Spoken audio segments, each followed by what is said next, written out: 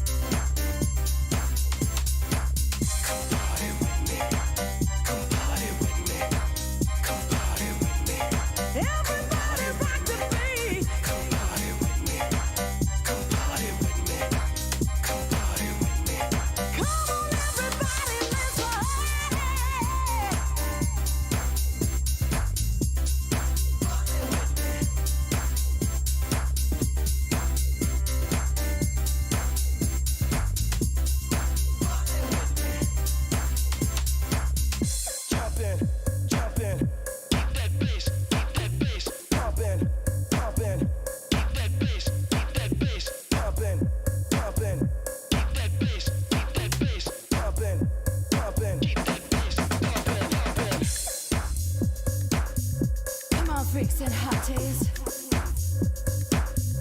Everybody gotta get down. Hey!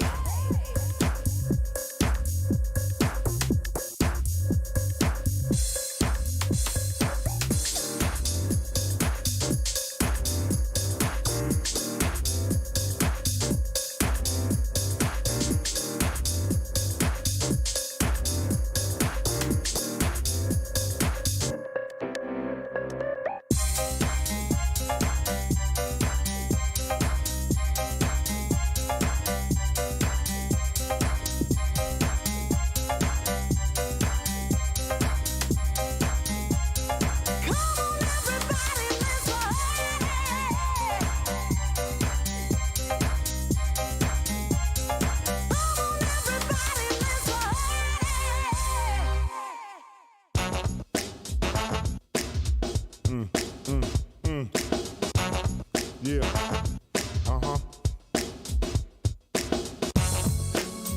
Come on, here we go. Make it funky. Woo.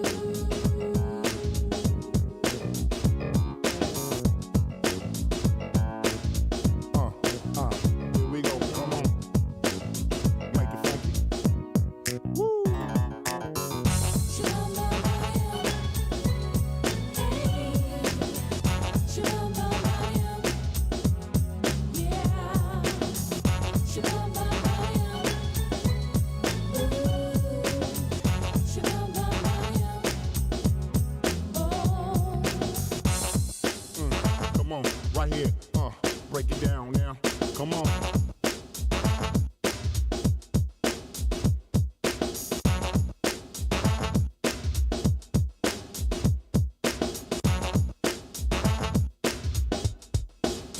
Make it funky.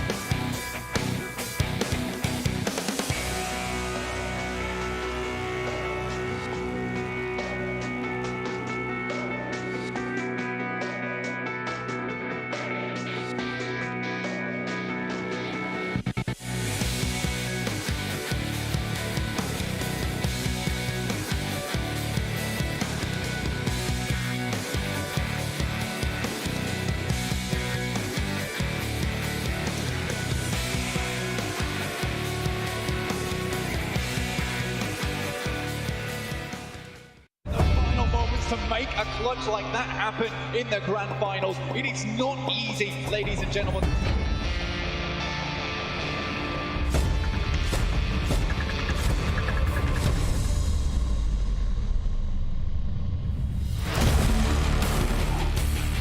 Popping their head up. Whoa, look at that, the double. Can we get another one? Something!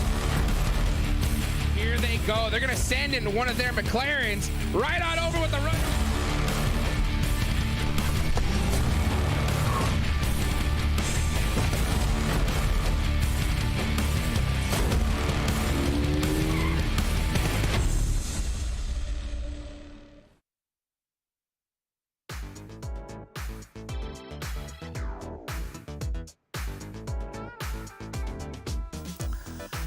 Welcome back, everybody, to the PUBG Mobile Pro League. I'm your host, Hot Chooks. Man, we're back in league play. That's what it's all about here. So many squads have to get it done if they want a chance to make it into the finals. It's make it or break it time, guys. But I can't do it, of course, without my amazing analyst, the 7 Worlds Gaming and Glitter Explosion. Welcome back, guys. How was your wonderful break? Right? Don't you, Glitter, don't you just feel like doing this when you saw him? Because that's exactly how I felt. I'm vibing today, okay? It's going to be a good day. Final week of league play for anyone who's keeping track has now begun, which means the last opportunity to get points for the last super weekend, which means the last opportunity to get points for finals. So there's a lot happening. Wait, you look really good, Hodgix. All right? You're bringing in that spiciness, sir. Thank you, man. I saw all them nice shirts you'd be wearing. I figured, hey, I got to put on just, you know, just a little something. Just a little something for this, for the fact that it's going back to league play, right? Okay, well, of course, we got to go ahead and make sure that you guys are following all of the socials, guys. Make sure that you're following the Twitter, that you join the Discord, and anytime you go and shout us out, use that hashtag PMPL. And I'll tell you what, if you haven't done it already, I don't know what you're doing, because, man, we've been seeing some plays, some sick plays posted up on there. So make sure you get that done, of course. So, guys, hashtag the PMPL. They're doing it. I know you guys are doing it, right? How are y'all feeling today? Why don't I start with you, Seven? I'm feeling great, man. As we've been saying, final week of league play, a lot of these teams are going to be fighting for some of those 16 spots, and I'm pretty sure once we see the overall, you'll be seeing what we're going to be focusing on. We're also going to be focusing a little bit on the top teams too, but there's just so much to talk about, Glitter, here with this overall ranking. There really is. I mean, and we'll start at the top with obviously our heavy hitters. Knights with an incredible point gap over everybody right now from those super weekends 1 and 2 here so far. Nova, to be fair though, also putting in a lot of work. They've been very Elim heavy this time around for this season, and it's been working out in their favor. HQA, wild consistent this past super weekend, putting themselves up in 3rd place, actually jumping above. Panthers, I mean, we've got WallStreetBets up there. Vamp with a crazy performance this last super weekend. This second page, though, I think is most likely going to be our focus for the entire final league play week here, Seven. Yep. Yeah, and I think this is what's going to matter the most, I feel like, especially if we go towards the bottom right. Some of these teams have created a bit of a cushion. I'm looking at Boring Protocol. I'm looking at the Chosen. And then the question marks, even though Execute currently has a nice point lead there between Dope Esports and themselves, keep in mind, Execute was one of those teams that didn't make it to this past Super Weekend. And there's going to be those 2 teams that you're currently not seeing in the Hitlist and K19 Esports, that want to make it to at least one super weekend. So it can be very, very close, especially if Dope Esports make it, HTV, BTOWN. Anything can happen here at the end. And we have seen it before, ladies and gentlemen. We have seen it come down to just 1 point. And it is because they either miss out the super weekend by 1 point or they miss out that top 16 place by just 1 point. 1 point, and we are not exaggerating in the slightest. It has happened before, so it is huge for these squads here. And man, I'm of course interested to see on how those squads that missed out on that super weekend are going to do, because they have been on a long break. So I know you guys that are fans of them are really hyped to see how they come back here. But players that didn't need to come back are our top 10 players, right? That is something I think we have to take a look at, of course, is the top 10 players from this past super weekend. And, oh, baby. Wow. QZ up on top 7. You know what? I want to, but I'm not going to start it off. I'm going to go down a little bit more. Yeah, not yet. Get them ready, though, Glitter, if you know what I mean. Get them ready. I am going to talk about the WallStreetBets 24K. Being able to put up 24 elims, 18-minute of average survival time, and Drago too. This is such a great duo, and you'll see in a second why, because we got a chance to talk about one of the players from WallStreetBets. But I'm getting ahead of myself. I want to also give some credit here to SB, the only player out of 19 Esports currently with 12 elims, which is crazy, because if you see Coops, 26 elims, Drago right above him, 26 elims, the damage that SB has been able to put up has been great. And then we have to obviously give some credit there to Coops, Tensa, Xenox. We're now starting to see those Knights players come back to life here in the top 10 players. And ladies and gentlemen, we cannot leave without addressing the top 2. QZ, the amount of damage this man has been able to put up with one of the least average survival times, Glitter. It is just ridiculous. Imagine if he would have a little bit longer. Yes. Yes. Let's go. Oh, man. He's pointing right at Glitter. He said, oh, yeah. Hold on, the glasses I got. That's what it was. That's what it was. That's how you do it. That's how you do it right there. Listen, you know what else was going on up there, though? I don't know if you guys noticed this. That entire top 10 was 60% Nova and Knights, and only 5 total teams made that top 10, okay? Because you get 2 WallStreetBets players on there, so that means you only get 19E and Boring Protocol, and that's it. Out of the 20 teams we have here, only 5 made it into the top 10 players. That's absolutely insane. But a couple players that were on there that popped off yesterday was WallStreetBets, right? They almost got 2 chicken dinners yesterday, and they had some excellent games. So we actually had the chance to talk to Steve-O just a little bit earlier. I'm so excited. Let's go ahead and check out this awesome interview. Hello, everybody. We got Steve-O here today from WallStreetBets in the interview. How you doing today, brother? I'm good, man. How about yourself?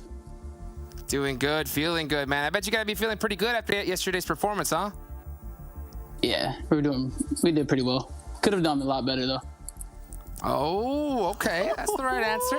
That's the right answer. Yeah, I saw it. I saw you got 7 kills that one match, and I was like, should have been 8. Should have been 8. Now I was just messing with you. Yo, 7. You got any questions here? Oh, that was 24K. That's right, 24K. I sure did. So yeah, I saw you put up some big numbers as well. 4. All right, yeah. All right. Well, hey, you know what? Only a few more kills to get right up there, right? To get right up there. 7. Got any questions here for Steve-O? Yeah. Hey, some of the players are getting a bunch of elements. Man, I'm so happy that you're here with us, Steve-O. Thank you for doing the interview. I'm pretty sure you know I'm a big fan of you guys since last season. Yeah. And that's why, you know, it might come out toxic. However it comes out, it's the truth, and numbers don't lie. Can you tell us a bit of the changes that you guys have made this season? Because this is one of the best teams, that improvements as well that we have seen out of any team going into another PMPL. We added 24K, who was from Mezexis, and then Nemesis, who was UIU. Both of them, I think that they were the best fraggers of both of the teams. So put 2 star players on our team, and it's destined to be great. It's definitely working. Put 2 star players, kick out the one that wasn't doing good. I like to see it. And just for a lot of people that might not be familiar with your team, can you tell us what everybody's role is? Like who's the IGL, who's the fragger, scout, stuff like that, please? I am the IGL and scout. 24K is entry fragger. Drago is fragger, co-IGL, and Nemesis is fragger support. Awesome. Thank you, man. Glitter, you have any questions for him? I sure do. I will. First of all, I'll echo Seven's sentiment. Thank you for jumping on here and chatting with us for a little bit, because we love to be able to talk to you guys in person for a second. But I mean, now that you guys have been so consistent, I mean, we talk about it all the time on the show. You are now easily one of the top 5 most consistent teams, especially after this last Super Weekend. Is there added pressure? Are there teams that you're hunting down in the top 5? I mean, you guys are looking fantastic this season. No pressure, to be honest. If you want me to be very honest with you, we beat ourselves. Teams don't really beat us. We actually beat ourselves. Maybe there's a couple teams that we're going to go for so they don't enter the Super Weekend and then go into finals. It's just to clear rotations up and stuff like that. So we'll see. All right, why don't we go off and start listing some and just check his eyes to see if he's like, how about we start with the Knights, huh? He flinched. Knights. He flinched. He blinked. They're good. They're good, man. But you know, I think that we could be better if we play more as a team. You know. Okay. All right. Going off that, Steve, I actually want to follow up with something. Which one out of all the teams that are currently on this lobby, especially on like the Super Weekend lobby, which one is the team that's kind of giving you guys the hardest time? Maybe it's cutting you guys off on rotation, it's forcing you to do something else. Is there any team out there that's kind of doing that to you guys? Nova. They have a pretty similar play style in the game than we do. Right on. Do it. That'll do it. Okay, so I got a question for you, and it kind of goes back to what we were talking about earlier. And I think a lot of people want to know that, right? It's like when in your position as the IGL, and you made those decisions to go and, remove a couple players, put some new ones in, like what was like that final straw? Like what did it take to be like, all right, you know what, we got to make some changes? Barely making Americas. Failing by, I think it was 7 points or something like that. That's where I kind of saw it, because I played Americas with Passion Fruit, and I wanted to make it again, and I knew I could. The IGLing was there, but the fragging power wasn't there. So this season, hopefully, we're able to step it up and do so. Hey, it's not win. Numbers don't lie. North America Finals. Yeah. Numbers don't lie. That's all I could say right there. Any final thoughts for Steve-O before we get going here? Not at all, man. I'm hoping that Best you guys of make it to luck. Americas. I'm hoping that you guys make it to PMGC. I'm one of you guys' biggest fans, and I love the current squad that you guys have. By the way, Steve, before we let you go, do you have any social media you can maybe shout out for people to find you on? Yeah, Instagram, Steve-O iOS, and then just our Instagram, team Instagram, WallStreetBets on Instagram. That's what I'm talking about. That's how you do it. Thank you so much, Steve-O. And by the way, guys, make sure you go follow all those socials so you can see some of them clips. And by the way, Steve-O, come send us some clips, by the way, man. You see, you get to make some plays. Yeah, hey, man, I got a couple of 1v2s, man, Let's go. Let's go. Let's go. We want to see them. The people want to see them. Thank you so much, Steve-O. Crush it today. Yeah, we will, for sure. Let's go. That's how you do it right there, man. It's always great to be able to talk to one of the legends that is on the battlefield 24/7. I love his answer, by the way. When he asked him, you got to feel good about that amazing performance. We could have done better. We could have done better. I love it. I love it. I love it. All right, well, of course, let's go ahead and move on, because we got to talk about the big storyline here, right? The main focus of this league play, and that is looking at the squads on the bottom, right? On the bottom of the Super Weekend overall. And as we take a look at it, we have 2 squads, of course, that didn't make it into any Super Weekends, 4 that only made it into 1. Who do they have their work cut out for them here, Glitter?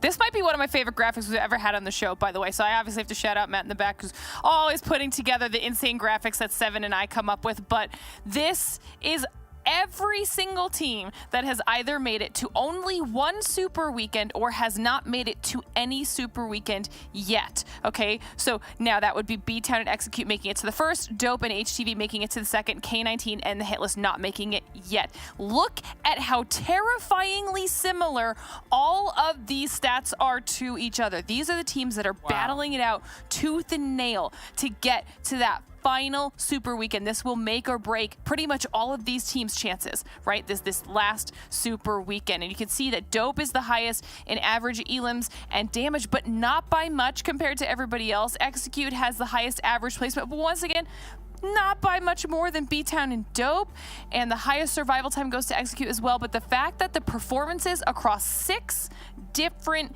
teams don't fluctuate more than like 150 average damage, less than 1, I think, average elim. I mean, 7. This is insanity. This week is going to be so scary for these teams.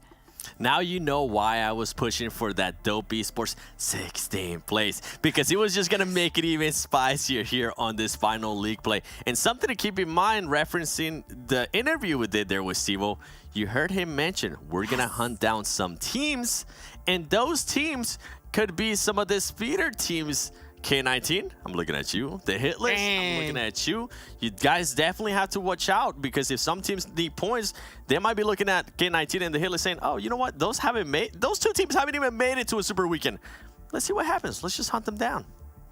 I bet you those guys all week long have just been sending very friendly messages to all the top squads. Like, hey guys, you need any help? How can we help you out? Because in honesty, you're right. And we'll talk about it just a little bit, right? Those 2 squads at the bottom, you know that they have to be hunting down those other bottom squads too, if they want to stand any chance at all. If they have another team that all those squads end up making it, then they're pretty much done for regardless. So a lot to talk about, of course. So 2 teams that didn't really make it, right, at all. Not one super weekend. K19 and the Hitlist, right?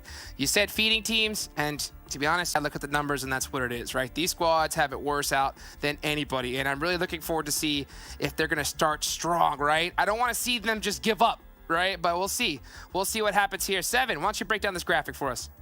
Yeah, with this one, we're just going to look at their past 5 performances. Keep in mind, this was a while back, but I do have to give some credit to K19, because even though we are kind of putting them in a position saying they could be a feeder team, they were able to perform at least with 6 elims on the last round. Now, I think it might be too far back for them to carry any momentum, but they were the team that was improving the most on that final day of the league play that they got a chance to play on. And if you see the hit list, if we went back to the bottom 6 graphic, you would have noticed that they were the team with the least average survival time, which is going to hurt them too here in regards to the placement points, in regards to elims, in regards to anything that this team might be working on too. And the total points, you can see what I was talking about. K19 is currently the team. If I had to bet money on the 2, I would have to go with K19. I'm hoping though the hit list, I mean, this is such a veteran team, and to reference WallStreetBets once again, this is why we're so shocked and proud of that team, of the improvement that they've been able to do.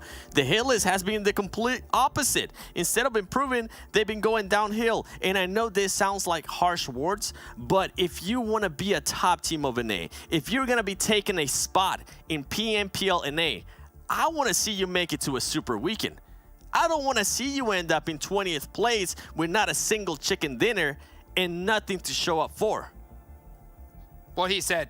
Everything that he said times 2. Literally. Okay, so speaking of teams that have improved, right? You talk about WallStreetBets, 7. How can we not talk about Vamp, right? Vamp popped off yesterday. I mean, what was that? 3 chicken dinners, crazy kills. They closed that gap like I have never seen before in this super weekend. 7, break it down. They definitely did. This was a team that going into their super weekend went into 10th place. They were fighting between 19 Esports, actually 11th place. They were fighting with 19 Esports for that 10th.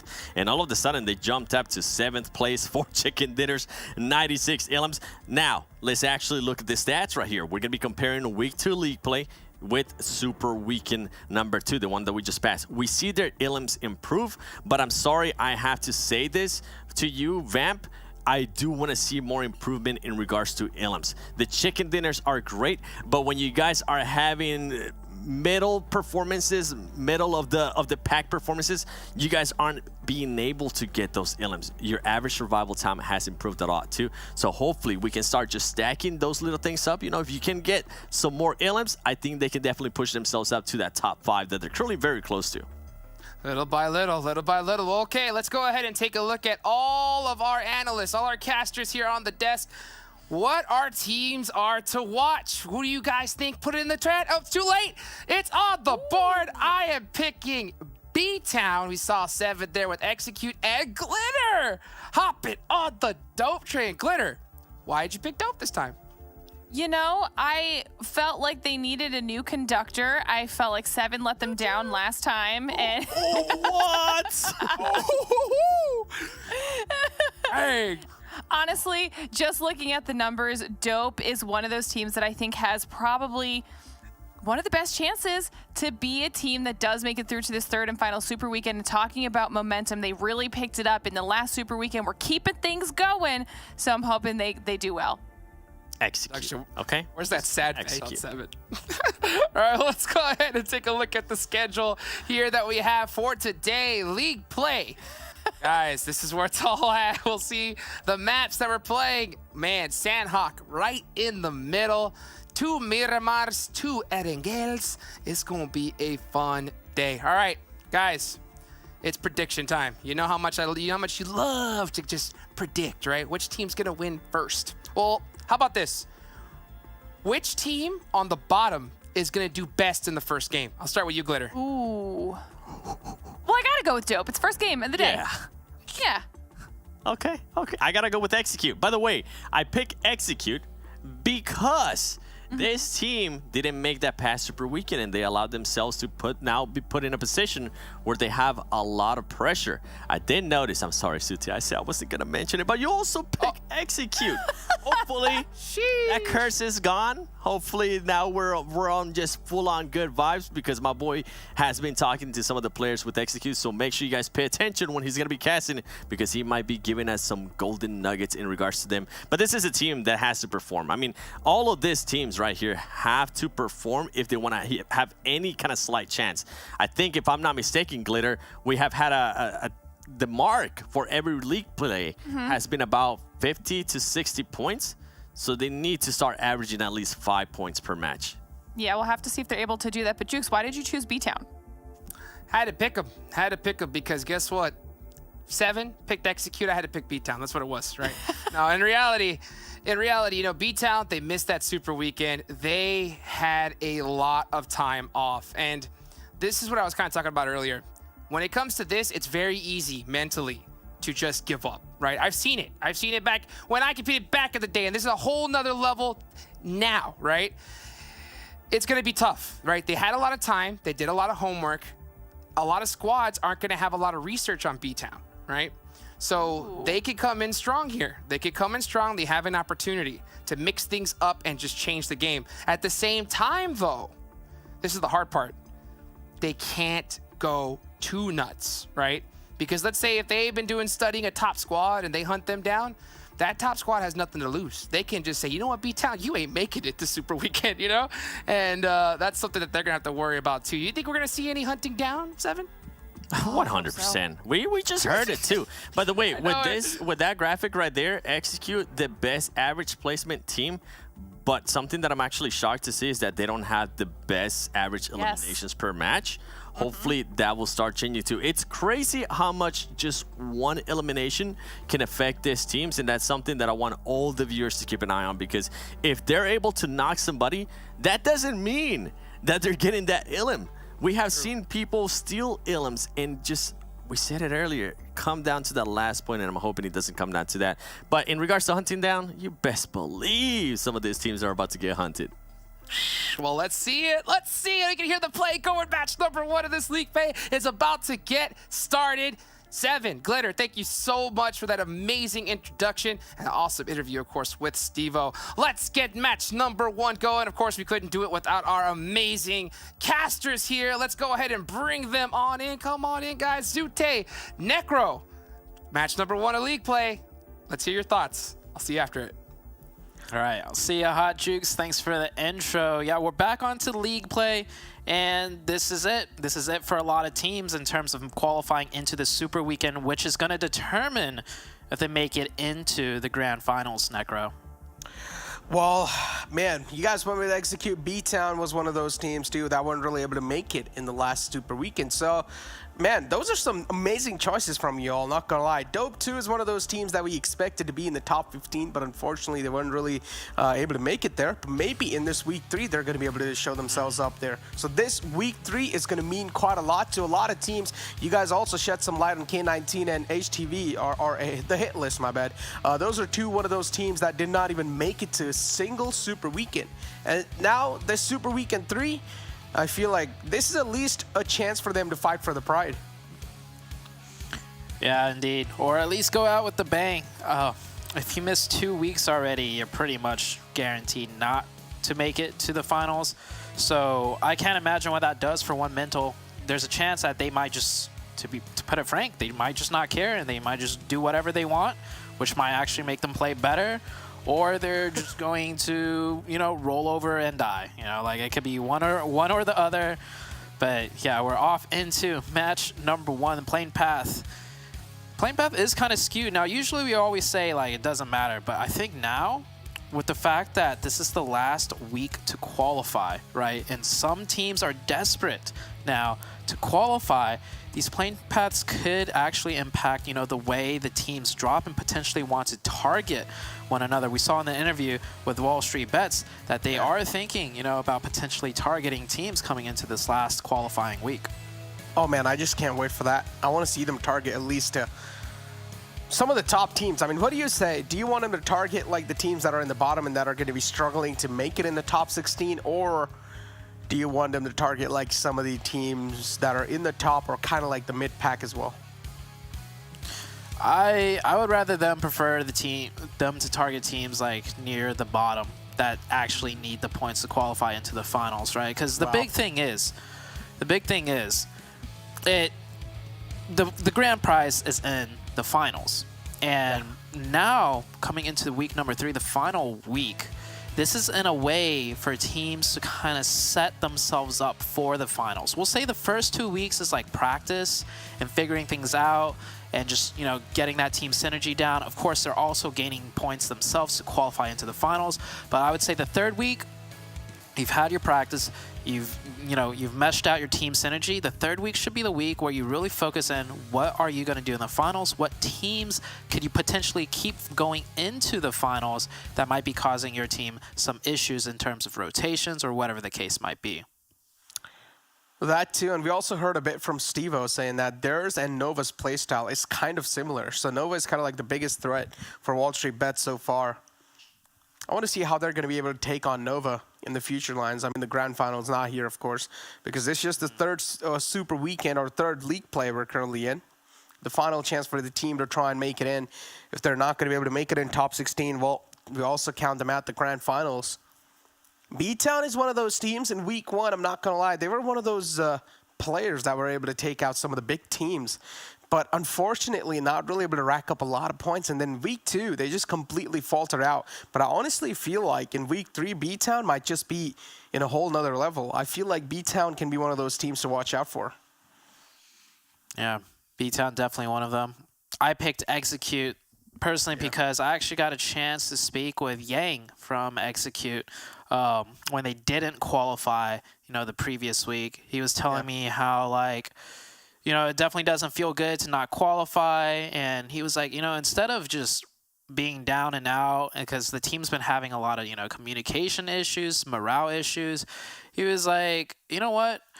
I'm just going to try and be positive and do my best to turn everything around, not just for himself as a player, but like trying to lead the team pretty much to turn everything back around. And, well, that was like a week plus ago when we had that conversation. I don't know just exactly how long they managed to carry that over through all the downtime. But, you know, today's the test. Game number 1, Execute is playing. They are coming in from the Northwest, by the way, after looting North George Pool. So that's definitely the team for me to keep an eye on. And look at them. They're being so proactive too, right? As quick as possible. They're trying to book it all the way to the center of the zone. Now, again, pros and cons for the center too. You never know how things are going to be looking like in the center. You never know where you're going to get shot at from, how many teams you're being surrounded by. I mean, being proactive, they're looking pretty cool, but I honestly feel like they should try and play a bit in the off centers. That can at least be a good option for Execute. On the other hand, teams like Dope as well are one of those teams that had a decent showing in the week 2. But again, they will need to try and keep the consistency factor up and get the momentum rolling in their favor.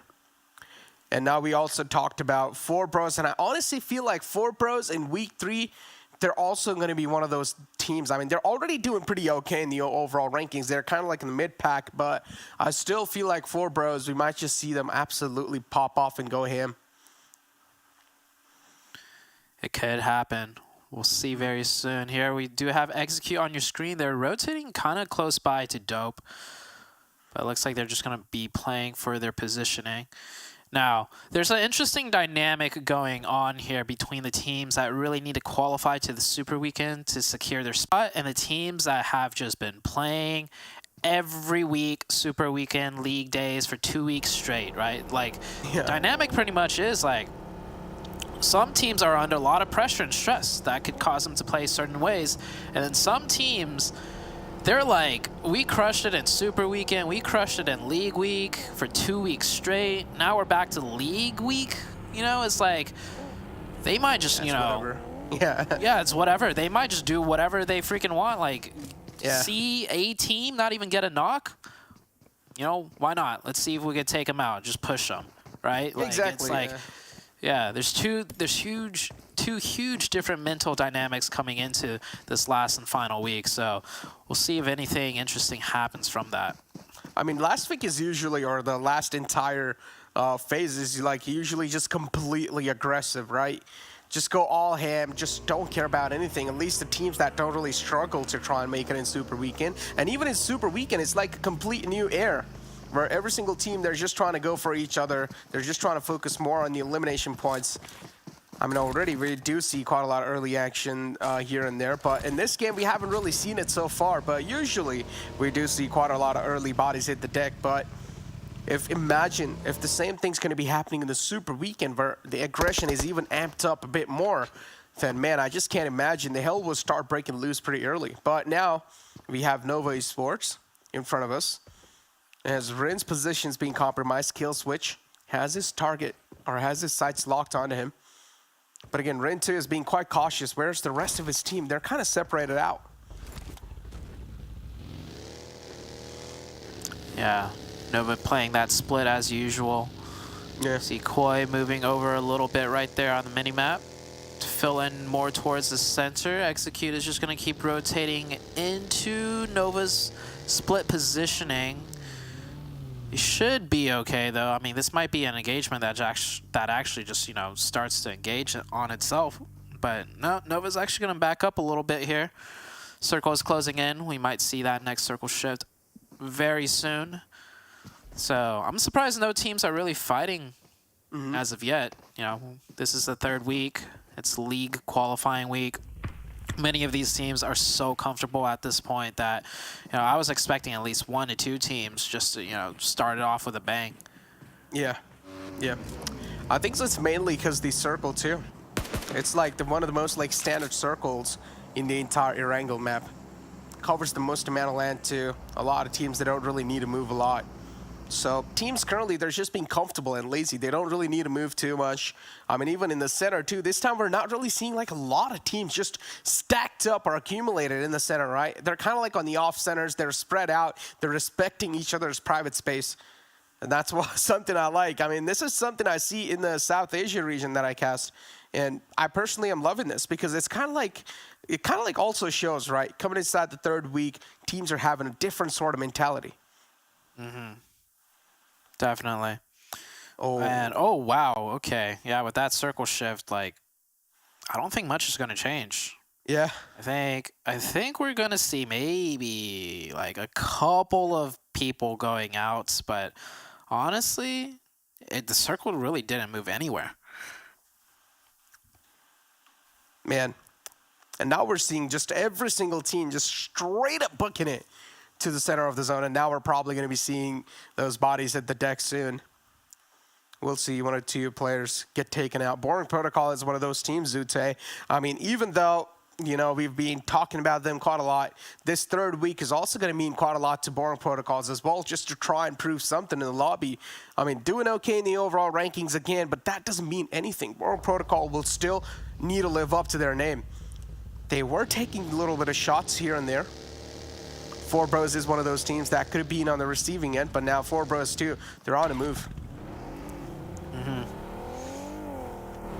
I'm looking at Team Execute on my mini-map right now. They're playing extremely passive. They're rotating like on the hard opposite edge shift side and just playing right on the edge. There's like nobody next to them. So they're playing very passive. Actually, I wouldn't want to say passive. Maybe they have set up a certain type of game plan. Like, if you want to compare them to the Panthers, like the Panthers are even more edge. They're not even in the white circle yet. So yeah, maybe they've set a, you know, edge strategy where they will flip that switch when they need to. Speaking about flipping the switch, the hit list, well, they've already got 2 points. This is huge for the hit list. Indeed, pretty huge. And the WallStreetBets too, it seems like, wait, what just happened there? What other player from WallStreetBets got taken out by the play zone? It's 24K all the way on the right side. Oh, I think so. He was AFK. Man. Yeah. Damn, this just shows the mentality. We talked about it, right? It's just going to be whatever for the teams that are on the top. And WallStreetBets, I mean, they're just opting out to play this game with 3 players now. Oh, Yeah, boy. it might be like a personal phone issue or something. We don't know. But the hit list, 2 points. They haven't made a single super weekend though, so it's good to see that they're, you know, actively playing, taking shots, you know, not just rolling over and just flopping off to the side. And not to mention, they took down 2 players from Lazarus. You know, Lazarus, one of the top 5 teams in the lobby in regards to the super weekend. So just goes to show, like, even the teams that never made a single super weekend, you can't just, you know, take them for granted. Like, they will still punish you. They can still hit their shots. They're still here, and they still know how to, you know, play this game at a competitive level. Yeah, exactly. I mean, they're here for a reason, right? Again, I mean, this is the PMPL, pretty much one of the higher stages. Yeah. And if you're going to be able to make it over here, at least we know for sure that you do have the mechanics down. And as long as you do that, then it just all comes down to the communication and the team play, how well you're going to be able to gel up with your team. And most of the times, a lot of teams do have that problem where they're just not able to communicate properly. The communication's a little bit off. The calls, the IGLing. There's just so many factors that goes behind a team. But look at this nice shift, a hard shift from the circle all the way down south. And now every single team, they will need to try and move on in, especially the Hitlist and Lazarus. I mean, Lazarus, they're just down to 2 players, and they're still tanking that blue zone damage. Oh, man, this is just going to add, those pressure, just going to pile up on top of each other. Yeah, that's a big shift right there. A lot of teams from the western side forced to fill on in. Execute, running into the Panthers and 4Bros, I believe. That could get very tricky over there. HQA on the northeastern side, just edging their way in and taking a look at that mini-map. Yeah, so Execute, they're kind of forced back onto the edge side. They're trying to go for a faster rotation. I'm pretty sure they wanted to maybe go a little bit more central or a little bit deeper. But they'll have to sit at a position where it doesn't offer them much at all to work with on the next shift. I'm willing to even say, because they got a little bit scared and then try and rotate in deeper, next circle shift, we may see them struggle quite a bit. Talk about the struggles, though, HTV. They do have their sights locked in the hill in the front. Do sense a bit of presence in the front, but currently Knights there taking things a bit slow, but teams that are not taking things slow has to be Hitlist, straight up ramming their vehicles in the compound of Dope, and now they're kind of being an invited guest in this one. Dope, they're going to find a great opening, a great reply to start things off, but Menace too will get traded out. Jachi is still knocked out from the side of Hitlist. Goldblade's quite low, doesn't really have the HP to support him, and Dope Pan is just going to be able to shut him down. Now take a look at Cyanide, is all the way in the back lines, position now compromised. Cyanide is going to have a lot of threat lingering, and he's also going to be pinned behind this little rock. This is not good for the Hitlist whatsoever. Oh, hold on. Hold that thought. Great shots by Cyanide. That's a very good knock. He's down to just himself, though. This is pretty much where, even off of that knock, he can't do much. There's still 3 dope players up alive. Oh, it's done. And, I think he just got third party. Yeah, the hit list eliminated. Dope with 3 points. This is huge for Dope. They're sitting in 16th overall in terms of Super Weekend. So they definitely need to make top 16 in the league this week to gain some more points and make sure they don't get kicked out of the finals. Yeah, it's a great start too, yeah. But again, so far in the zone, or in this entire game, we haven't really seen a lot of teams getting eliminated. That's actually the first team, and then Pittsburgh Knights too. They've got a casualty onto themselves. Knights is one of those teams that got dismantled pretty early this time, and we didn't really catch why that just happened. But yeah, Knights, unfortunately, they got taken out pretty early. The Nova, too, they have this little hill to play with. And now this time, the circle just going to shift right on top of Potato Hill. Ooh. Kind of a little bit off circle. It's a north shift. Oh, my God, what's going on? The circle is just playing with the emotion of the player.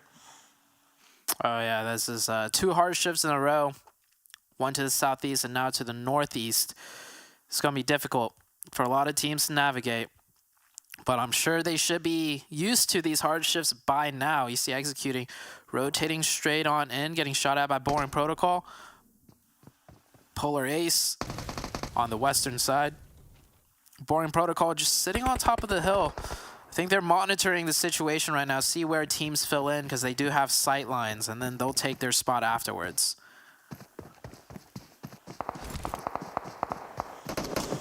We do hear a bit of shots just ringing here and there. Still 51 players are alive, though. And now the next circle, too, is going to start to close in 2 seconds. Boring Protocols is one of those teams that hasn't rotated yet. They're still holding their high ground because they do sense the presence of Polar Ace right behind them. And now they're finally going to take a lot of shots on Polar Ace. No connections found from their side. And Boring Protocol, that wait is not going to be worth it because now they'll need to try and make it inside the zone, and they're just going to be edge kept. And this is where Boring Protocol would potentially fall down. And yep, there we go. It starts. Yep, that's Acer out. Polar Ace from the blue zone will secure themselves 1 point at least. The Panthers running into the Nova team. And this is a scrappy fight. Everyone down from the Nova side except for Koi and the Panthers. The Panthers with only 2 up right now. The Knights get eliminated the next team on the chopping block, or to go out, should I say. And that's actually really typical of the Knights. We see them in league play. They just absolutely do not play anything like they do in the Super Weekend because, honestly, they don't need to. There's no need for them. So they go out early, and it's not that big of a surprise. Oh, now it's all down to Nicole and Freddy. And Freddy's just going to straight up slam his vehicle, maybe, though. And Nova, Koi, of course, he does hear the buggy going through. Is so lucky that he just did not got run over like that. Freddy catches a couple of bullets. Koi might just win this, but no, that drop shot is going to be Freddy's savior at the last moment. Freddy able to shut down the entire Nova squad, or at least take out the final man.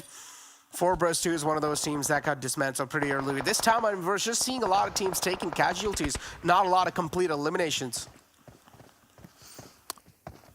Yeah, a lot of teams really hurt. The Panthers, Polar Ace, 4Bros, Lazarus, all down to 2 or just 1 player. Teams sitting comfortably, though, are the teams on the northern side on that hard shift. They haven't lost much at all, and they're just chilling right now. Execute, playing in the dips right next to the dope team.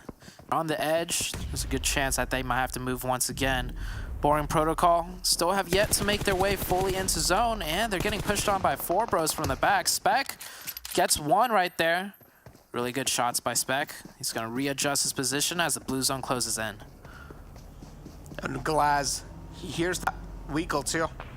Realizes he needs to man himself up, but the problem is he only has 1 first ace to play off of with, and he still needs to travel quite a lot of distance. Leon at this point will probably try and drop some first ace. There you go, Glaz. Maybe that can be his saving grace for now.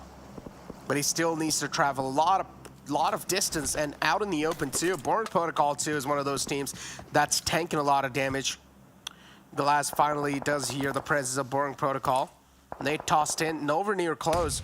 But Glaz, again, 4 first ace to work off of it. Glaz, you better stop booking it. If you're not going to, then you will be taken out. There is a little buggy, though. Maybe Glaz can try and use it. Are the tires busted? Oh, that next circle hard shift, though, goes right back down to the south. Wow. It does give teams like Execute a huge break. One of the teams that need the points. Dope as well. That kind of shifts towards them, but they're going to have to fight with Execute to get into the next circle. Polar Ace doing a really good job just scrapping their way in. Now, these are two teams right now engaging that both need the points to qualify into the Super Weekend to even secure a spot in the finals. Yeah. Fishy goes down. Some return knocks from the side of Dope. Menace as well replies back with a strong reply. Wanted to go for the confirmation, but Execute Jason will be able to just sneak past by. Moving on in on the left side, Jason seems a bit secure now. Yang is going to be there in the close lines, but that's a great split from the side of Execute too. It's like a little 2-2 split to play with, but they still need to make it inside the zone, and that's something that's going to pile a bit much more pressure on the players of Execute. XSET in front of right now. Yeah. Yeah, or XSET, sorry, XSET. Looking like they're struggling a little bit against HTV. No. Yeah, XSET down to just one player, Jayway. Or Jayway got the revive onto Killswitch, so Jayway and Killswitch are both up. They get that knockback onto HTV. Great grenade. Now we're just back down to Killswitch once again. 2v1 situation. HTV, they're looking for it. And Myths on the side swing. Killswitch with a drop shot though, but Myths just sidesteps back into cover and wide swings that and takes down Killswitch. That is XSET out early, and wow, Execute. Looking like they're definitely struggling with this fight. Fate gets one knock. Oh, another one down. Dope, just down to 2 members. Just as I say, they're struggling. They're managed to bring it back just a little bit. But both these two teams are definitely suffering a lot of casualties. Fate, Fame Boys, the last 2 up. The last 2 up indeed, and Menace is also going to get the confirmation through. Dope as well. As you said, they're currently on the struggling phase. Menace is going to be the last man alive, and he'll also take a lot of damage from the blue. Eventually will fall down, but still he was able to get the thirst on onto Yang, one of the players of Executes. Still 8 teams alive and 15 players in total. A decent amount of teams alive in this late of a zone. 2 players up from the side of Polar Ace 2. They still need to try and make it in. As the Chosen, they're going to charge on in against the players of BTOWN. One of the players already taken down, but the rest 2 are quite hurt. Nice jump shots coming in from Godfan. He's able to bunny hop his way on in, and there you go. We'll find the second one through the smoke. Great play by Godfan right there. The bunny hops, the UMP working out. That was not a fight that I was expecting him to win, but he took it. Polar Ace still in this right now. We saw them way earlier. One of their players caught out in the blue zone, and Boring Protocol just pretty much suppressing them in, but Polar Ace managing to navigate these hard shifts. They're down to 2. Got 7 teams still in the game with only 12 members left alive. HQA, by the way, have 4 players up. Definitely the strongest hard-hitting team right now in this lobby. And they just take down TC. Oh, yeah. And Myth, too. Look at him. Down to half HP. HTV, one of the players gets taken out. And now Myth is going to be there, too. Quan is being out. Myth is down to half HP. Things are going to be quite tough. HTV, at this point, Myth is barely also making it inside the zone, and from the back, it's Polar Ace wrapping up, and they're finally going to take him out. Nice cleanup from the side of Blinky, but still, Channel has went down too, so that's going to be something that Blinky will need to try and worry about. Execute 2, taken care of in the lobby by HQA. Another one of those big teams. HQA has 3 players up too, and they will potentially also get the reset in, so this has to be their game. Definitely. We just got 3 solos, Boring Protocol, Polar Ace, and the Panthers. Spec is up, though. If some of HQA takes some casualties from Polar Ace and the Panthers, there's a small chance I'm willing to say that Spec could somehow clutch this and get the chicken dinner. But of course, he's Spec. That's the only reason why I'm thinking it might happen, but most likely HQA, they're also playing really well in the Super Weekends. This is not a team that's likely to throw a free win like this one. Indeed. All 4 players up to this late in the game, and they're already starting to separate out. Makes sense too, right? If you're going to be the dominant team, you might as well try and get the most amount of land secured for yourself. There you go. One of the players ejects out. So Spec is actually able to take out 2. Might just take out 3 too. The third player's taking a lot of damage from the Wall of Death, and he will be taken out as well. Spec just takes out 3 players all by himself. What an animal. And now he's also going to get started loot up. And now this brings HQA also on the same page as every single team in the lobby. How the tables turn. You know, I love that I mentioned, you know, HQA, they've done well in the Super Weekend. They're not a team that's likely to throw this situation. I set up Spec perfectly for that 1v3. And unfortunately, though, the circle has hard shifted away from Spec. It's going to make it a little bit hard for him to clutch his chicken dinner. But we have a 4-way 1v1v1. This is the first time we've seen something like this arise in the PMPL. Wow. And even King Pig's going to have a little bit of struggle for himself. Tosses in the smoke. The Weekle's going to be the main priority here for King Pig. Blinky spotted out as well. Now it's straight up going to just instantly sit in the buggy. Try and book it inside the zone. The edge of the zone is probably where he's going to try to opt out a beat. There he goes. Rams is Wakelon, a player of the Panthers, and Freddy's not a player. He's just straight up on a challenger fight against him like that. Freddy's one of those players who's also pulled off some insane plays. And Freddy, now you need to watch out because Spec is down low. And Spec, it doesn't even matter. We've seen Spec too. He's one of those CQC players. He can also clutch this one out. Freddy, he realizes he's kind of sandwiched here. Now the nade's going to be tossed in from the side of Spec, and this might just blow up one of those Weekles.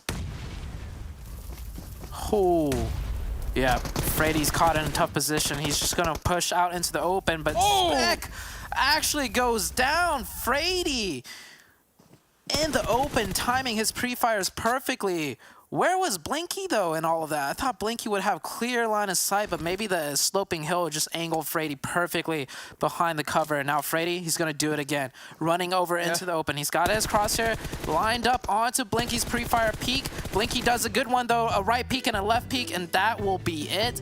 Polar Ace coming in. Wow. Securing that chicken dinner. What an ending, and what a throw by HQA. Yeah. I mean, man, honestly, at this point, would you even call it a throw? Because HQA knew there was just one player right there. And they sent it with 3 players, and then it's just Spec doing Spec things, right? Just making some insane plays happen. Spec was easily able to just eject 2 of the players out from the car. And then the third player was also taking a lot of damage from the play zone, and then easily got taken out by Spec. I mean, what can we say? Just nuts plays from the side of Spec, and in the end, Polar Ace, Blinky, just patience paying off. If I'm not wrong, Freddy was one of those players who, when we forward boring protocols, right? If I'm not wrong, on Sanhok? Don't exactly remember. Potentially. Yeah. Potentially. Yeah, but hope Spec, 7 eliminations, 1,280 damage. When will the rest of Boring Protocol step up to Spec's level? Actually, okay, I've asked that before. Let me change my opinion on that. Spec's at a different level. He's on a god level. I honestly, you can't expect regular players to be able to step up to Spec, right? So like, I do want to see Boring Protocol though play above their expected skill level though, because I feel like they're still not quite there yet. And, well, I mean, Spec is doing more than his fair share of work. Spec is just giving it all he has, right? He knows Boring Protocol is one of those teams. Currently, they're on the struggling phase too, if I'm not wrong. They're almost like barely in the mid-pack too in the overall rankings, if my memory serves me right. And yeah, Boring Protocol, that isn't literally one of those things that we expect, right? I mean, we expect Boring Protocol to do pretty great in the overall rankings, at least in the top 3. That's what I expected. That's also what I like. I'll give them like top 6. I'm expecting like top 6. It doesn't matter though, because you know they just need to make top 16 overall in Super Weekend, and then when the finals come and everything resets, well, we'll see what kind of Boring Protocol shows up to play then. But don't go anywhere, guys. We'll be right back after a quick short break. Tuning your settings is a vital aspect of your preparations. Let's start with the basics. Most fights in Battle Royales are played out at mid to long ranges. PUBG Mobile comes with 3 options to put your quick scoping skills to good use. Toggle between tap, hold, or mix and pick the right one that enhances both your accuracy and agility. While tap is pretty convenient for beginners, try switching to hold for increased mobility during close quarters fights. Below this, you will find the option for quickscope switch. Enable this to get rid of the hassle of opening your backpack every time to switch between scopes. Beside these, you will find a newly added option named camera rotation while ADS. This is meant specifically for claw grip players who don't want their crosshair getting displaced while tapping on the ADS button. Thumb players who drag the ADS button for controlling recoil might prefer to keep this one enabled. Peeking in the game is crucial to make proper use of cover and take down enemies without exposing your hitbox. After turning it on, adjust it to tap, hold, or mix, along with the option to directly open ADS while peeking. Now, coming to sensitivity, it's pretty easy to navigate when you know their functions. Under the sensitivity tab, you get two options: screen and gyroscope. Screen sensitivity is basically how fast you can move your camera by using your fingers, while gyroscope requires you to tilt your phone to counter movement in-game such that the screen stays centered. Both sections come with the same labels. Starting with camera sensitivity, the section begins with third person and third person no scope. These are the sensitivity for your crosshair. As you go down, there are dedicated options for each scope, starting from red dot and going all the way up to 8x. Below camera sensitivity, you get the same options in the ADS settings section. But this one is meant for the sensitivity adjustment when you start firing your gun. So, it mainly functions to control your recoil while you are spraying. There's also the choice to keep both camera and ADS sensitivity identical by choosing the close option in the separate settings section. Also, do remember to set the gyroscope settings as always on or scope on to adjust the gyro settings. Now that you know how each option functions, there's only hard work and practice that lies ahead. Cheers, and good luck for your next MVP performance. Frady was feeling himself right there at the end, man, making the plays, the perfect pre-fires. That's what I like to see. Welcome back, everybody. I'm your host, Hot Jukes. Of course, got to give a big thank you to Monster Energy, our official energy drink partner. Man, what a first game. I don't know if you guys could hear us in the back of the green room, but literally, you even said yourself, right? You're like, this is how you start the day, right? I mean, what's in the water, okay? We saw from the rip, we were watching those bottom teams that we talked about, the ones that are going to be fighting for their lives, taking out top contenders. I mean, I was not prepared for this, Seven. Yeah, if you would have told me BTOWN would have came in and got Right? 6 Illims, I would have told you, yeah, you know what, come back another day. But hey, surprise to us, they ended up with 7 points. And then if we go to the top, Glitter, Execute, HTV, some of these teams that we were hyping up, we were talking about, that were able to perform and that were able to put up more points than what we were expecting, which was 5. We had them predicted at 5 points per match. And listen, I know that they're not one of the bottom teams. However, Polar Ace with the chicken dinner. I mean, Boring Protocol, hello. We needed this over the Super Weekend. 10 place of points, 7 elims. I mean, something's flipped on its head, because when we get to the second page, you're going to see Knights out at the very, very bottom. 0 points. Nova struggling, only able to get 3. And Nova lost people to HTV. Knights lost 75% of their squad to BTOWN. I mean, this is absolute insanity. And we do have to give some love to Dope as well. 5 elims. We're seeing aggression out of them. That's 6 points to start off the day. I mean, this is fantastic. And even for the Hitlist, for them to be able to get the first 2 elims, and right now we're seeing Dope Esports at this point. I mean, the Hitlist was able to get some knocks. They weren't able to secure those elements maybe in the future, but hey, not a bad start, the Hitlist. I know it's just 2 points, but trust me, I was expecting 0, so I'll take anything that I can get right now. With WallStreetBets and Knights, for the fans out there, for those teams, don't worry about it, okay? These teams, more than likely on the final League of League play, they have so much cushion on the Super Weekend that you might start seeing them do different things. You might start seeing them do different rotations. But we know that they can perform. We know that they can get up there if they want to, Glitter. So I would tell people, just don't freak out. It's okay if you see them down there for the first day. No, I think we might even be seeing some of these teams trying new things. Obviously, we heard with our interview that there was a possibility that they were trying to knock out some of those teams trying to make their way into the Super Weekend, and I can guarantee you they're not the only team thinking that. So we'll have to see how it plays out. This is going to be HTV yet again taking out another top squad in XSET, and I mean, this was... We had wanted a little bit of chaos that worked in the favor of those teams fighting to get into the final Super Weekend, and they're delivering it in spades. Every single team that we called out is performed. Yep. Execute 8 points for themselves. I mean, only 2 Elim points, but for them to secure 6 placement points, like those little margins just give you a bit of a cushion, and that's something that you definitely want to have, especially after day 1. So I'm hoping this doesn't die off. Keep in mind though, since we are in league play, we do have certain groups, and some of these teams will be sitting out, so they might not be able to carry momentum of something that they're kind of used to. They will get a chance to sit out and miss out on certain games, which is interesting, because it might come into play as we get to day 3. But I'm getting way ahead of myself. Overall, though, Spec, can I just say, Spec, you are just different, my man, okay?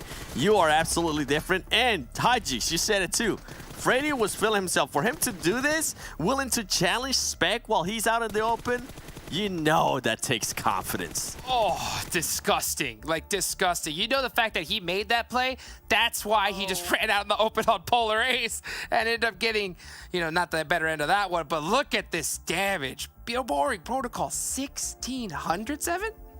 Yeah, and this, honestly, I love seeing all these numbers. And what I'm sorry, Boring Protocol, Dope Esports, yes, we already told you how much credit you guys are getting. Execute, you too. I want to go all the way down to the hit list. This is good. This is baby steps that we're talking about. Okay. If you're able to maintain yourself here within top damage, that's what I like to see, Glitter. 7, no baby steps. No, I'm back on Execute with almost 1,400 damage, but only 2 elims. The fact that we have 4 squads with higher damage than the team that gets the chicken dinner. No. No more baby steps, okay? Everyone came to play today. I need giant leaps and bounds and strides being made for the rest of the day now.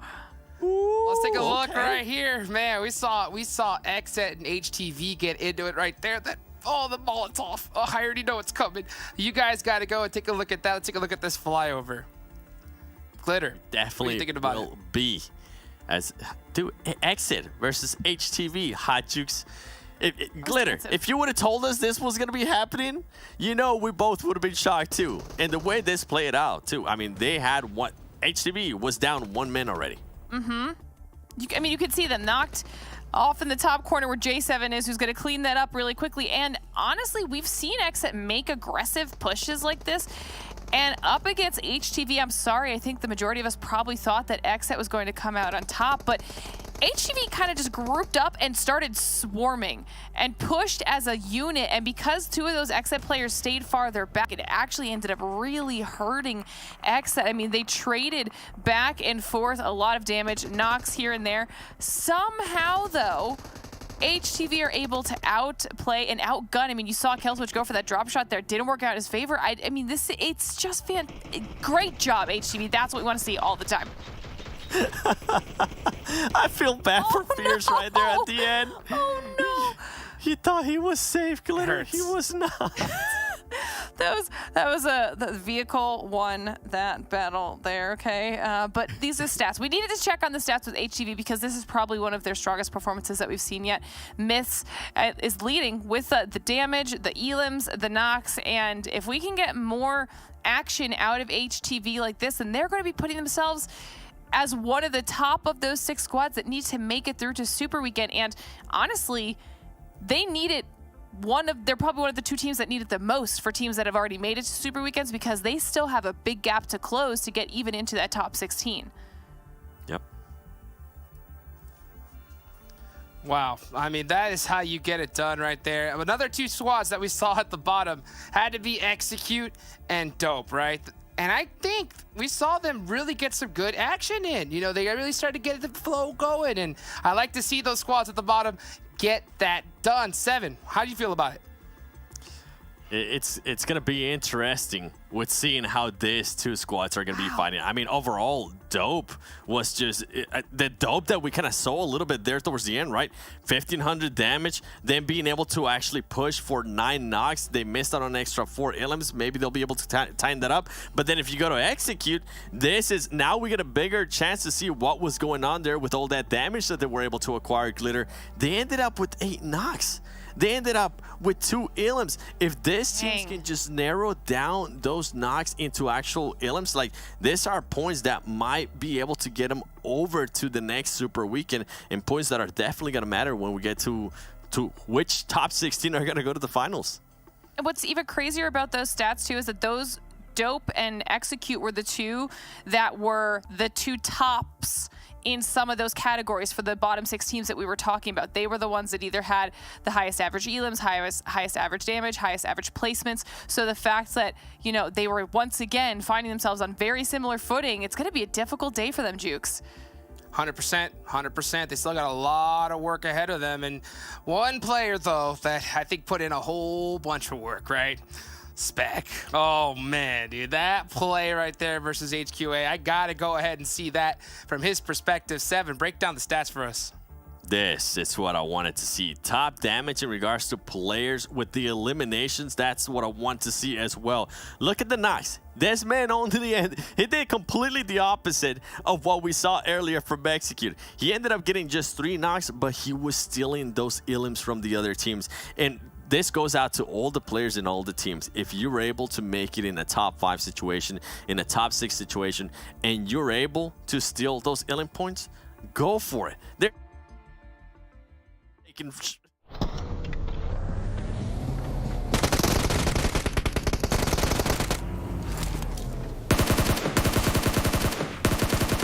watching up when players are going up against you, being able to steal elims, that's what we like to see.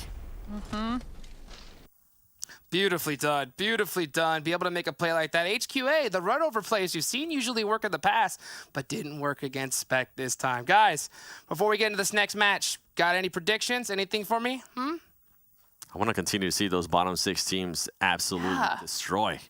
Me too. This is entertaining. Oh, man, this is what I was talking about. You know, just seeing them pop off right at the bat. What more can we ask for, right? Well, let's get into some more action, guys. Thank you so much for that amazing breakdown of that last one, right? Let's go ahead and bring in our casters for the next match. Guys, here we go. We're getting into it. Miramar, Zute, Necro, welcome back. Good luck, guys. All right, I appreciate that, Hot Jukes. We're heading into Miramar, just making sure my audio levels were correct right there. But yeah, what an exciting game, number 1. Yeah. Even though it was a league match, that was one of the most exciting innings I've ever seen. Especially because of zone shifts, right? They were just so drastic and hard shifts that none of us actually anticipated. And we saw a lot of teams, too, just struggling to make it inside the zone. And I feel like this was one of those games where we didn't really see a lot of early fights, right? A lot of early collisions. A lot of teams were actually able to stay alive till the late game of the phase. And then later on, we just saw complete hell-breaking lose because of the also circles just taking some insane shifts. And then in the end, Spec also pulling off some nutty plays. Freddy there, too, with just complete different beast, if you ask me. But now, moving on forward in the map of Miramar, I feel like we might just see the aggression a bit amped up. I know Miramar is a bigger map, so we expect things to settle down, but I personally feel like it really depends on the playing path. But what I see on my screen, I think so we might just see a lot of early bodies hit the deck. Potentially so. Yeah, the playing path heavily favored towards that southern side where there's less loot to be had. Most of the loot is on that northern half of the Miramar map, as you can see on your screen. But we do often see quite a few teams drop like around Los Leones and south of Los Leones. 5 teams. Utilizing interesting, array of splits down there. So we'll see how this one pans out. Right off the bat, though, K19 and 19 Esports will be starting off this match with 3 players. K19, this is their first match. They did not play the match previous. Like I said, this is a team that didn't qualify into a single Super Weekend yet. So I'm not going to be keeping my eye on them so much to see how well they do, but just to see how they play. Like, how are they feeling mentally coming into this week? Wait, I feel like K19 was one of those teams that you even ruled out at the start. You were just like, wait, I don't know who that is. Oh, yeah, that's true. I forgot about that. Yeah, you shouldn't be looking at him. I'm just interested to see like where their heads at. Like, are they just gonna are they gonna try? Are they gonna just run in the open and just like be done with the game so that, like they could just pack their bags up and we'll see. But the first circle, hard to the northeast. Wow, this is gonna be difficult. Opposite off circle. of that plane path. Yeah, again, off circle. And now this is why I exactly said, as soon as I saw the plane path, I was like, all right, well, we're just going to see a lot of early collisions without a doubt, because now also an off circle, so every single team, they're going to have a lot of pressure for themselves, especially some of the teams like Boring Protocol, maybe a bit less because they like to go towards Hacienda del Patron.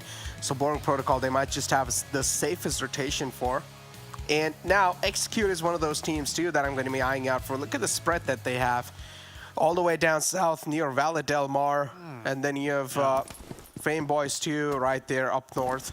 Yang too. They're quite spread out well, and this means they're also prioritizing loot quite a bit. So want to see how Execute they're going to be able to play this game out. Another team that I was really going to be eyeing out for this game has to be BTOWN. Starting all the way down south, a little bit on the right side near Puerto Paraiso. I want to see what BTOWN's got on the map of Miramar. We'll see very soon.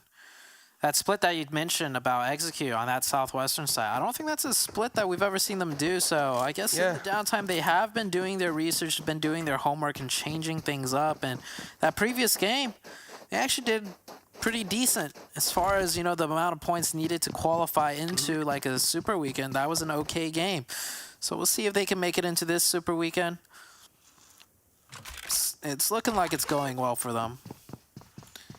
And looking at the rest of the map, well, the game did just start. A lot of the teams just started looting because plane path was so south. Most of the teams looting in that northern side just got to their destinations, if not still rotating to try and get to their destinations. K19 rotating up to El Azahar, which is where they usually do loot.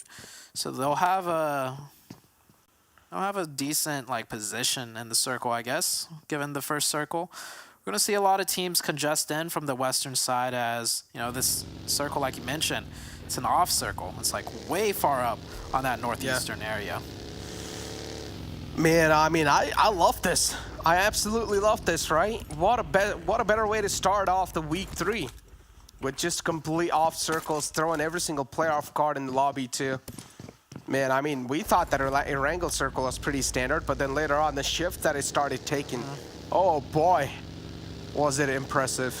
But then now you take a look at Knights too. Knights was one of those teams that got taken out pretty early. I mean, they only had one last man up pretty much in the early phase of the game. So I want to see what Knights they're going to try to pull off, because I personally feel like Knights has to be one of those teams, right, that will try to dial things down on day 1, and then maybe day 2 they will start amping the things up, because they know it's league play, and Knights is one of those teams that is not, obviously they're not going to struggle to make it in.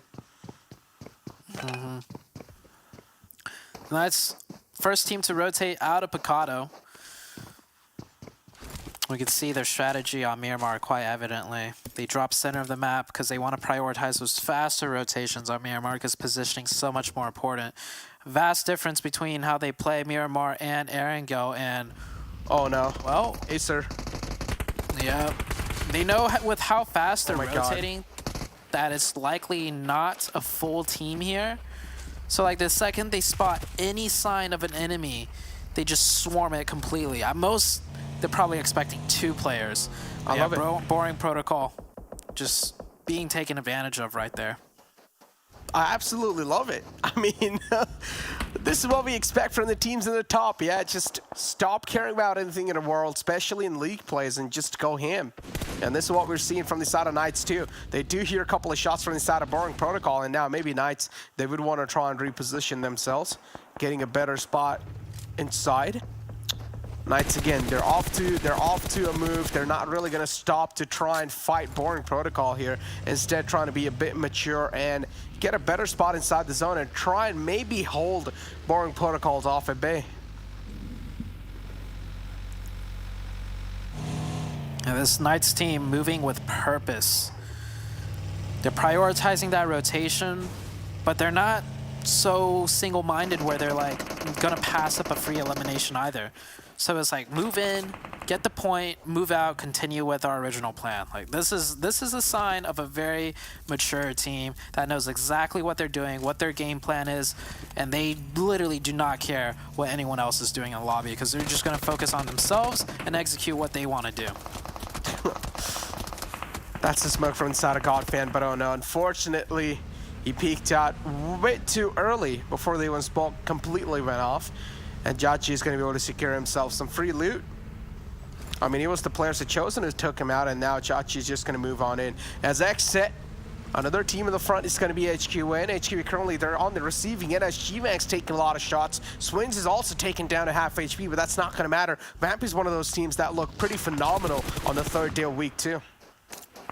Oh no. Ooh, XSET.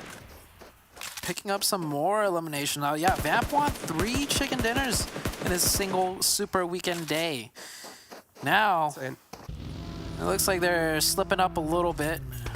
XSET coming in a lot stronger this game to start off. Now taking a fight with HQA. One of the XSET members goes down, though. Polo G does get taken down. Sup-Pig in the close range. He's got a few teammates in the back that could support him over the top of that hill. So you can see him getting that first aid off comfortably. And once he does, he's going to pop up and go for some shots and gets another knock. That should be the go-ahead, though, for HQA to peek a little bit more aggressively and finish out that third player underneath.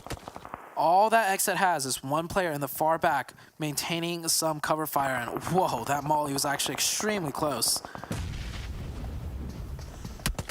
Oh man, and now XSET.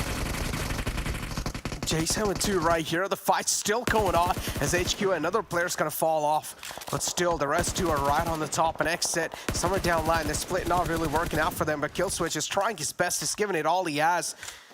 And HQA. Again, look at Kingpig. Now HQ realizes XSET, they're quite hurt. These 3 elimination points should be there if they just play things a bit much more patiently. There you go, they're crawling out in the open. XSET, they have no other option, and they're just gonna get wrapped up easily. Now, all Killswitch could really do there is just watch as his teammates got decimated. I feel like the mistake there was they weren't proactive enough in taking control of the top hill peak. You saw them back down a little bit after HQA got the first initial knock, which just let them keep peeking over the top. And Killswitch, he provided the best cover fire he could, but just was not enough. Circle shifts once again. We're going to come a little bit down from that hard northern circle in the initial one. And it's still a very northeastern shift, however.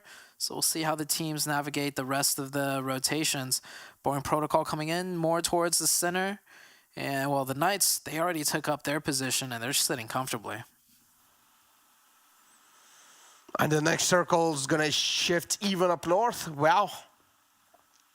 Now it's just going to be wave of vehicles just moving on in from all the way down south. You can see a lot of teams are indeed going to get caught off guard while they're trying to rotate. Boring Protocol is one of those teams that are looking decent for now, right in the smack center. One of the players did get taken out. We did see him get taken out earlier by the players of Knights, and now it might just be a fight occurring between Knights and Nova. Nova, they're rotating quite close to the players of Knights, and they are going to be able to get away out of harm's way, at least for now. Rain spots out the players of Knight in the front, just tapping it away. Chico, too, is going to do the same thing, but no connections found just yet. The Chosen is moving in from the back. Opa has been spotted. Nice, precise shots from Chico will put Opa in a panic situation.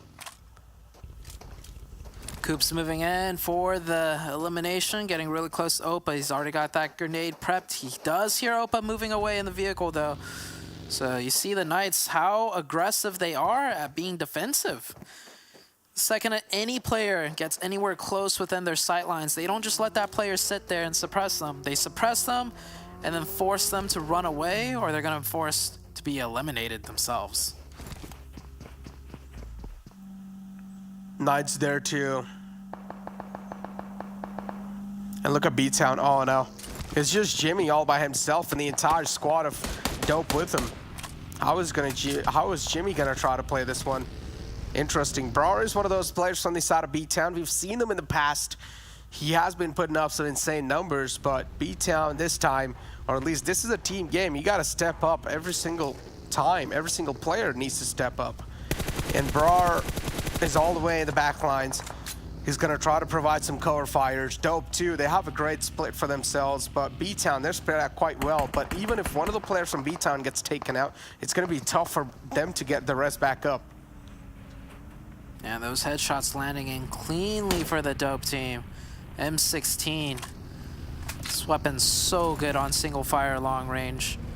Hitting those headshots in. Well, Dope lay in some damage, but they can't find the opening, so they're just going to back off and readjust the positioning. We're still only in the second circle. The circle could still go anywhere, so there's no real need to fight for a certain position just yet.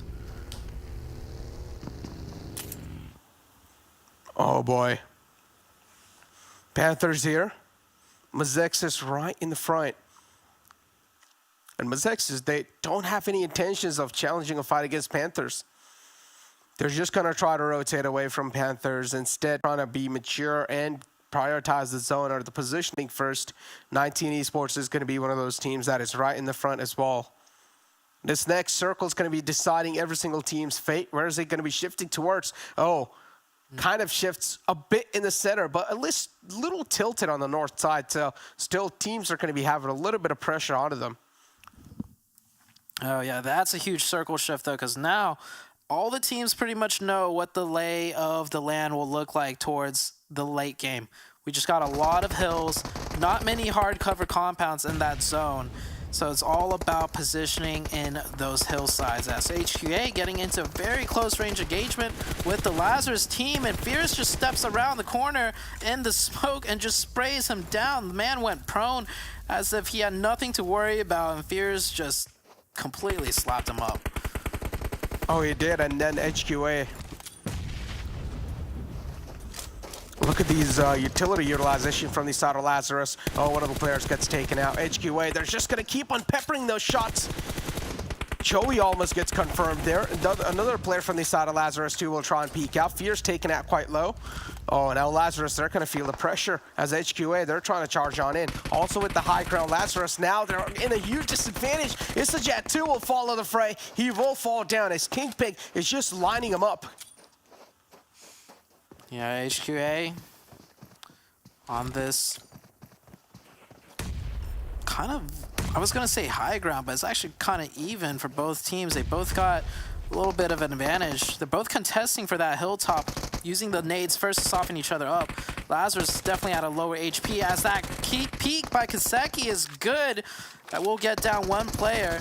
Now it's a 2v1 situation. Fears will get traded for that. Kaseki, he's going to slow his roll down, go for that first aid. Now we're facing a 1v1. This fight is happening on the very edge of the map, so no need to worry about getting third party. But the blue zone and that grenade by Kingpig. That grenade stuffs it down Lazarus, and Lazarus gets eliminated. HQA, 7 eliminations already. Doing really good for themselves, even though they're just only down to 2. BTOWN as well.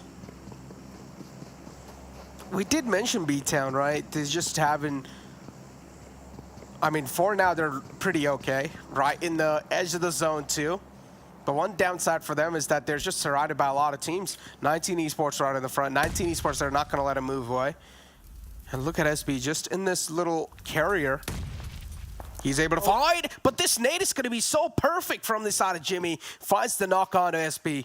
SB gets taken out. 19 Esports, now they're going to be huge time handicapped. How are they going to try and get the Fallen Man back up? At this point, they will just have to give up.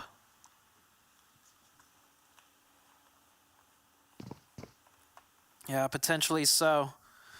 As we head into another circle shift, so many teams actually stuck in the southeastern side near the city of Al-Azhar, and that circle just yeets its way all the way to the northwest.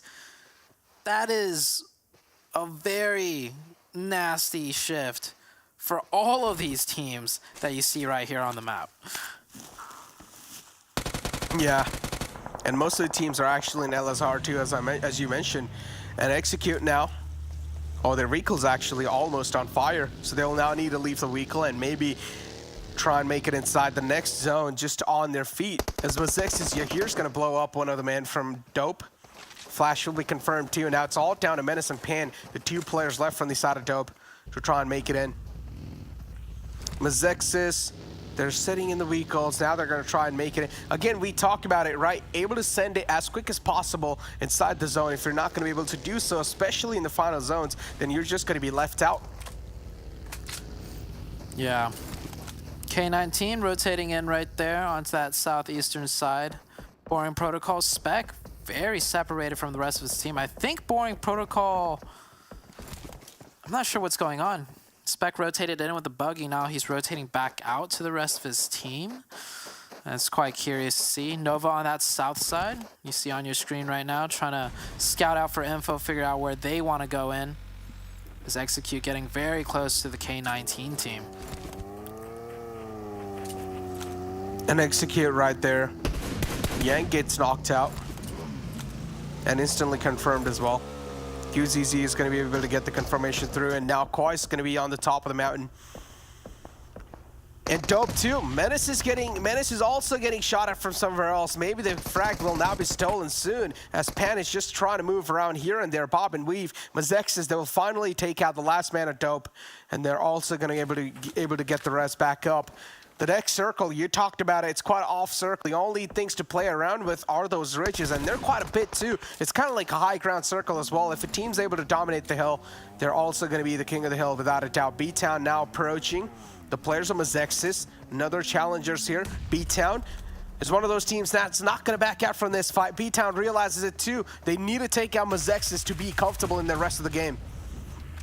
Yeah, BTOWN getting aggressive here, pushing away from the zone. You love to see it. One grenade, though, answers right back. 1-for-1 trade. And active with that grenade. Cooks it a little bit long, does tag up some damage right there. Brar coming in hot to Brar and Jess. I'm not sure. Brar got a 2-piece right there, and that is BTOWN just decimating their opposition. Yeah, Inactive just got proved unparalleled. And Inactive, man, or the entire squad of Mezexis, if you talk about it, man, they're like doing pretty good in the overall ranking. So this might just be a statement coming inside the 3rd week. BTOWN has said this. BTOWN's going to be one of those teams that I'm going to be eyeing out for in this game. And Miramar, nice shots from the MG3. Kindness finds a great reply. And instantly, Vol be able to shut down the man to the front. And also now prioritizing Koi. Carnage knocked out too. Quite exposed. Boring Protocol. Spec's going to close in. Spec is probably going to try and go for the res on to follow him in. Carnage. The next zone is also going to shift quite close to the players of Bop, so that should not be a problem for Bop to try and make it in. What should be the problem is to find a good spot to play with, because there's not a lot of cover available. Yeah, you mentioned good spot, but I'm not seeing any good spots. They're going to fight their way in again, or at least space out enough of the enemies around their sides so that they could play in an open area without the fear of getting shot at in the exposed open. The Knights on that west side, Execute and K19 both made it in zone. They're kind of sharing a little split of a compound. K19 with 3, Execute with 2. The Knights with 4 on that western side of the circle, just maintaining their side and their control of things. And Knights now. The hit list is right there in the front. Jachi barely surviving on sliver of health. And at this point in time, we know you cannot really afford to take the zone damage as well. You cannot tank it. It's a hit list in the houses in the front. K19 too, right there, right next to the players of Execute. BTOWN's going to be on the top of this little hill, taking a couple of shots. 19 Esports are going to say sayonara to this game now. BTOWN, they're wrapping up from the back. This high ground's going to be proven so good for them. Has to be one of the most instrumental position BTOWN can ask for, and Vamp is going to be one of those teams that should be potentially on the receiving end. Yeah, BTOWN could even hop off that ledge right onto the enemy's building, I think, and they're going to be pressing in. They already used their smokes and molotovs to force enemies back a little bit, create some more ground and control. It's a 2v4 situation. We got God V and Mayo trying to defend this one, and he oversteps just a little and takes a few shots right there. He's got that UMP in hand. He's going to move back up to that 2nd floor for a little bit more safety. And there we go. Godby's able to just like run on in, able to get 2 knockouts on his side. Midnight 2 will follow it up, and now it's all down to those 2 final men alive from BTOWN. How are they going to try and bounce back from this one? Because now it's a 2-on-2 situation. Vamp doing a great job flipping the tables in their favor.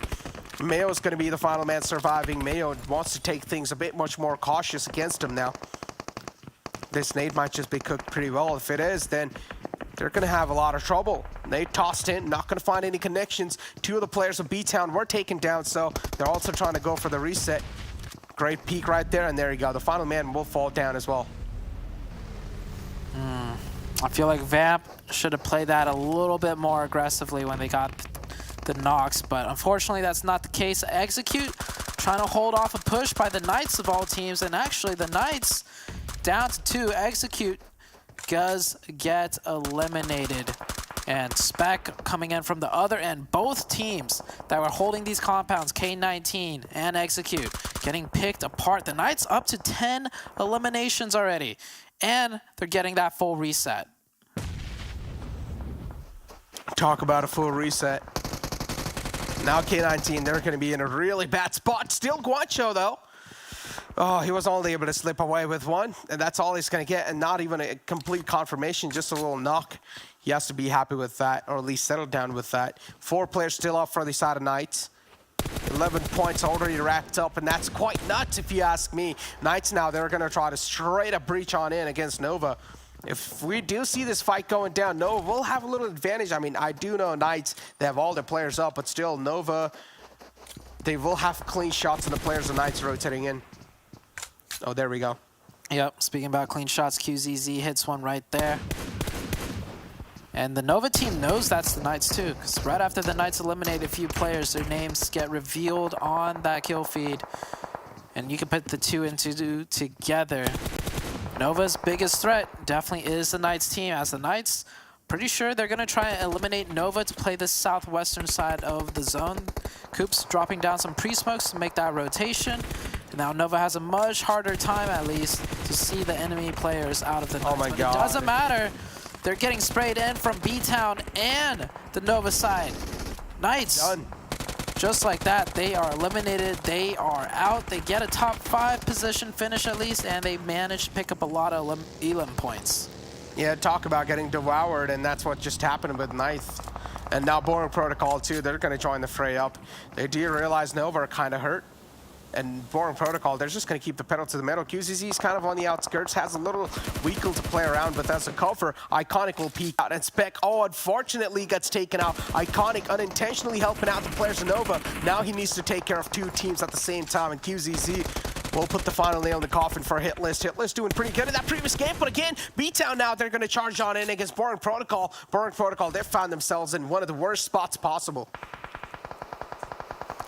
Say it's one of the worst spots possible, but at least they're making it this far into the late game. Spec. Yeah, how to do it. And Sam L. right there. To do it. I'm just saying. BTOWN with the man advantage, 4 up on the high ground. They also have a nice little 1-2-1 split, maintaining all circle control. Circle does go down to the south, and well, BTOWN are in zone up there at that high ground. Nova, how long can they survive in that shack? Doesn't look like much long at all, as 2 members of them go down. 2 members indeed do go down. And BTOWN, look at Brawler now. Oh, quite. Barely surviving right there. Kindness 2 is inside the shack. And BTOWN, they just want to sneak in some nades, but they're not really able to do so. Look at Jimmy being so bold with that push too. He will be shut down though. Jimmy falls down, and now it's a 3-on-2 situation. Boring Protocol, they will have a fair share chance to try and flip things around. But again, with the lower ground, this might just be adding on a little bit of more disadvantage. But Samuel with a great reply. BTOWN now down to 2 players, and now there's going to be a lot of pressure on the players of BTOWN too. It's good to see Sam L get the opening, and it wasn't just the Spec that had to do it. Sam L, that was huge for him, and he gets the knocking, the confirmation, and Sam L by himself is going to take control of that hilltop. Wow. I don't know if going for this revive was the right idea. They essentially give up the hill control, get a revive in, but they put themselves in such a terrible position. Grenades coming in from Spec now. That one's going to hurt, and indeed it did. And now Sam-El on that high ground. Spec close enough to throw the grenades. This is going to be tough work for BTOWN. Yeah. Talk about throwing one of the games in BTOWN. Yeah, you said it perfectly. I mean, going for the res wasn't really the play. They should have just held down that high ground, and now BTOWN, they're in a complete disadvantage. The tables are being flipped. I said this, Boring Protocol will have their fair share chance to try and flip the tables around, and that's what they've done. Sam-El and Spec currently in the prime spot, but again, don't get me wrong, BTOWN might as well be able to flip the tables. This might just be equalized soon. Spec on the top here. Spec is one of those players I'm not really expecting him to throw a game like this. This is pretty much a game right in their court. Board Protocol might just be able to secure it. This nade, or at least smoke, is going to try to provide a bit much more cover for the side of Spec. Yeah, you can see how uncomfortable it is for the BTOWN players to do their peeks. In Spec, he gets the better of that trade. He almost gets knocked down himself, though, so really good attempt by Brar. Brar hit some nasty shots there, especially onto a player like Spec. And well, with that one, yeah, it's done. Spec knows he's 1 HP. They know it's a 2v1. Boring Protocol sweeping in for that finish. Spec with the jumping UMP spray. Boring Protocol coming in with a big chicken. That's the chicken that Spec almost got for himself that last game. In this game, well, they definitely secure that chicken. Oh, man. A great way to close things out, too, but something we need to talk about has to be BTOWN. And I mentioned this, BTOWN has to be one of those teams to watch out from, especially in this Miramar game, and they were able to do so phenomenally well, and that's what something has surprised me again. Moving on forward, Brar, too, was able to show himself up, and this was one of those players that I talked about. Brar is one of those phenomenal show players for this side of BTOWN, and as long as they're able to play around with Brar, that's going to pay him off even more. Taking a look at the round report, Spec is, of course, going to be there again. Oh, my God. Wait, he had 5, and then he picked up the last 2. Yeah, he had 7 this game. Well, how many did he have last game? Wasn't it like 6, or was it 7? No, it was 7. 7 eliminations. Yeah, 7. It was 7 eliminations. Spec's at 14 eliminations in 2 games. Yeah, that's an average of 7. And he's like hitting what 2,000 plus now. Like, whew. I just got no words to say. Me too. Well, maybe it's the 7 effect. Well, now talk about it. It's time for us to push a short break because now it's going to be the 7 and the entire analyst desk back after this short break. Sanhok. Inspired by the dense rainforests of Southeast Asia, Sanhok is PUBG Mobile's first 4x4 map. Previously home to military operations, the map offers very fast-paced gameplay because of its small size and fast-moving circles. Central locations such as Painan, Paradise Resort, and Boot Camp may seem lucrative, but are contested heavily for those looking for zone advantage. Similarly, coastal areas such as Docks, Camp Alpha, Sanli, Camp Bravo, and Kampong are safer being on the periphery, but can be brutal to rotate from once the zone comes into play. Zones tend to centralize on the map as the game progresses, but it's also important to remember that the circle shifts are faster than 8x8 maps, which may make for very frantic rotations and fights even in the mid-game. The fast-moving zone often means that players aren't always able to make it in, and going for heal battles to secure position points is a common tactic here. That's the strat, man. You're down to solo, just heal it out for them. The use of vehicles is minimal, as the map is quite small for players to safely cross areas without encountering multiple squads. Along with its incredibly good loot, Sanhok is extremely fast-paced. But there are, of course, ways to survive the madness. Keeping your movements discreet while rotating and always looking over your shoulder for backstabs is a must. Being able to identify when to prioritize the zone and when to prioritize kills is the key to maximizing the Sanhok experience. Whether you're a squad wiper from Boot Camp who wants to hold the center, or a sneaky backstabber from Camp Charlie who is comfortable playing the edges, when survival is at stake, everything is fair in love, war, and Sanhok.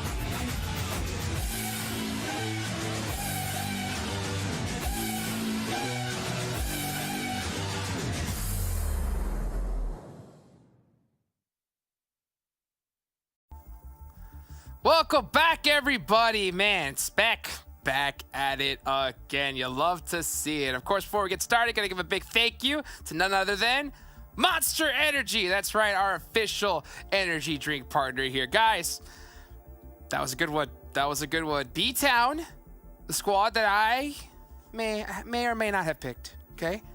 Busted out a good high place finish. And that's what they need. A good few of those, and they should be in this 1-7. That's exactly what we're hoping for, not just out of this team, some of the other teams too. HTV, Dope Esports, you know what, we'll save that for later. But the way BTOWN has been able to play, Glitter, going back to the first game, we didn't actually get a chance to see it, but they ended up smacking Knight. And here in this game, they were able to smack Mezexis. Vamp was a little bit sketchy, and then at the end, they gave up the high ground. Overall, though, this is what we're expecting out of these teams that need to qualify to that final Super Weekend. Yeah, it wasn't just the placement points. I mean, they got those 7 elims on there as well. Boring Protocol kicking it into high gear today. I mean, I'm hoping they're able to carry this through all of League play and then into the Super Weekend, because this is what we love to see with the 12 elims and 27 total points for that chicken dinner. Knight's still having a fabulous performance, even if they did go out a little bit earlier than they probably would have wanted. But I mean, HQA, zero placement points. Do you know how early you have to go out to get 0 placement points but still have 7 elims? The aggression coming out of HQA is just nutty right now. And then you can see where some of those other squads fell that didn't need those points. Dope at 0, Execute at 2, so a little bit lower than they would have liked. But I feel like we are still on trend right now for some of those bottom teams, like you were just saying, Seven. They are putting on these performances that we were not only hoping, but like you're saying, really expecting out of them. Exactly, and I think with those teams, I also got to give some props here to K19 Esports. Their first game of the day did not end up in a 0-point game. It actually ended up with 4 placement points and 1 elim. So, you know what? I know you were looking for leaps, Glitter. You weren't looking for baby steps. I'll take that from K19. And going back to some of the other teams, I was mentioning Dope Esports, that this team needs to qualify to that Super Weekend. They were able to get 0 points in that last one. And I don't know, I'm sorry I'm going to have to do this. I don't know what has happened to the Panthers, what might be going on with that roster, but this is not the Panthers that we saw being able to stay at the top 3 for Super Weekends for the longest time. This is not the Panthers that we saw last League play. I just don't know what's going on with that team right now, Glitter. Yeah, it's definitely a slow day to say the least for them right now, and they haven't really kind of popped up on our radar in quite some time, so we'll have to see if they can adjust maybe during the week or something, see if they can bounce back a little bit. But I mean, the one thing that I'm also paying attention to, because I'm watching these highlights, is we did see BTOWN going up, getting some kills there, or elims. We're watching Execute, but what I'm actually noticing is that when we see Execute and Dope do well, it's like they're doing well at the same time. When we see Execute and Dope do poorly, they do poorly at the same time. And those are 2 of those teams that were so close in stats and on the leaderboards that I'm really kind of keeping them on my radar as these highlights finish out here. And you can see the unfortunate demise of Knights in this moment, but it was not unfortunate for Boring Protocol. Yep, and this is another big surprise for me too. A team that I was calling out, a team that I was hoping we would see something different out of this veteran team, the Hitlist. They were able to secure at least 10 total points in that last match. And that is huge, because this team is one of those teams that, if I'm not mistaken, I think the first League play that we have ever played, they ended up with just 33 points, and after that they were just barely able to improve. So it's good to see that this is a different hit list from the hit list that we've been able to see in previous League plays. This is the team that we want to see be able to perform, that way they can get it to the Super Weekend as well. But overall, I think the storyline right now for today has to be Spec. Spec has been putting amazing performances. Yep. And you were mentioning too in the last one when we saw Boring Protocol, all of their elims were actually acquired by Spec. This time is a little bit different. Some other people will be able to step up, but overall 2k damage for Boring Protocol. And then we go down to PK. I'm telling you, Miramar is starting to become one of my favorite matches to watch when it comes to PUBG Mobile Esports. PK, 1900 damage with 11 elims, and then you go down to BTOWN 1,800 damage, almost 1,900 damage as well with 7 elims, and you keep going down that list, and even Vamp and XSET being able to secure those 4 elims are huge, Glitter. Yeah, that's a really high top damage dealers list there. I mean, it's once again, I know it's different names at the top or some different names, but it's another really entertaining game day. I hope it's the whole day. Maybe we can make sure the players make it so, Jukes. I mean, how could it not be? We're going into the jungle next game. We're going into Sanhok, man. I'll tell you what. When I talked to Coops, right, in the interview, he said, you know, like we could have had spec. I'm gonna tell you right now. He said that they tried. They didn't try hard enough, okay? They didn't try hard enough. This dude's an animal. Absolutely crushing it right now for a boring protocol. But you know what? We got to keep an eye, of course, on the teams that I picked.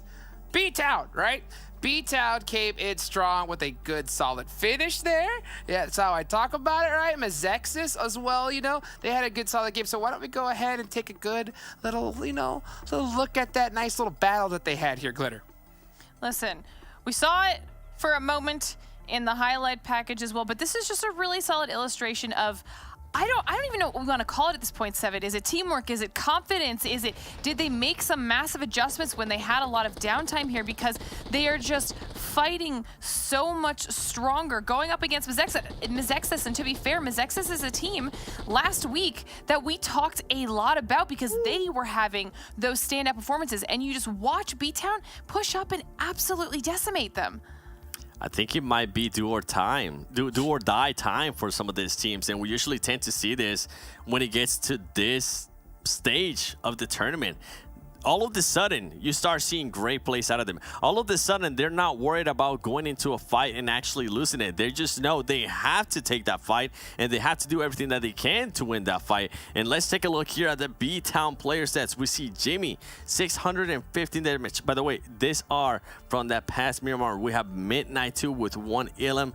I don't even know how to say your name, brother. I'm sorry. I'm not even going to try. You ended up with 2 Ilums. Brar. Okay. That's what we're going to go with. And Jazz ended up with 295 damage. Overall, it seems to be a just much more aggressive team. We saw what they were able to do there in Mezexis, and actually with Vamp, they decided to take on the fight with Vamp as well, knowing that they were down at least 2 players. Just a completely different team. But I will have to agree with something that the caster is saying, something that you also mentioned too, Glitter, when we were watching the end of that last match. I was surprised that they decided to just give up the height advantage. I was surprised on certain things that they were able to do. And it could come down to just them being too aggressive, maybe being a little bit too overhyped up. But hey, at least you're in that position. You're in a position that you can win the match or at least get a second place finish, which is going to allow you to just go back, watch the tape, and learn a lot more about yourself than what you have learned in the previous matches. Because in the previous matches, you were only able to make it, I think, average survival time was 15 minutes, and that wasn't going to help you at all. That's right. Burr. It's cold in here. There must be some BTOWN in the atmosphere. Dude, these guys have been going off here, and I think you said, Glitter, right? What was it? I'll tell you one word. It's desperation, right? Desperation. And another squad that's desperate, HTV. So let's take a look at a nice little head-to-head here. Seven, what do you think about this? And this is what we want to see out of these teams. These 2 teams, they're one of the main reasons why we wanted to show it too, is because they are the 2 teams that are going to be fighting on the Super Weekend if they do end up making it. Right now, I'm talking about Super Weekend overall. They're separated by 5 points, and HTV is actually above BTOWN. So it's going to be interesting if BTOWN can maintain this kind of stats, because if they are able to create themselves a good chunk of points, let's say if they can get themselves up to the 40 or 50 point mark, they might be able to start hunting down HTV Esports on that last day and prevent them from going to the Super Weekend. So that's something huge that we need to keep an eye on. But with HTV, we do have to give them some credit too. They're having a great day. They're setting themselves up in a way that they might not have to worry about being hunted by BTOWN by being able to average 5 elims, by being able to average a 6th place finish. This is just what we'd like to see out of those teams, those bottom 6 teams. Everybody stepping it up, which is going to be even more interesting. And a name that I'm about to throw out there that we haven't really talked about in a long time is The Chosen. Yes, The Chosen has created enough padding to the point that they might feel safe on that Super Weekend leaderboard, but you never know what could happen. Trust me, we have had teams that thought, oh yeah, we're far enough on the leaderboard. Nope, it backfires. So don't get too comfortable up there. You can't. You can't. I think you made a perfect point right there. BTOWN, they had to have done their homework, right? They went in, and because I mean, you could see how they're performing at the start here. Them popping off here at the start does exactly what you said, Seven, right? I have to say it once again. If they're able to pop off like this now, they're able to go ahead and focus on the teams they need to take out. And that's important because if they're able to, oh, wait, first, protocol, I mean, Spec, what else could you say? 2,000 damage? Glitter, come on. Wait, is this, this for the day? wrong? This can't be right? What? Like, holy Spec. What, did you have a really good breakfast this morning? I mean, this is absolutely incredible. 14 elims, 8 knockouts. I mean, to be fair, that ratio is incredibly solid. He's not even really stealing too many elims off of people. We're seeing Sam L stepping up. Carnage has heard your cries for better performance, guys. Carnage is stepping it up as well. I mean, we're getting some damage across the board from everybody, which is better than what they were doing this last Super Weekend, but Spec is just a one-man wrecking crew right now. Like, this is more damage and more elims than some 4-person squads can pull down. Like, are you serious? I mean, he took out 4-person squads by himself. So, I mean, the guy's popping off today. Carnage, I'm going to take away your Bandoleto title, bro. I'm going to go ahead and pass it on over to Spec because this guy is going absolutely nuts. All right, guys, it's that time. We're going into Sanhok, all right? Got to remember that. What are your predictions, right? Who is going to get this one in the jungle, huh? Papa Blue's coming, baby. Let's go. Ooh, you know, I might throw myself under the bus there. I don't remember which group is sitting out for this Sanhok. Which one? I don't know. Yeah, I can't remember. I can't remember at the top of my head. I think it's C. You know what? I'm gonna if BTOWN's playing, I would like BTOWN to get a win. They just got so close. If they're not playing, then I would like to see what Nova and 4Bros might end up doing if they do end up landing on each other again. Now that it's a league play and they just have so much freedom. True. I'm going to roll the dice, say K19. Come on. Dope. Sanhok, it's the chance. You said dope? All right, well, we'll see what's going to happen. Thank you guys so much for that amazing wrap-up. We're going to get into match number 3 here. Let's get it going, baby. Sanhok, my favorite map. We're heading into the jungle, bringing our casters. Let's go. Zute, Necro, welcome on back. Have a good time, guys. All right, appreciate that, Hot Jukes. We're on to Sanhok. Now the casters are talking about which team's going to win. I personally don't really care about which team's going to win this map. I want to make a prediction on how hard Spec is going to go for all of the games today. I'm predicting, I'm predicting Spec's going to get at least 4 more eliminations in this game. Interesting. And I'm all aboard the Spec. I'm all aboard the Spec train right now for today. And I think Boring Protocols are going to be taken out pretty early this game. All right, so when you say Boring Protocol, you mean like the entire team except Spec, right? And then he's going to just carry, right? No, I'm saying the entire team. Okay. Well, all right, we'll see. But yeah, take a look at that. Spec already at 14 eliminations. We're only 2 games in. Yeah. It's ludicrous. Yeah, that's going to... highest... Look at the damage difference. Like, what is that? Anyways, playing path very far to the northern side. This might cause some little scrappy fights. Like, we know 4Bros and Nova, they want to go towards Sami, and that might change things up. Actually, one of those teams might be sitting out. Let's take a look at the not playing. Yeah, Nova is not playing in. Yes, the southeastern circle. XSET,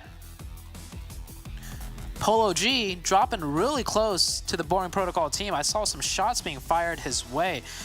Now there's a chance Boring Protocol might move really quickly to single out Polo G and confirm that elimination. Yeah, Polo G extremely close to the Boring Protocol team in boot camp. We're not really sure about that, though. Maybe, I mean, yeah, you said they were taking a little bit of shots on Polo G right there. So at least the position's compromised, and hopefully Burn Protocol, they don't really make any rookie mistakes in trying to take out Polo G. XSET 2, you said it, they're quite spread out, so Polo G's kind of isolated in that little compound. But he's going to try and move on in. Actually, he's just trying to move away. Yep, makes a lot of sense too. Polo G realized there's a lot of threat in the front lines, so might as well would just want to back out a bit, loot first, and then maybe think about fighting. Yeah, that was a very good disengage right there. The Knights sitting in Painan very comfortably, looting up.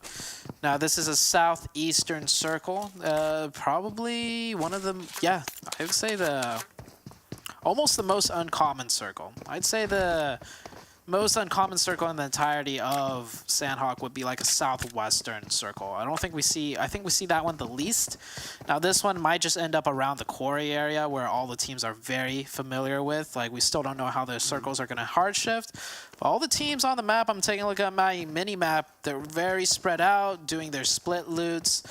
We'll probably run into some engagements in a few minutes. Simply, like, the teams are kind of close to each other, but not close enough for a full-blown engagement. As you said, not close enough. Again, if you can take a look at your maps, I mean, of course, we have the map over here. Mezexis, they're actually quite close to the area of boot camp. And Peralta is all the way on the high ground, too.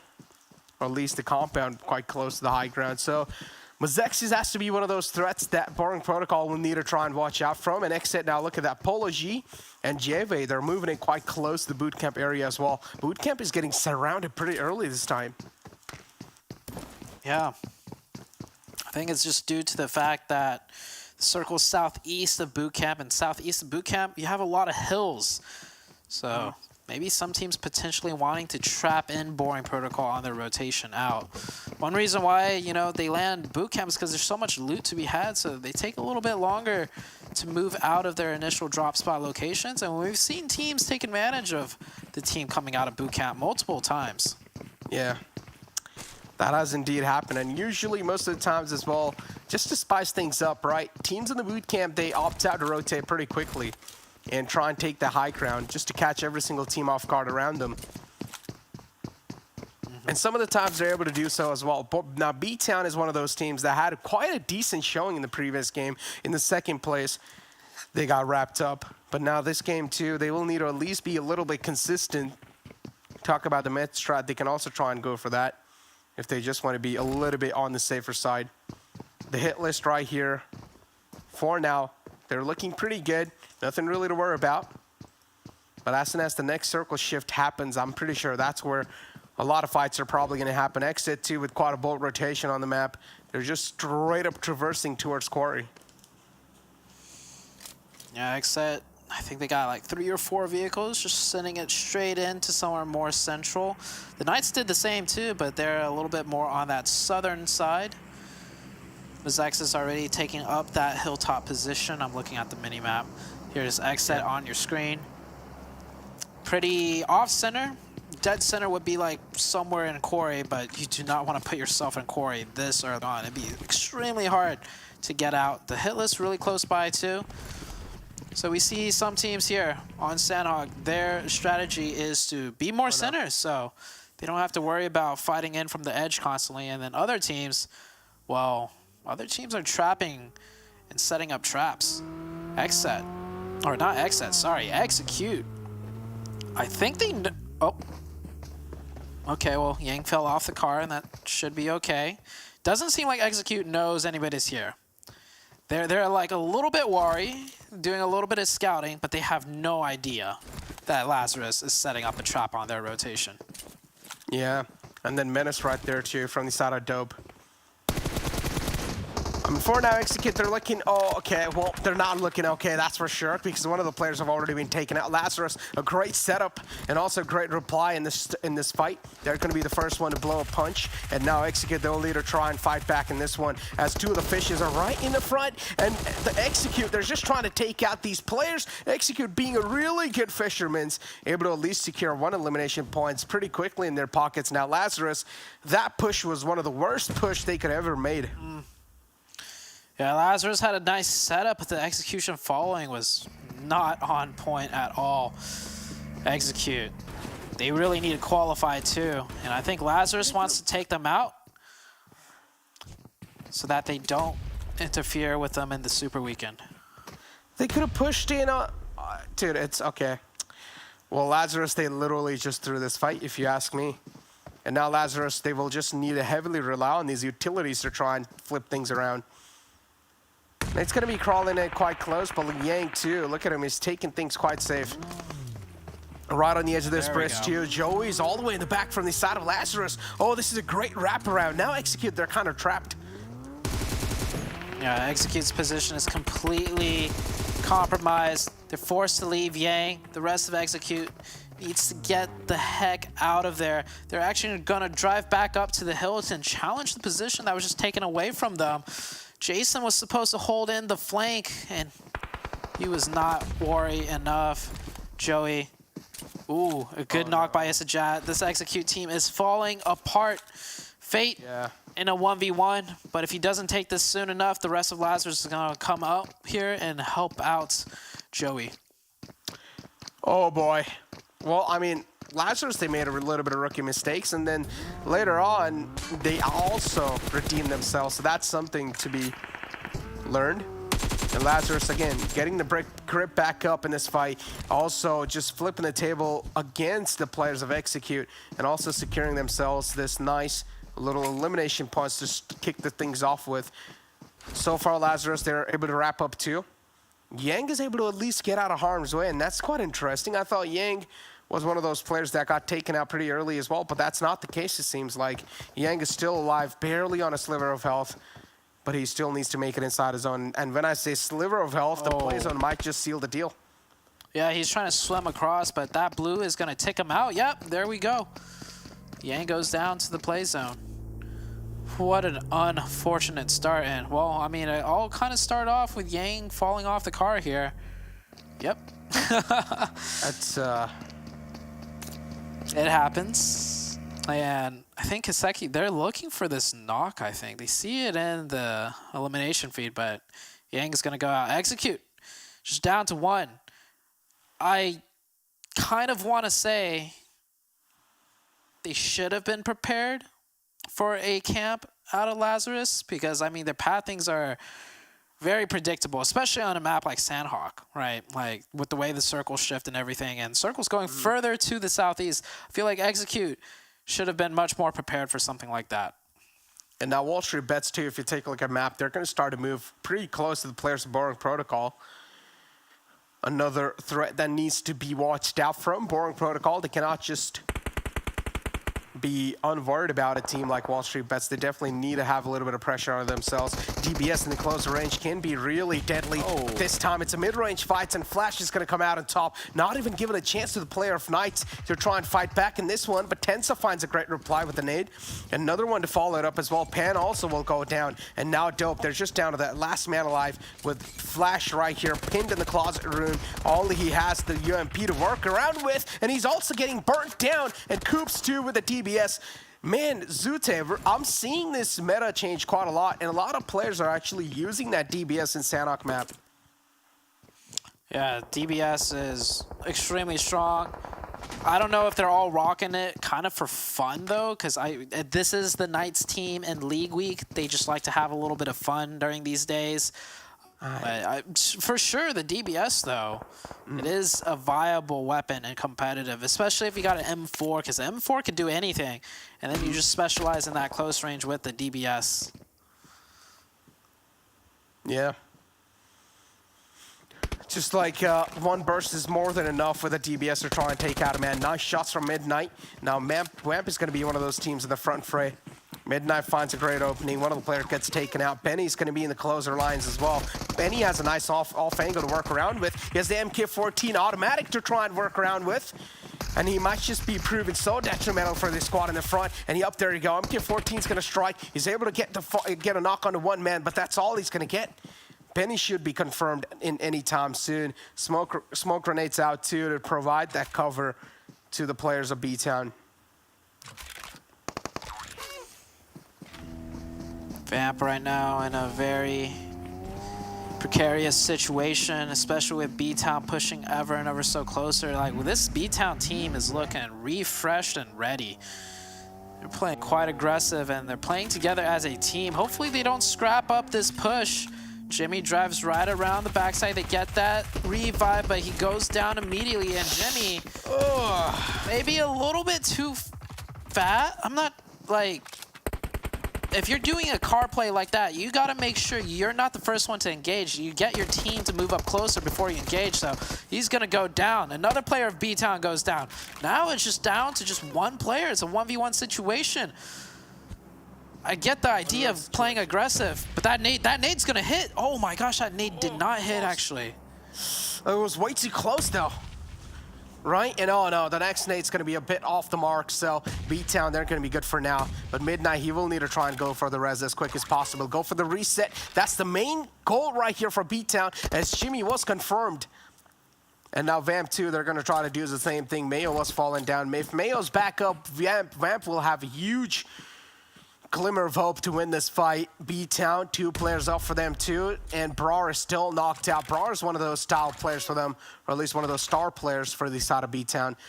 So if Brar's back up, then again, the firepower in the BTOWN would be looking a bit stronger. Swins is barely surviving on a sliver of health. Great utility utilization from the side of Midnight. Another Molotov in the same direction. Swins will fall on top of the flames. Finally.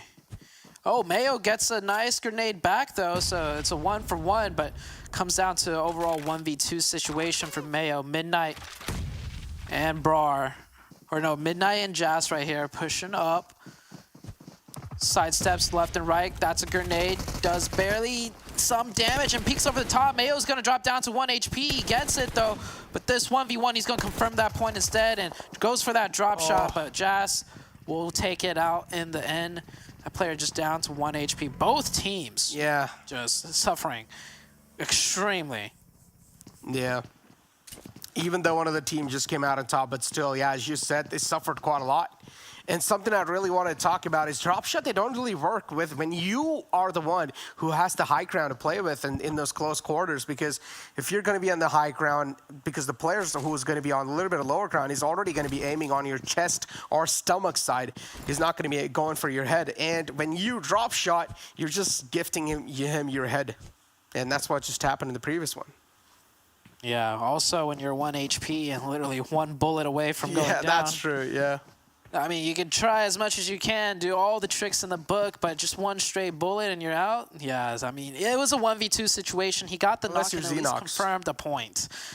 Xenox, okay, Xenox, that guy's a different breed, all right? He doesn't apply to the rules of PUBG Mobile. No, honestly, since you brought up Xenox, I just want to say, have you noticed, maybe it's just me, but have you noticed anytime the camera is on Xenox, his character model seems like it just moves a little bit faster than everybody else's. Like, I don't know. I'm not even joking. I remember watching, the camera on Xenox, and he's doing these left and right side jiggle movements, and his movement is just so good that his character model looks different. Like, it moves a little bit faster. But you know what's not moving fast? Lazarus right now, as they move straight into a trap of Polar Ace. They're down to 1 player. Lazarus, it's all up to Kaseki.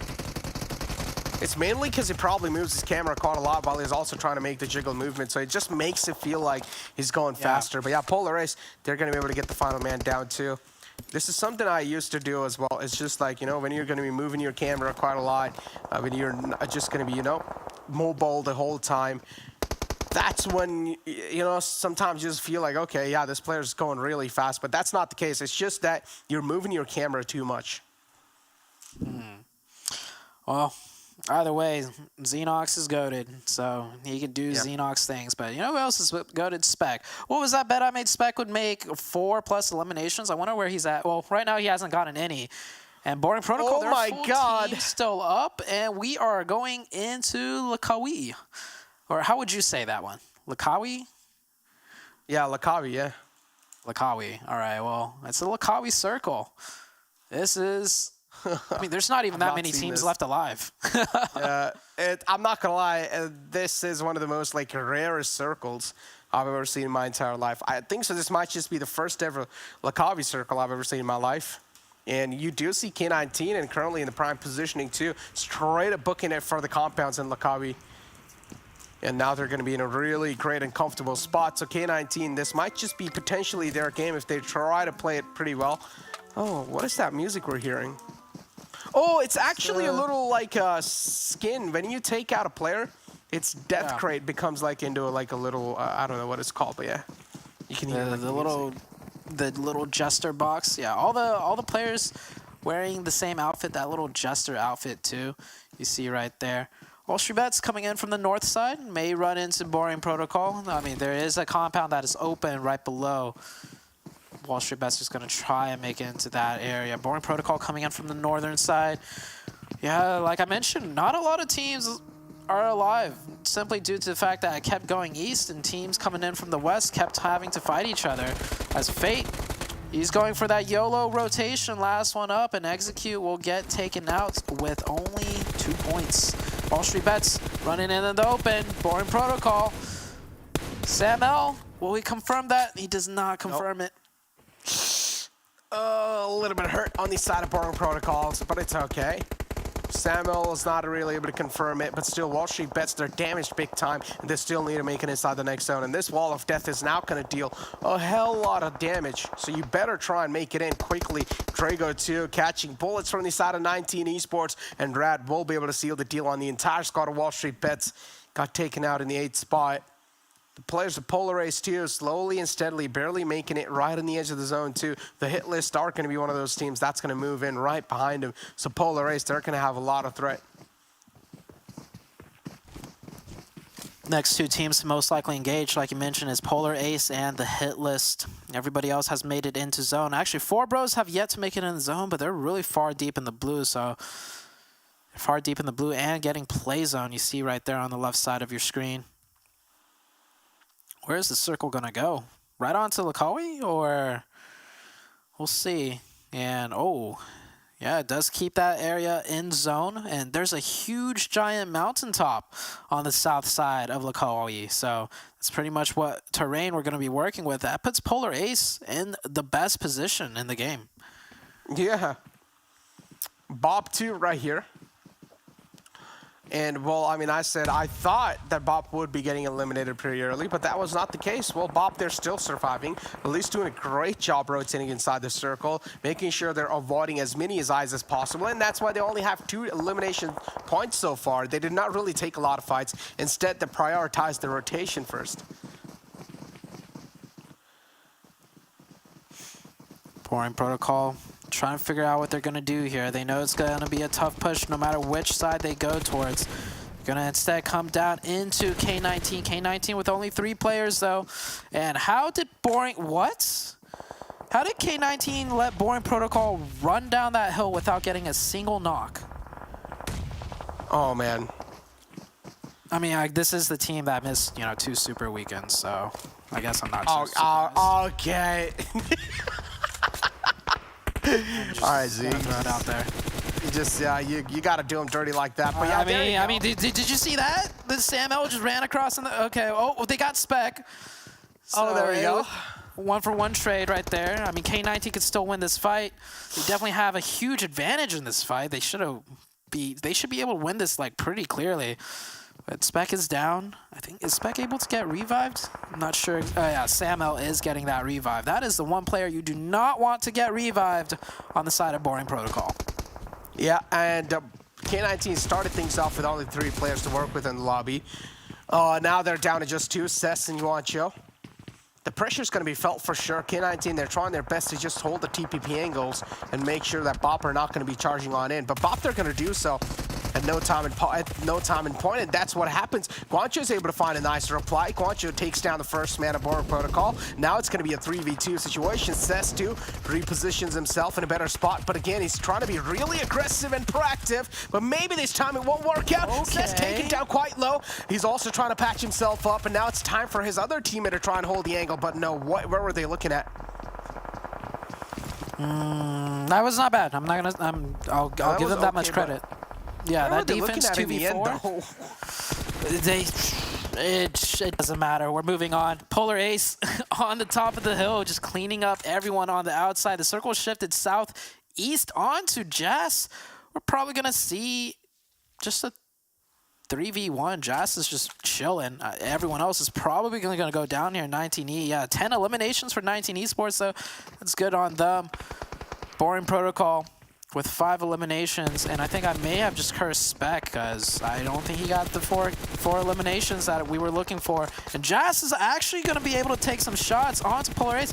I thought this was going to be a Polar Ace victory, but Jazz is going to make things a little bit more interesting as Trey also goes down. Blinky, last one up for Polar Ace. Yeah, he's just spoiling their hopes and dreams, yeah. And now Jasper will be able to get the confirmation through. 2 players up still for the side of Polar Ace. Or scratch that, Troy still knocked out. Oh! Confirmed that there are good shots from the side of Blinky. We'll be able to take care of Jazz right there. The final man of BTOWN, but still a solid game from them. And now 4 Bros, well, they're just going for a med strat because 4 Bros likes to drop all the way down Sami. And we know, when a team likes to drop there, they're potentially going to go for a med strat. I actually stood up getting ready to go to camera because I completely forgot we had a team in the blue zone med stratting this whole time. So, I mean, like you see this med strat strategy. It works for now. It's broken. It works for now. I have heard there's going to be a change to the damage, but this is a working strategy when they're not contested. Right? But with Nova and 4 Bros both fighting in the beginning of the match and then other teams getting involved, they're not able to get enough med strats to med up to second place. But in this case, Nova, you know, is not in Sami. 4 Bros gets to loot up as much as they want in that southwest area. So that's why it does work. And that's why you see teams fighting for these med strat drops now in the PMPL. And look at Boring Protocol. They think someone's actually still alive in the zone, but it was just a med strat that lasted for an insane amount of time. Boring Protocol coming in with the win. You anti-caster cursed, I don't know, you said they would die early? Well, they ended up getting the chicken in one of the most unusual circles. Cured your curse. Come on, you gotta accept that. I just cured your curse. I mean, you went with Boring Protocols to look at it. I mean, even though you went with Spec, but still, that's kind of like favoring Boring Protocol. Then I went against Boring Protocol, so that kind of like cured the curse. You see that? Sure. I mean, it was. We'll go with that. But I mean, that was a very interesting circle so far to the east. And in the round report, it's actually Blinky coming in with the most eliminations and Chronic with the highest damage. And everyone is wearing black. Wow. I mean, black and red are my favorite colors. So there we go. I mean, love it. Yeah. That was, I don't even know what to make of that Sanhok match, right? I mean, the circles are so weird, to say the least, all the way to the east. And then it's just like, by the time we hit the late game, it wasn't a usual Sanhok late game. We had so many teams already just like eliminated each subsequent zone shift. But we'll see what the analyst desk has to say about that last game as we head into a quick little break.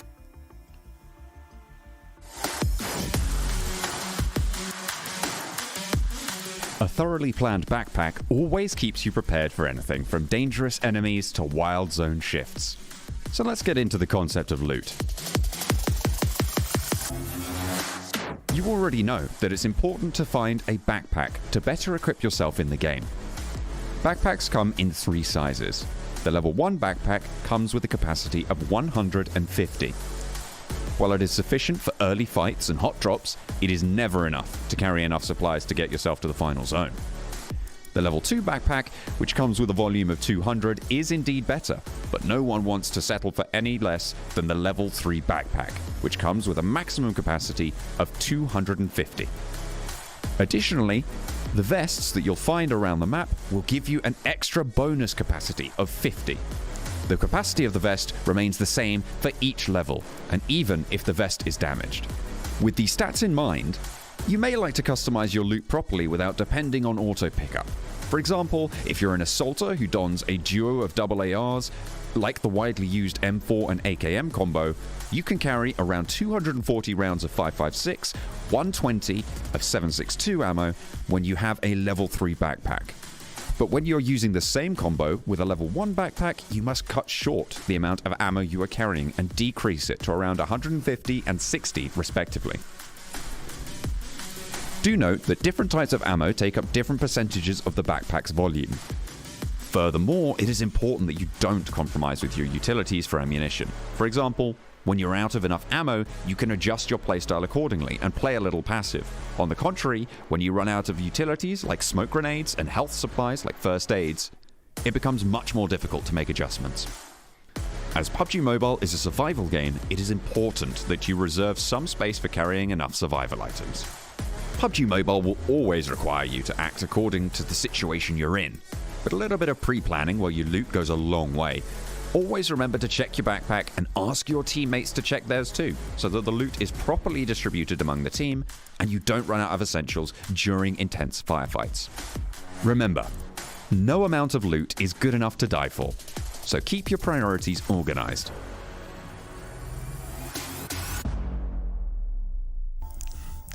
Welcome back, everybody. Sanhok is done at Boring Protocol. Get it done. Acer, good to see you at the end again, brother. Of course, got to give a big thank you to Monster Energy, our official energy drink partner. Guys, Spec, Boring Protocol. I'm not going to say anything. I just say I picked them yesterday. I picked BTOWN today. You know, they're starting to do good now. I mean, is this the beginning of the Juke's blessing? Is it? It's probably a better. It takes a day for it to work. I like it. It's got a you know, a dot. Slow release. Damage over. That's correct. That's correct. Slow release capsule. That's what we're all about over here, guys. So, gonna start things off. Let's take a look at the match ranking here from this last one. And we're gonna, ooh, that's a nice pill to swallow right there. Look at that, Polar Ace and Boring Protocol up on top. See, we got to talk about Polar Ace. Obviously, Boring Protocol with the back-to-back. Impressive day, but their points are getting matched by an incredible Sanhok performance out of Polar Ace. I mean, 12 elims plus a third place finish to be that high up on this overall. I mean, this is huge for Polar Ace, and they were a little bit quiet for a little while there, so it's nice to see them back up here on top. But once again, the consistency out of BTOWN is unmatched by any of those other teams that we saw in that potential bottom 6. So they are putting themselves in a fantastic position after this first day already. 19 Esports, the 10 elims, 7. Nice to see something coming out of them as well. It definitely was, and they were followed in the points. Keep in mind, in the points by 4 bros with 0 elims, but 12 placement points. You guys remember how I was saying that I just don't like the healing and all that stuff? You know what? Do you, man? If you're going to get 12 points, I mean, go for it. But I have to give props. Polar Ace went from being that team that was heal stratting in Sanhok to being a team that can put up 12 elims. And right here, Fierce, Lazarus, oh my God, I don't know what he maybe thought there was going to be an area where he would jump and actually land not on the water, land on like a sand pit or something. It was just, it hurt to see that. Flash, though, to give him some credit, Flash was able to at least eliminate Chico there. But going back to what I was telling you, if the heal strat is going to work like that, I mean, I guess just go for it, right, Glitter? He'll take it. I mean, that's more points than a lot of other teams that finished higher than them. So, you know what? It's the one map we'll give a little bit of a pass on it. It's not the most exciting, but talk about getting some points on the board. If you got to do what you got to do, especially when you're in those types of situations. But I mean, we're back watching BTOWN just running through some of these squads. Vamp was a team that not only did we highlight at the beginning of the show, a squad that we highlighted throughout the entire last Super Weekend because they've really, really picked up their performance. And now, you know, they're still doing well, but BTOWN is just shutting people down. And honestly, Seven, if the other teams that were in the same predicament as BTOWN don't really start kicking it in, it's going to be hard to start surpassing BTOWN in the following days of this league play. Oh, 100%. And with those teams, you know what? I'm going to be going with the team that I'm not blessing anymore with my pick, and that's gonna be PWN Esports, because that team so far today has been so lackluster. Like the performances that we saw out of them in Super Weekend, the performances that we're seeing out of them here today is a completely different team. But props to those teams from the bottom 6 that are stepping up, because they're taking advantage. Knights so far today hasn't really been like the Knights that we're kind of used to seeing on this last match. They were only able to get 4 points. By the way, Diabolic, I want my $100. Hey! You said Polar Ace was gonna win. It didn't happen, baby. Witnessed. That's right. Back I have to witnesses. I want my cut. Ooh. I want my cut. Polar Ace, 2,000 damage. Wow. 7. Is it that time? No, not yet. Oh. Not yet. Glitter, any team that surprises you here? Because I have one. I'm not gonna lie, I'm looking at the damage coming out of Hitlist again. We've got over 1,000 damage coming out of Hitlist with 4 elims, and we kind of ragged on them at the beginning of the day, and I feel like they're starting to pick it up. Yep, with the hit, that was my surprise team, and I was hoping you would say that the Hitlist, 1K damage, 4 elims. This is a team now that if I'm not mistaken, right, we have seen them twice here in regards to top damage. Yeah. That's what we want to see out of this bottom teams. But I have to give props to the conversion that BTOWN was able to do. And you know what? Since we're here, let's talk about it. Polar Ace, a team that was able to put up a bunch of elims. Chronic with the most damage, 838, 3 elims, 4 knocks. But Blinky, I think he was the MVP out of that match in regards to elims, because he was able to secure their 5 with 607. Trey going from healing to not anymore. My man wants to put up that damage and the heals. And then Kiyoshi, you know what, Kiyoshi, I was thinking about putting on the mullet, but not yet. Not yet. Not yet. We need a lot more elims, all right, for the bullet, for the mullet to come out. Bring it, Kiyoshi. We want it. We want to see it, you know, and he could do it.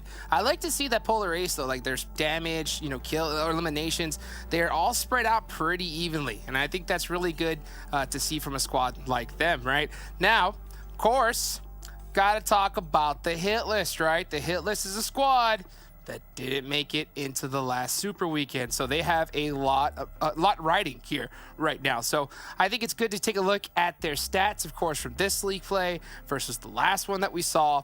And 7, when it comes to the hit list, what really stands out to you when it comes to this squad?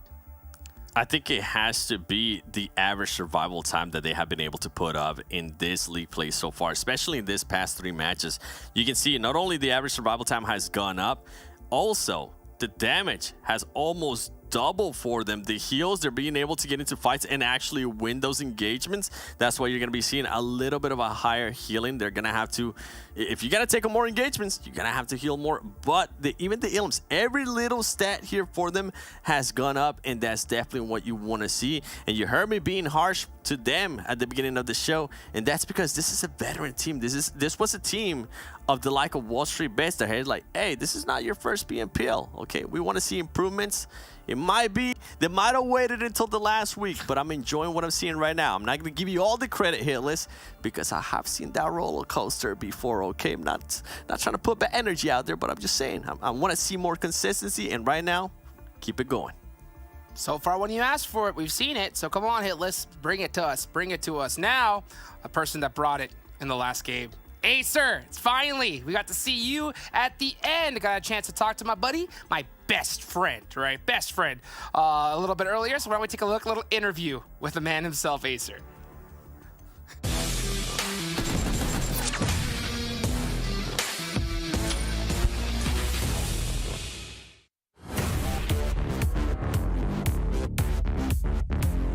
I wonder, do you feel that when it comes to having spec now, like influencing, right, like those call outs, do you feel like it's still taking you guys some time to like adjust to that, or is it kind of like the Sam always get like the automatic answer? You know what I'm saying? Like if it comes to like if spec and Sam are colliding when it comes to a certain play call, like how do you guys navigate through that? At the end of the day, like Sam, he has like the final say, right? He's the IGL, so we're just throwing in suggestions that what we think is like might work. Like we're always throwing in suggestions, and if Sam thinks that, oh, like I think we should do this, and he has the final say. So there's not really like any colliding like things like that. We just leave it up to Sam to like be the final say. We just throw in suggestions so he has more options to pick out of, you know. Heck yeah, dude. I mean, given that intel, right? Giving that intel to your IGL to make the decision is huge. It's huge, man. Yeah, for sure. Okay, all right. Next question that I have up here is, what kind of preparations did you guys go through before coming here? Like, for a lot of people that don't know, like, you know, obviously we're talking about, you know, the pickup of spec. Like, how long has that been? What have y'all been doing when it comes to training with spec now on your squad? I mean, we just been playing a bunch of scrims, playing tourneys, like trying to like get adjusted. Like we played a bunch. Like we were so motivated when we got spec on the team. I was like, it's spec, man. Let's go, right? Like, yeah, we were so motivated, man. So yeah, we just played a lot of scrims. We've been playing like a bunch of 2v2s before PMPL to like get warmed up, and like individual practice, you know, because I mean, you don't want to be like 2v2ing all day, because I don't know, it gets stale, right? So like just individual practice 2v2, lots of scrims, tourneys and stuff to just get the team like adjusted. Next question, it says here, what are your expectations heading into the finals? Heading to the finals, just I don't know, man. Like there's so many things. Like we obviously we want to like get rid of like most of these like simple mistakes that we're making. We want to play more together as a team. Like we definitely want that. So like my expectation getting to the final is like I think we're gonna do pretty well. Like as long as we play together as a team, as long as like there's no arguments in between games or like in the middle of the game, obviously, like definitely in the middle of games. Yeah. And I think we're gonna do well. We just gotta play with like full confidence, like no like getting demotivated after like a really bad game. So yeah, that's it. That's a hard one. That's a hard one right there. I noticed like after talking to so many different players and teams, I noticed that some guys, what they do is like some teams like have like real strict rules when it comes to like having a bad game, when it comes to giving another player feedback, right? Saying, hey, you know what, you should have did this or do that. I noticed that some teams and some players are like, we don't even talk about that stuff until after the whole day is done, right? Yeah. Is that kind of like a rule you guys abide by, or are you guys like after a bad game, like walk us through like kind of like what's that like? Well, so after a bad game, we definitely do not want to like start up arguments, because if you start up an argument with another player, like you get emotional, they get emotional, so like the mood just goes down, like everybody just feels like down. So we definitely like want to keep that until after the game. Like we talk with our coach, like we VOD review for a bit, like 30 minutes maybe to an hour, and then like we talk about it like after the game, like not in between games, because in between games then you think about that like before the game starts, like before the next game starts, I mean. So like yeah, that's the rule that we have. Like we talk about it after the game, like no arguments, nothing like that until after all the matches are done.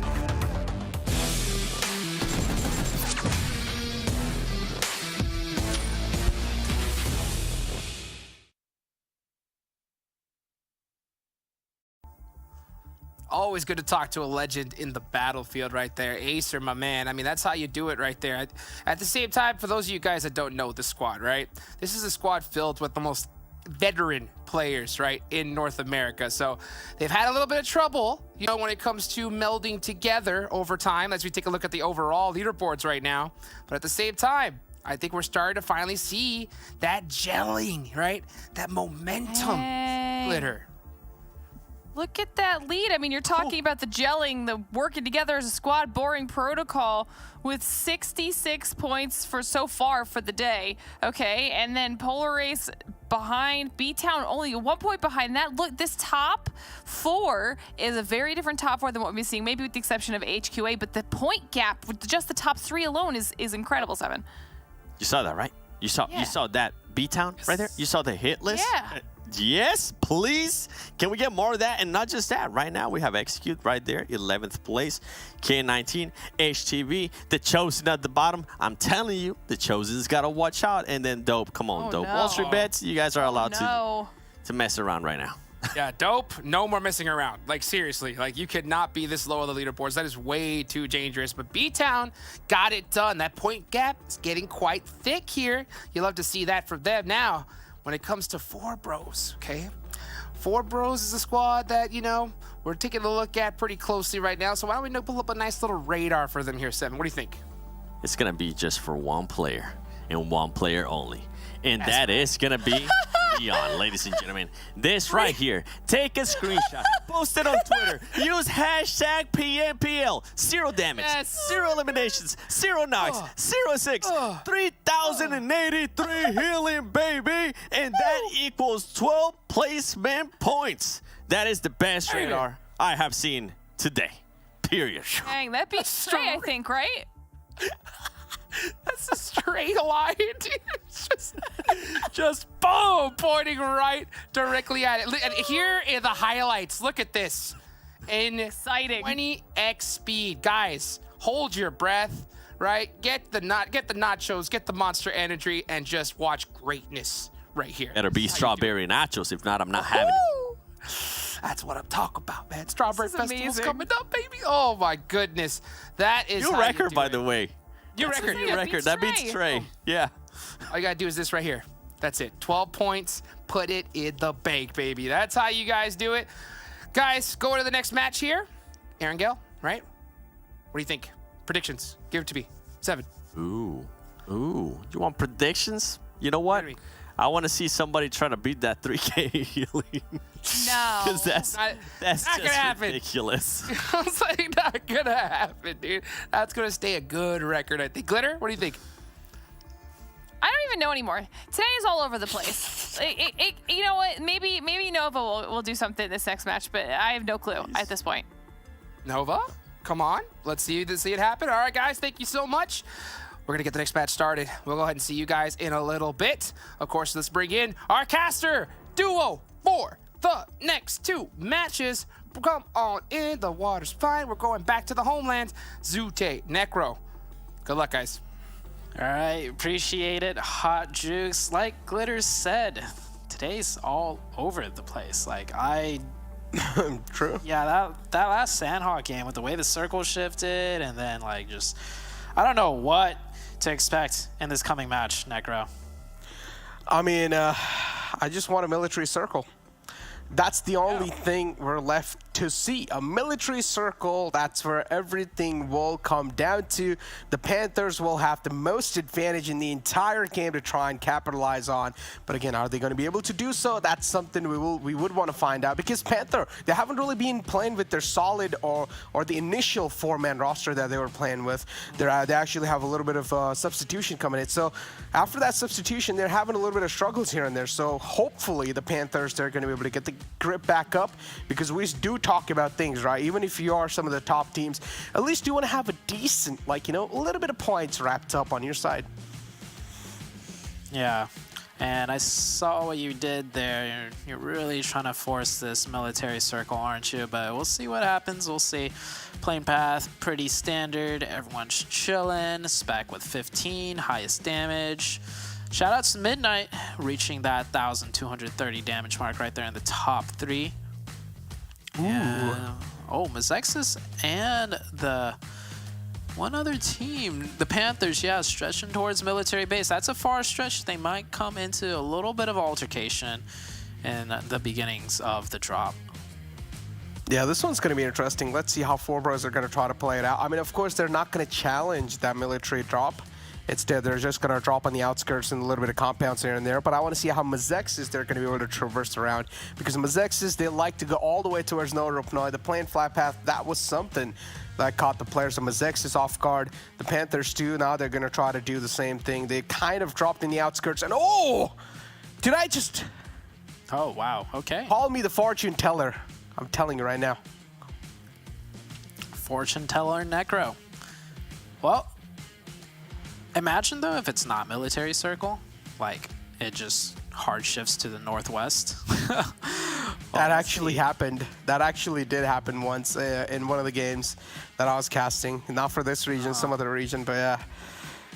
I've seen it happen before with this exact same circle. It'll, like, go to that northwest, and it'll actually end, like, right in, like, Fairy Pier or something. And, well, Boring Protocol, they're starting off pretty hot, honking their horns. Happy with that single elimination on to the side of TC. There we go. It's going to be the first week elimination too by Spec. Oh, he gets one. You wanted to see him get 4 more, right? Well, there you go. That's one on his underneath his belt. And Opa now. gonna try and charge on in against Isojet. Isojet has a VSS in the close range. This might just be something that might catch him off guard. And VSS, I mean, it does a heap load of damage, don't get me wrong, but it only has 10 bullets to start off. So if you miss those bullets, then you're pretty much gonna be a dunzo thingy. And Opa, that's where he had a little bit of advantage to play with. Unfortunately, one of the players from Lazarus, he got early taken out. Lazarus, what's going on? In day one, they are one of the teams that's struggling the most. Oh, I'll just chalk it up to the whole, you know, it's the league week. They don't, all they need is top 16. Like, I feel like they're proven enough as a team that we could give them that pass. Just like, you know, like with the Knights too, right? The Knights, you could give them that pass quite easily as well. Here's a little bit of a replay of, ooh, Silk just, yeah, that hurts. That hurts a lot. Oh, boy. Boy. Getting grouped up by the entire squad of Boring Protocol, and then that happens to you. And currently, BOP is the only team who has one elimination point underneath their belt. The Chosen 2, they lost a player early off. K19, they've just been playing with 3 players in this lobby. I don't know what the reason is for that, but K19, I mean, this is your chance to fight for the pride, even though you guys are not, or at least the chances of you guys are making it top 16 are next to impossible. But still, at least try and fight for the pride. They're just playing with 3 players in the lobby, Zoo, and that's something that's disappointing me. Yeah, like I mentioned, their mental coming into this game, obviously one of the players' mental is that they've just completely given up. They just don't want to play at all. So K19 will just be running 3-man for the entire qualification process. And even if they qualify, they're probably not going to make it into the finals, just to put it simply. Yeah. So they're doomed from the start. It's on the players to treat it however they want. I have heard the players themselves are most likely retiring after this tournament too. So this was like their last hurrah. So RIP, oh, no. K19. Yeah, I mean, competitive is not for everyone, and it is quite stressful. Indeed, it is quite stressful, but that's not a great, you know, time to retire, especially, I mean, if I was a competitive player, I would like to retire when my team is doing absolutely best and we win some titles. But yeah, 4 pros right here. They're going to be able to get the sweep through on one of the players of Mezexis. You're here now, taken out. But yeah, what do you think of that? I mean, if I was a competitive player, I would like to retire when my team, like, wins a big belt, you know, like, they win, like, some big trophy. And I'm like, all right, you know what? I've proven myself. It's now my time to retire. I guess there's 2 different types of people. Because if we just won the championships, we're going to try and win it again. At least for me, anyways. It makes more sense to me in my head to retire after this, just like you guys aren't getting anywhere. So it's like time to move on. But to each their own. This military circle, we do have a few teams that have rotated onto the military base already. XSET sent Polo G down to do some forward scouting to secure across. Same with Nova. And we've seen Nova do this before, not too often because we don't get many military circles, but they'll send one player to the military base and then they'll keep the rest of the team on the main island still, and that's exactly what they're doing. Boring Protocol looking to make their rotation potentially across the Novo, or across to the military side. Oh man, and there we go. Yeah, you talked about Boring Protocol. They're off to a pretty early rotation this time. Are they just going to camp those bridgeways? If they do, I mean, they're going to be wrapping up a lot of elimination points, that's for sure, because you can see on the north side of the map, right, there's still so many teams on the outskirts that haven't really even made it in the first initial zone. For example, teams like K19 Esports, WallStreetBets, then you have Lazarus coming in as well, HQA, Polar Ace 2, Vamp is all the way up toward Georgia Pool, and then K19 is still in Stalber tanking that damage. So there's so many teams still in the outskirts that still needs to make it on the military island. And man, in these kind of zones, I mean, I want to give a little example. For example, Navi, you know, they were one of those teams that like to drop towards Georgia Pool. And whenever the circle shifted down south, Navi was one of those teams that got taken out, like without even any points, because they like to rotate late. Yeah.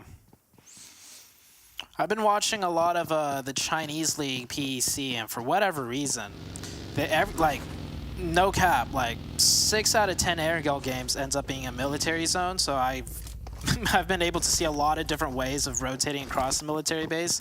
One thing that I've noticed that the Chinese teams do is that they will utilize boats way more often than some of the other regions. So I like to see some boat rotations. Like 2 teams would end up going to Primorsk to go for a boat, and they would still make it across. So we'll see how this plays out as Spec looking to rack up some more damage, taking out some wheels onto the dope team on top of that bridge. Oh no. Panthers. Oh no. Yep, HTV's already here occupying this. The Panthers wanted to split one player off to, you know, do a little boat camping, because that is a common area for boats to beach upon. And there we go, just a blind push right there.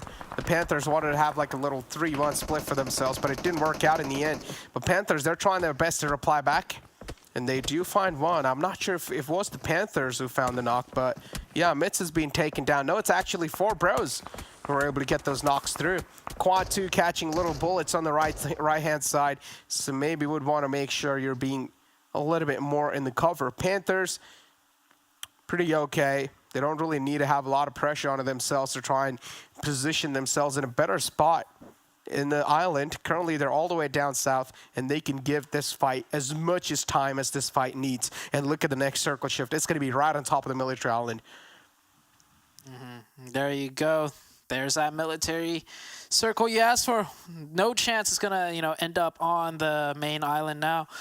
Nova already fully across Mezexis. They went for that Novo drop off the plane path, and then, well, they're blessed with this military island. You were saying the Panthers were going to have a good game here because it's a military circle in the very beginning, but they're down to just 3 players. And Yeah, Lazarus coming in from the east. Dope taking that boat rotation. Still many teams to have yet make it across. I think so this game, Noah should take it. Honestly, Noah should win this game, without a doubt. I mean, currently we do see Nova kind of like just trying to regroup with each other.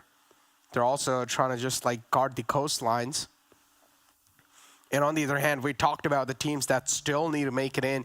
WallStreetBets too is one of those that barely has made their presence known right outside the blue zone. And then HQA is wrapping up from the back lines too. So this should be free elimination points for WallStreetBets. Boring Protocol and 4 Bros going right against each other. Nova has to be one of those teams that 4 Bros needs to watch out from, because 4 Bros, they can be potentially sandwiched. Potentially so. Look at how so many teams all lining up around here. Got 3 teams, the 4 Bros, Boring Protocol, and the Nova team getting very close. Nova looking to third party this most likely. Sam L taking some long range shots. Spec close with the grenade that actually connects a little bit of damage there. Spec in action. Trying to see if he could get any openings here. Some grenades fly back in return, and that's gonna get Spec to back up just a little bit. And there we go. Laurie too. Oh, this nade's gonna be tossed in pretty close. Oh, Spec. He moves away in the nick of time. And Laurie now is also gonna back off. Spec is down to 50% of HP. And Boring Protocol, Carnage is going to be caught off guard, and he decides to eject out of the vehicle too. Now Carnage is going to be in a huge disadvantage. Where's the rest of his team? You better provide him that cover fire. If they're not going to be able to, then problems are just going to be stacking up on top of each other for Carnage and Boring Protocol in general. There we go. Return knock found from the side of Boring Protocol to try and help out the man at the front. 4 Bros now kind of hurt, and Leon will be confirmed. And Nova with a nice third party right there. It's not even a full committal third party. Nova just plays so split that they could have their players set up in different areas of the map to just look for these little opportunities, pick up a point in there. Polar Ace coming in, taking a fight with Vamp. This is all the way in, wait, where is, this is in Fairy Pier. Yeah, in the blue zone. Some of the teams that are struggling to make it across this military bridge crossing. Man, and there we go. 4 Bros. They just get eliminated out the lobby. And all the way in the blue, this is Vamp and Polar Ace. We talked about having late rotations on these 2 teams. They're currently facing the problem with that, both these teams opting out for the late rotation inside the zone, and now they just don't have a lot of time to play with, and also the zone is just dealing so much damage, and look at the amount of these teams. They're just burning through each other's meds. Both these teams are taking some severe amount of damage, and they're just being knocked out. I mean, at this point, this fight is just for the elimination points, and this is going to be the last hope. If any of the teams do win this fight, then they will just be able to secure some decent amount of points. That's it. They're going to try and disengage and see if they could try their luck elsewhere. That blue zone, like you mentioned, slowly ticking away, not feeling too comfortable. Their meds are low. Circle shifted onto basically the center, the north center of Military Island. 19E is going to go ahead and make their rotation, which opens it up for HQA to make theirs. Boring protocol. A second too slow to set up that bridge camp out from Acer's side at least, and Sam L though, this is why you put him in the long range. This guy's got the nastiest of sprays as Carnage gets taken down by Nova, maybe overextending a little bit. And 19 Esports, they're just going to straight up book it. There we go, Salty and Rad right there in the weak holds as SP's going to be there too. One of the Nova players almost could have been caught off guard, and QZZ. Oh no, it's the big man too, out from the lobby now. Big threat neutralized. QZZ out the game from the side of Nova. And I said this, I mean, Nova might just win this game. Now QZZ out the equation. Let's see what the rest three players have got. Yeah, that's a pretty bad start for Nova. But they're still doing pretty decent overall, as for all things considered, in today's league match. I'm still seeing some teams trying to rotate across the military bridge. It looks like Boring Protocol is kind of set on camping this bridge, get as many eliminations as they can. Got 2 already. HQA is about to cross 2. That's Shi Wang, I think, down to 1 HP. One more shot, and he should get knocked. And there we go, Samuel with another one. That's crazy, Samuel. And then you can also see it was just like standing right there because he used his complete gyro just to track G-Man. Oh my god. Oh boy. And then he was just like trying to reset his screen after using that insane gyro. Oh boy, what a tracking from Samuel. Gotta give props to that man. And we'll also go on over and confirm that frag right there. Still 4 players standing for Boring Protocol, and they're off to a great start in the week 3. Boring Protocol turning things around. We'll see how they do in the Super Weekend though. HQA, I do want to congratulate HQA on crossing the bridge the way they did. Usually, I see a lot of teams just stop and try and take that fight, and then the whole team just ends up getting eliminated. I think when you're doing that bridge YOLO rotation, that's the way you got to do it. Just send 4 people across in 4 different vehicles and know one of you is not going to make it. And it's usually the one that goes first. So sacrificing Chi Wang there. The other 3 do make it across. And we're going down to the south side. We're going to go straight into military base itself. Spicy. Panthers, they still got a chance to win this one. Oh, Polar Ace. Yeah. All of them just died to the water in the blue zone. So maybe they should have taken that fight like you said. Just go for those elimination points. Yeah. I mean, the Panthers, I said they might have, I mean, they will have a good game if it goes down south. So this is a chance for them to get a good game. It's going to be tough to win it, though, because they're now going to be surrounded by a lot of teams, and they cannot afford to peek out or even give any sorts of damage because they're just going to burn through a lot of meds. Great utility utilization from Kindness. Buys them enough amount of time to try and cross on over. Dope, too. Every single player is available here at Nova. They're just getting dismantled. 2 players taken out now. And Noah, what's going on? The nade's going to be lofted quite close. A great nade. Fishy falls down. Oh, such a great way to capitalize, too, on things. And Kindness now will just turn around and slap Flash right in his face. Kindness. Oh, my God. It's just a man unleashed.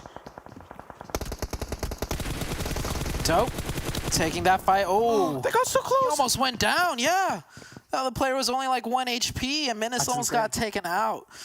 Nuts. That was a really close fight, and XSET has decided to crash right onto the Panthers split location along with WallStreetBets. So just like that, the Panthers have 2 teams to deal with. How are they going to readjust this Moso?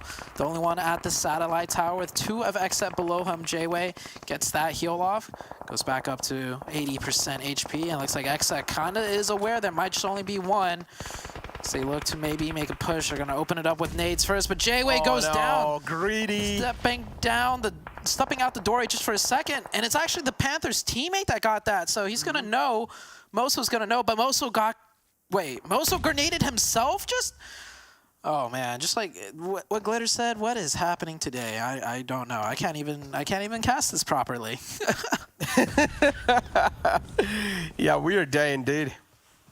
And the Panthers now also making rookie mistakes. This might just be really good. There we go. Kill switch finds the opening, and that's a big man too. 24K taken out. Yesterday, 24K was popping off on all the cylinders, and now 24K in this fight got taken out pretty early. Lazarus too.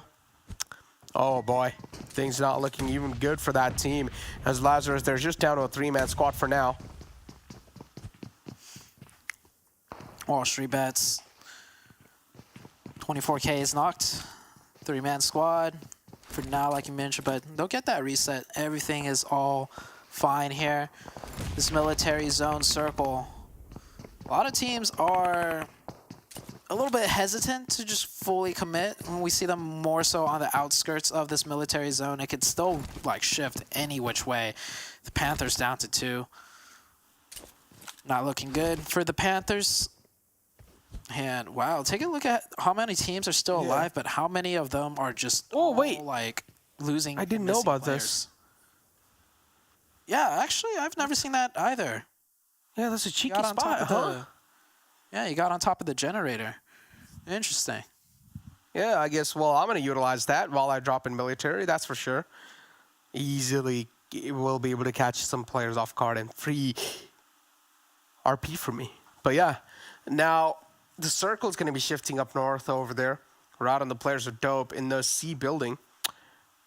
And now, dope for now, they're looking pretty okay. The Panthers too, kind of in an okay-ish spot. But as I said, Panthers had a really good position for themselves. And I even mentioned this, but they're going to be surrounded by a lot of teams, and that's what exactly happened. XSET moved on in pretty close. WallStreetBets too moved in so close. And then they just got taken out one by one. Freddy on top of this, he's giving these players their comfort spot, and that Molotov in the isolate these players. Nemesis kind of separated out from the pack. Let's see what he could do with that cheeky spot. You saw right there, they did not check it at all. They have no idea. No, this is not a good move. Oh! I like the attempt. He even pre-fired that doorway, knowing the other two would press in. Imagine if he got like some nasty headshots with a drop shot at the same time. Could have just 1v4'd that. I mean, I applaud the attempt. It could have gone either way. He went for the hero play. It just didn't work out that time. Yeah, I still feel like he should have been a little patient and just stayed on top of that generator. Yeah. And maybe he would have been, he would have been able to like at least secure another one. So it could have been like equal traits. But again, Vamp, though, Swin's taken out. Taw's also going to be catching some bullets from some off angle by the players of 19 Esports. 19 Esports too, they have got quite a great compound to play with. WallStreetBets and Lazarus right next to each other again. And look at this, I mean, Kiseki is there, Joey is there too. Fears is right next to him as well. Fears will peek out and he will be taken down too. Steve-O, I mean, we just had an interview with this man and what's going on? Boy, oh boy, this man's on a killing spree right now. He's like a little killing machine. Joey, last one up. Trying to stay quiet, trying to hear out the footsteps, prepare himself. Joey, one of the top fraggers for the Lazarus team. He might be able to pull this off, but we know WallStreetBets is actually quite a deadly team when it comes to those gun skills. He gets one, goes for the second spray, switches to them 4, but he's crossfired from both positions, and that gives XSET their cue to move on in. XSET coming in with a nice nade opening onto Steve-O. 2v2 situation, Jay. Wait, with that cooked nade, that should be, maybe cooked it just a second too long, as Nemesis still stays up. He does, and now JV just trying to maybe go for another nade. No, that's not the call just yet. WallStreetBets with 2 players up. Nemesis and 24K. Going to be in this little compound. Every single team at this point, they're just waiting for the next circle shift. And look at this. Mezexis, they're being caught completely off guard. Mezexis, they were trying to play with the high ground, but the circle this time, it shifts right inside the military island, or right inside the military base, as this little smoke grenade. For trying to provide the visual blockage. HQA 2 still alive with 2 players in the game. HTV in the front lines with 3 players alive. HQA trying to gatekeep out the team of HTV. It's going to be extremely difficult for HTV, though. They got a huge crossing to make, and you can see all the little nooks and crannies HQA can use to gatekeep them out and surprise them. Circle is slowly going to start to close in a couple of seconds, though. HTV using their nades, trying to make an opening, but smartly enough, King Pig has decided to back up, so he's not within nade range. He's not, and there you go. Ragsy, he's able to find that nice damage numbers onto the players of HQA in the front. Cross taken down solo. King Pig is there, though. We've seen King Pig just pull off some nutty plays. Nade tossed in, maybe thought that there was someone behind the little container, but that was not the case just yet. HQA 4 now doing pretty okay, but they still need to make it inside the next zone, and that's where they will need to try and expose themselves. And Vamp, they have their crossers set up. They're just waiting, or at least Bob. Samuel has his crosshair trained in the same direction. He's just waiting for even one of the players to step out, even for a split second. XSET and WallStreetBets still very close to one another. They might decide to share this zone one more time because it shifts down right on top to both teams. 19 Esports in a good position. TC will have to snake their way in. Dope barely in the edge of zone on that northwest right there. And Sam L still creating some trouble for a lot of these teams. Boring Protocol has been down to just Sam L for quite a long time, and he's making it work from his position. Indeed. And now there we go. It's just here so many shots ringing at this point in time. You just said Samuel, the final man alive. He has a lot of work and a lot of burden on his shoulders, that's for sure. Exit right here. HTV, we finally do say HTV taking an exit because HQA was trying to hold him off at bay. And they will be taking an exit. Kill Switch and JV, this deadly duo, will now need to try and make something happen. Every single team is just in the outskirts of the zone. Next circle shift. Which team is going to be favored by this next circle? Let's find out, because this next circle is going to mean quite a lot to a lot of teams. If it goes down south, that means WallStreetBets exit, and even the Chosen will be kind of favored by it. And majority of the teams are down south, and there we go. It does actually shift down south. What's going on, Zoo? My circle predictions today. Damn. Yeah, it's on point. Got this military circle presented to you by Necro himself. XSET. Nades are flying back and forth. This 2v2 has been going on for so long, and TC has crawled and snaked their way right next to this XSET team. Dope. This is probably the next team that's going to go out. They got such a huge, difficult crossing to make, and 19 Esports has their eyes dead set on them. That player right there, Rad. If you guys didn't know, you could scope in on a piece of ground and mark it, and you could see on your mini-map if it's in zone or not. So that's what Rad was doing right there. Dope will try and smoke their way across that opening, but they're going to need a lot of smokes to cover that ground. And Zoo, again, there's just so much cover to play with, right? At this point, the players cannot trust any angle. It's going to be so tough to even filter out angles at this point. Like, where should you look? Where should you not? And look at Dope. What is this? It's complete just smokes all over the place. Dope, at this point, they know they need to step out in the open, so you might as well just smoke the entire ground. As 19 Esports, SB is going to move out in the open while also trying to sweep the ground in. Dope, 3 players up for them. Flash, Menace, and Pan. These 3 players are on a mission as well. Pan spotted out. Nice shots from SP. Pan will be shut down now. Dope, they're down to just a 2-man squad. Man, it's all out chaos here, and that's what happens when you don't have smokes. You get spotted and you get knocked in the finish. Sam L, king of the mountain right there. Oh, he's still peeking at 1 HP. Oh, Sam what? He had a first aid the entire time, but he did not let up those peaks. 6 eliminations for Sam L already. And he's still got that zone to work with on the next one. Sam L popping off. Constantly asks for someone other than Spec to pop off for the team. Well, Sam L is the next one to really do that and make his name known. Doing a really great job. Yeah, I'm not going to lie. Samuel's got balls of steels to pull that off. Yeah. Oh, boy. Look at Opa. The Chosen is still making it alive, Zoo. I mean, this was one of those teams that you're looking out for last week, but this week they're doing good. Okay, so it's like the curse is being lifted off of them. But now WallStreetBets Nemesis being knocked out. 24K is going to be in the front lines. Another nade lofted in. It's going to be so close, and there we go. One single bullet's going to seal the deal, and it's SB from the side of 19 Esports just wrapping up those elimination points and stealing it away from the players of XSET. JVan's kill switch just sweeping their way in, being the cleanup crew in this lobby. That was the longest 2v2 ever. Those two teams shared that area for so long, and now it's finally done. The circle shifts in favor of Sam. Sam is still in the zone at that ridgeline. There's a chance, just a chance, that Sam L might pull off what Spec couldn't do in the very first game. And I mean, today has been Boring Protocol's day, to say the least. Yeah. I mean, look, I understand going for frags and stuff like that. It's quite cool. But now I feel like if Samuel wants to go for a win, he needs to be patient. He should not be greedy for elimination points, and he should at least try and hold his nerves with his gun. Now, XSET kill switch is going to be exposing his body a bit there. Caught a couple of bullets too, taking him down to half HP. Samuel getting charged on by the players of 19 Esports.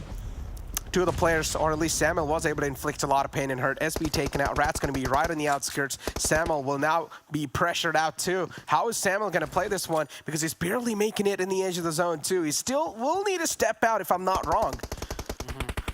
I actually don't think Samuel can step out. Maybe you remember that area of the map incorrectly, but I thought he had a little mound to be able to peek up and down. It looks like Samuel's kind of stuck as nades rain in from XSET. XSET take out a team right here, and now we're just down to 3 teams.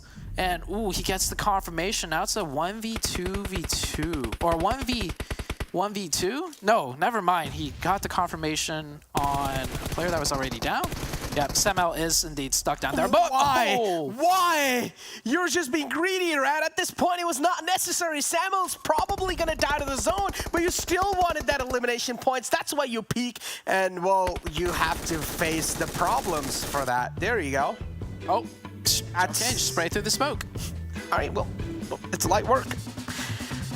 I'm not gonna lie, I was worried for 19 Esports in the end, especially when Samuel got that knock. I was like, okay, well, this is a chance for XSET to try and capitalize. But luckily, 19 Esports, they just had the man number to play with. Yeah, that was, once again, I feel like that was a very weird ending. Like, today has just been strange. Very strange circles, very strange game endings. But 19 Esports, what's not strange for them is that they just secured that chicken dinner, and they fought their way in, too. I think they had to scrap through a lot of teams, and Sam L on the round report, 6 eliminations, 1,414 damage. That's what I want to see. Wow. Let's throw Acer up there or Carnage next, and then we'll get the whole team of Boring Protocol really playing in form and in shape for the Super Weekend. I mean, Acer is sort of player, right, where we do see him pop off. It's some days given and some games. But again, talking about hot and cold, and Acer is kind of like that. But again, he just needs to find a little bit of sweet tuning for himself. But on the other hand, though, Samuel, what a great game. And also Samuel, I mean, we've been talking about Boring Protocol, right? They're just trying to play around with Spec, but this time Spec wasn't even alive. So they're able to step it up, and this is what I'm really loving it. But again, this is something that's happening in the league play. Are they going to be able to replicate it in Super Weekend? We'll see how it goes in the Super Weekend later.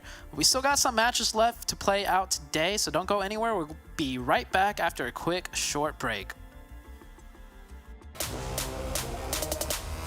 Hated by newbies but cherished by pros, our overall perception of Miramar hasn't changed over the years. Set in the heart of the desert, the hilly and uneven terrains make travelling around this map using vehicles a difficult task. Furthermore, the open fields and steep hills turn into a valley of death for any survivor who dares to cover the lands on foot. And the job is even more grueling when you have more land to cover.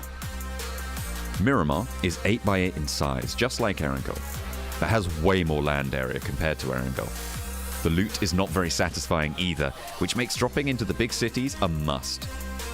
To avoid drop clashes, players can try cities like Los Leones, which are so massive that they can easily fit in 2 or 3 squads who can loot specific parts without any violence. Miramar's large open areas leave fewer chances of getting ambushed, but when you need to rotate, you will hardly make it without your teammates getting blown off in vehicles. All the cities in Miramar are connected through highways. These can save you from the trouble of getting caught by opposing crosshairs while your vehicle is rolling down a ridge. Boom! Takes out the tire, and he is absolutely wrecked. Nevertheless, flawless rotations, according to the zone shifts, are a must to capture vantage points in high ground areas, like the Picado Hill, Junkyard Hill, and the Church High Ground outside Chumacera. In Miramar, giving up these eagle eye points is suicide. Also, remember to choose the buggy over any other vehicle you come across. While these are some of the more preferred places, there are some sweaty, infamous hot drops that even the pros hesitate to go in. The red building beside Picado Arena, for example. We won't suggest a blind rush here, as this place has like 1,000 different corners where enemies can camp. Apart from all of these, there are a lot more tricks to learn and secrets to explore about Miramar. Tell us what you find fascinating about Miramar in the comments below.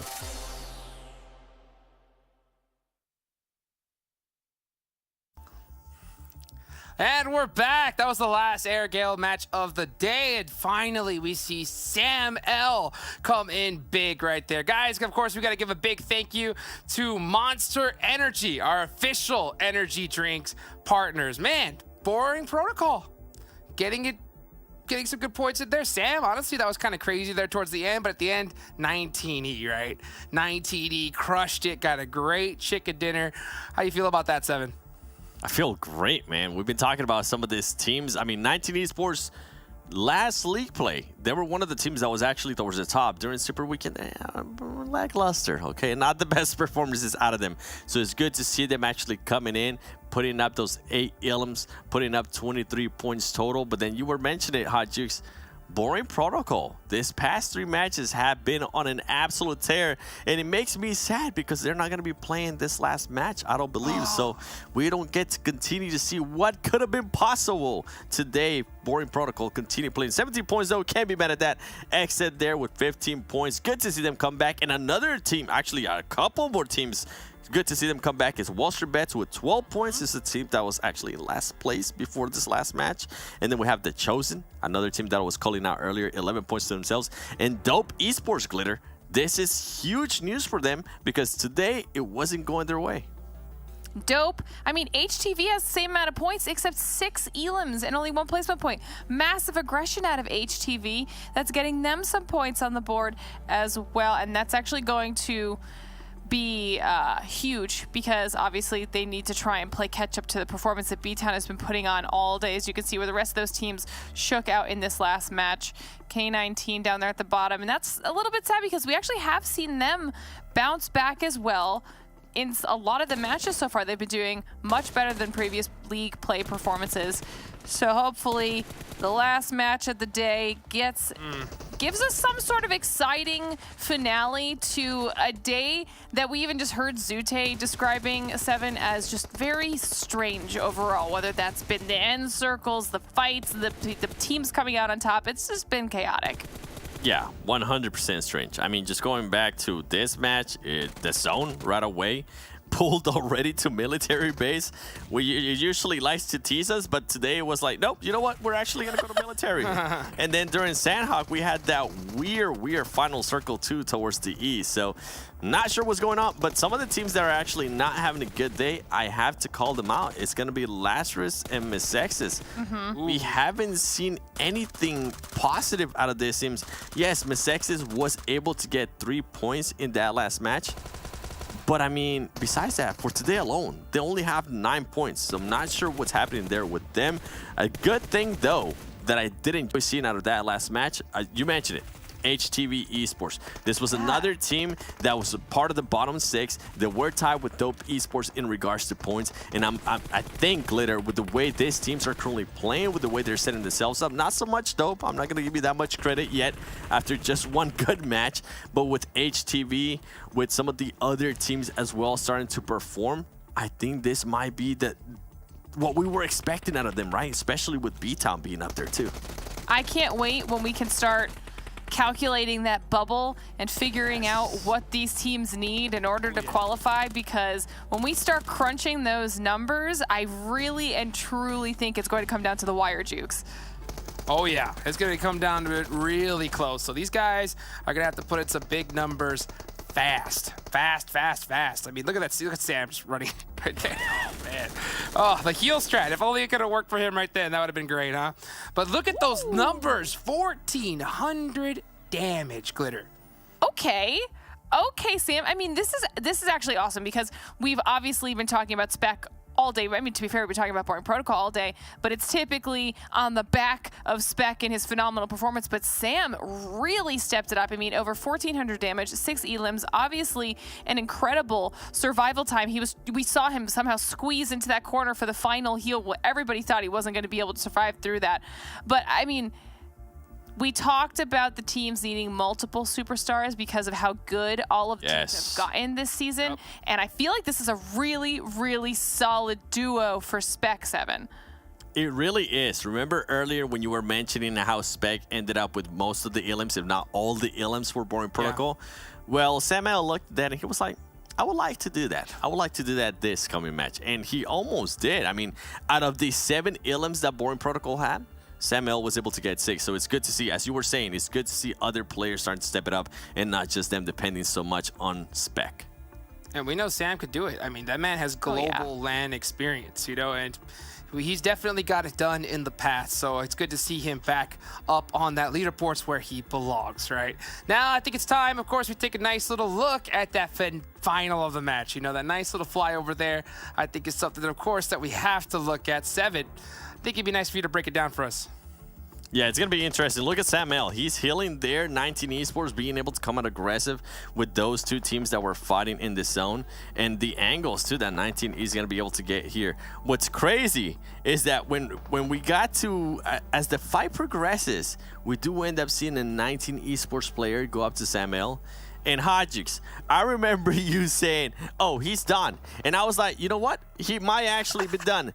And all of a sudden, Samuel pulled out one of the best headshots or whatever it might have ended up being because he destroyed that player. But right here, like, look at the way 19 Esports is just controlling this. They know that they don't have to push up all the way out. They know that those players are going to be able to come out. Salty being able to get that off angle. And right here, we're getting closer to that point.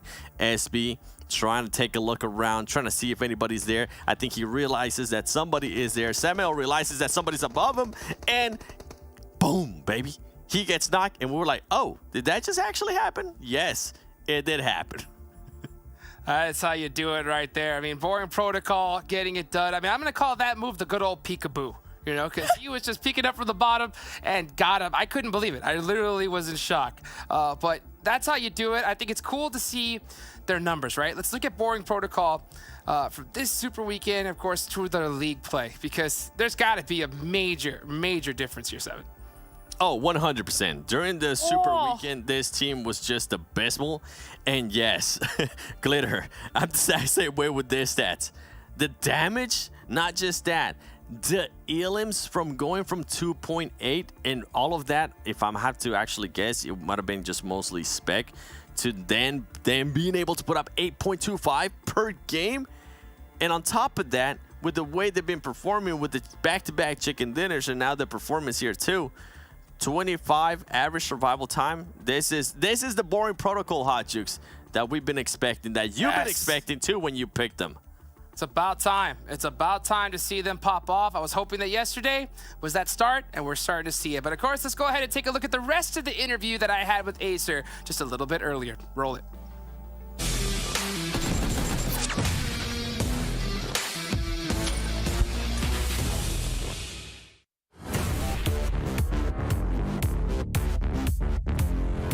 Next question is kind of a question that we answered a little earlier, but if you could just dive in a little bit deeper, right? It says, how do you and the team feel about your performance so far in PMPL? Well, we feel okay about it. Like, the 3 of us, me, Carnes, and Sam, we're definitely like disappointed with the way we played. We know we can play like so much better than that. Like, we're extremely happy with the way Spec played. So like, but like as an overall team, I think we were okay about it. We played decent, even with like me, Sam, Carnes holding Spec back. So yeah. I mean, you'll finish 8th place. 8th place, you know, with a new squad. I think that's a good, solid mid of the pack. You know, not worry too much. Yeah, this next coming up Super Weekend, that's where things are gonna have to start ramping up. So are you guys doing anything different to like prepare in between weeks here coming up into that? I mean, we're still gonna like play 2v2s and stuff to like warm up and whatever, but we definitely like talked about like all the mistakes that we made, like how we can like definitely play better. Like we've been talking with our coach and stuff. So I mean, that's really the only thing that we're doing different. We're gonna like try to fix the mistakes that we made last week. What have you tried to improve on the most since the start of this PMPL until now? Probably communication. Like all of us, we've all been like trying to improve our communication because like comms, like they're very crucial, and like the game, like competitive and all that. Because if you don't have good communication, then you're not gonna do good. So like we've been like working like hard on that. In fact, like that's the main thing we've been focusing on, because there's been like many situations where a fight just ends up not going our way because of like a miscomm. So like yeah, that's the main thing. Can you give us an example of like what like a miscomm would be like, so that like if people can kind of understand that? For example, let's say like a team crashes you, right? Like 4v4, you knock one, your teammate knocks two. Like your teammate knocks two, you try to push, but then somebody like doesn't realize, or like somebody doesn't hear that there's two knocks, and they say it's like 3 up. So everybody like doubles down, like 3 up. What do you mean? Like I knocked 2. And if you end up trusting that person that said there's 3 up, you don't push, like you slow it down, they end up getting the revives, and that can like be bad, right? Like like even if you still win the fight, like that could like you could have finished a fight like way earlier, right? Like there's many like examples to miscomm. Like the crucial ones are just like getting like multiple knocks on a team. You don't realize it. This is like miscommunication, and like you don't push a team when they're 1 up, and they end up like getting like 4 up now. Like it's just like it's bad. And playing at that high level, especially these days, right? I can imagine with that kill feed flying as fast as it is, with all the stuff that you guys are worried about, it's so simple to make a decision. That like just a little miscommunication like that. And I think a lot of people that play like PUBG Mobile Classics, I don't think they realize like at that high level how that tiny little 5 seconds, right? Like what time do you think of a little missed call and a little waiting to push is like too long when it comes to a situation like that? Like if it's 3 seconds is like light years, right? Or is it 2 seconds? Like what do you feel? Probably like 3 to 4 seconds, maybe. 3 or 4 seconds and it's over, right? Yeah. That's so crazy. That's so crazy to think there's just literally 3 seconds of just like, wait, what's going on? By the time you figure it out, they're already on you. You know, that's so nuts. It's like, especially in this like high level of play, like you just can't be like making those types of mistakes because it can like cost you like bad.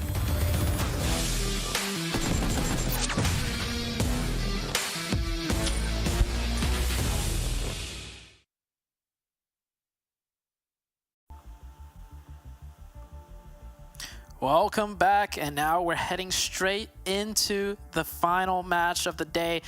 Miramar, it's been a weird, hectic day, but this is it. The last game for this one, or for today, and what do you think? We're ending it on Miramar, Necro. Oh man, I want to see a Los Leonas City Circle. That's what I want to see. I feel like Los Leonas City Circle are one of the most like hectic, chaotic, call it whatever you want, but man, it's one of the most entertaining circles. I mean, correct me if I'm wrong. What do you think about what's like one of the most like favorite circles for you on the map of Miramar? Counting those 2 islands outside that are on the water area. Ah, you read my mind. Oh, check that out. Sam L and Spec now on the top of the stats. That's what you like to see. Sam L actually only 300 damage behind. Wow. Okay. Yeah, but counting out those 2 islands, you read my mind because that was my first initial thought. I want to see. I want to see a Minas del Sur circle, like a circle that ends on that south little itty bitty island. I've seen it happen 1 time ever in the entirety of my PUBG Mobile experience. It was, I think it was like a scrim game that I was watching. It wasn't even like a PMPL or PMGC or PMCO. But if we could see that happen here, or like at least just like in the course of PUBG Mobile like timeline. That would be really cool to see. But yeah, we'll see where it goes. You predicted the last circle, and this time around, it is that's as boring as a Miramar circle could be, I feel like. Well, I guess, yeah, but there's still a bit of crowd around Los Leones, and this is what we like to see, right? This is what we've been accustomed to seeing. Mezexis, WallStreetBets as well, dropping right next to each other. 19 Esports 2 are going to be there, and then Polar Ace 2, they like to go towards Impala, if I'm not wrong. And, yeah, the Panthers, too, they're going to be there. The Panthers, though, one of those teams that don't really like to get or engage in a fight that early in the game. And then maybe later on, in the later stage of the game, they would try and get engaged, or they would try and engage themselves in a fight. HTV is one of those teams too. So at least in Los Leones, I'm expecting not a lot of fight, even though there's a lot of players around it. But I still feel like we're not going to be seeing a lot of fights because all the teams around, they're not those teams that likes to challenge. Unless WallStreetBets is one of those teams that has done their homework and they will just start targeting teams, then we might see. Yeah, that could be the case. We could also still get a Los Leones circle, to be honest. I'm looking at the map a little bit more. Yeah, I could just hard shift down to that southern side and then could just end up there. Taking a look at where the rest of the teams are spread out. It's so hard to say anything right now because this circle is just like so like general. Every single team is actually in the zone already. Like, yeah. XSET has one member in the zone. BTOWN has at least one member in the zone. And then all the other teams have all 4 members in the zone on the very first circle of Miramar. So it's like, there's not much that we could really kind of talk about or theorize. And it's just, like I said, it's probably the most boring circle you could get on Miramar. Yeah. Everyone's just chilling and no one really knows like where it's going to go. Yeah, I agree with you on that. I mean, I'm not really expecting any early clashes. Again, as I said, unless some of the teams, they do want to go for some targeting, then maybe potentially we might just see some early engagements. But so far, not a lot of movement on the map either because teams, they're going to be comfortable. As you mentioned, this circle is covering the majority of the teams unless Execute. They still need to try and make it in as they're all the way up north in La Cabrera, but still they're going to have a free rotation in. Execute was one of those teams you and I think so Hot Jukes were going with to watch out. Oh no, I think so Hot Jukes was with BTOWN. I think so it was with 7. Yeah, 7 and you went with Execute, and today Execute, they haven't really been doing that great. Yeah, Execute, it's just, I know the players on the team, it's just a lot of inner turmoil, and hopefully they're, honestly, maybe if they get circle blessed a little bit, it'll like turn things around, like turn around the morale. But yeah, Execute, it's the, you know what, I'll throw in a little bit of history since I actually, oh, hold that thought, I'll throw in that history later as 4Bros. Oh! Yeah, okay, it's done. He's gonna still try and drive away? No way he makes it. No. What? Yeah. Oh, there we go. He tried. Almost. He tried, but he knew though if he got out of the car that he was still going to be finished either way, so he just went for the off chance that maybe that car is fast enough to get away. But the Knights pick up a quick elimination right onto 4Bros, claiming their territory. And yeah, so back to what I was saying about Execute. So I actually played with Fate, who is the endgame leader of the team, of the Execute. And okay, all right, okay, just forget it. I thought this was going to be a slow, boring circle, but everybody's just getting into the fights as 19E. Alucard gets the trade. The rest of Nova team, though, pressing up really fast, and Alucard, he's by himself for now. He gets a second one, gets 1 or 2 back-to-back, and the rest of his team is driving in as fast as they can. And look at Nova, now they're closing in too. They're not going to back out from this fight. Nova, no, they know they don't have anything to lose here, so Nova, you might as well just try and go for these players or try and go for these knockouts, as now it's going to be a great and strong reply from the side of 19 Esports. Kindness goes down. Nova, it's all down to the last man alive, if I'm not wrong, and yes, it is, because QZZ2 got taken out. Ren now in the outskirts. Are 19 Esports going to be able to get the reset through? That's something I want to find out, because both the players are back up, and there you go. Yeah, they're still damaged, but they should be able to patch themselves up in a bit much more time. Salty in the outskirts as well in the compound wall. No clue of where Rin is. If Rin is positioned, Salty needs to take things a bit slow. I like where Rin has positioned himself. He's nowhere near the compound, but still kind of on the off hay bale. And it seems like 19 Esports, they have a little glimmer, or they have a little understanding of where he might just be positioning himself, but now it's just getting swarmed by the entire squad of 19. Yeah, wow, 19 Esports will get that full reset too, and that's Nova. Just completely destroyed. I mean, they put up somewhat of a fight, but they didn't confirm any of the knocks, and 19 Esports looking good. It might be because they got that chicken last game, so they're really feeling themselves, but Alucard held it down by himself. He held it down long enough for his 2 teammates to show up in the car, and I think they were still coming in from Los Leones. HTV right there. And look at him. All 4 players over here. But still, I mean, Nova is one of those teams that got taken out pretty early. And I'm honestly not worried for Nova. Because we know Nova is capable of even if they have last 3 games and they're all the way down in 20th spot and they need to qualify, they have the capability to just pop off in those final 3 games and still make it, right? If I'm not wrong. I mean, I know I'm pretty right. Yeah, it could happen. It definitely could happen. I'm looking at the circle once again, and everybody's just really centralizing on this first zone just because there's a chance it might just center up. And if it doesn't, there's a lot of roadways around the center area of the zone. So it's like easy to rotate around, even if you find yourselves somewhat surrounded by teams. There's a lot of pathways and access ways to go to whoever the next hard shift might go to. So I think that's why we saw some teams fight very early on for certain positions. I mean, again, the zone is still closing in, though. Teams will need to still worry about it a little bit. Master OP, Rust is being taken out right there in the front. Gonna toss on some smoke grenades to try and provide that visual blockage and also a bit of cover so Master OP can make sure it can also get the resurrection on the fallen man. Going out in the outskirts. I mean, if he wants, he can also just carry his teammate on the back and bring him inside the house and then maybe get the res, but no. Instead, he's going to ask him to crawl, provide some nice cover with the smokes, and 4 bros, they should be good for now, but they still have only 3 players to kick things off in this game. And the Panthers looking pretty good for now, and the circle actually shifts away from Los Leones. Okay. Yeah, it goes, it's actually a hard shift to the western side, so now everyone's got to move over to that left. There you see the mini-map.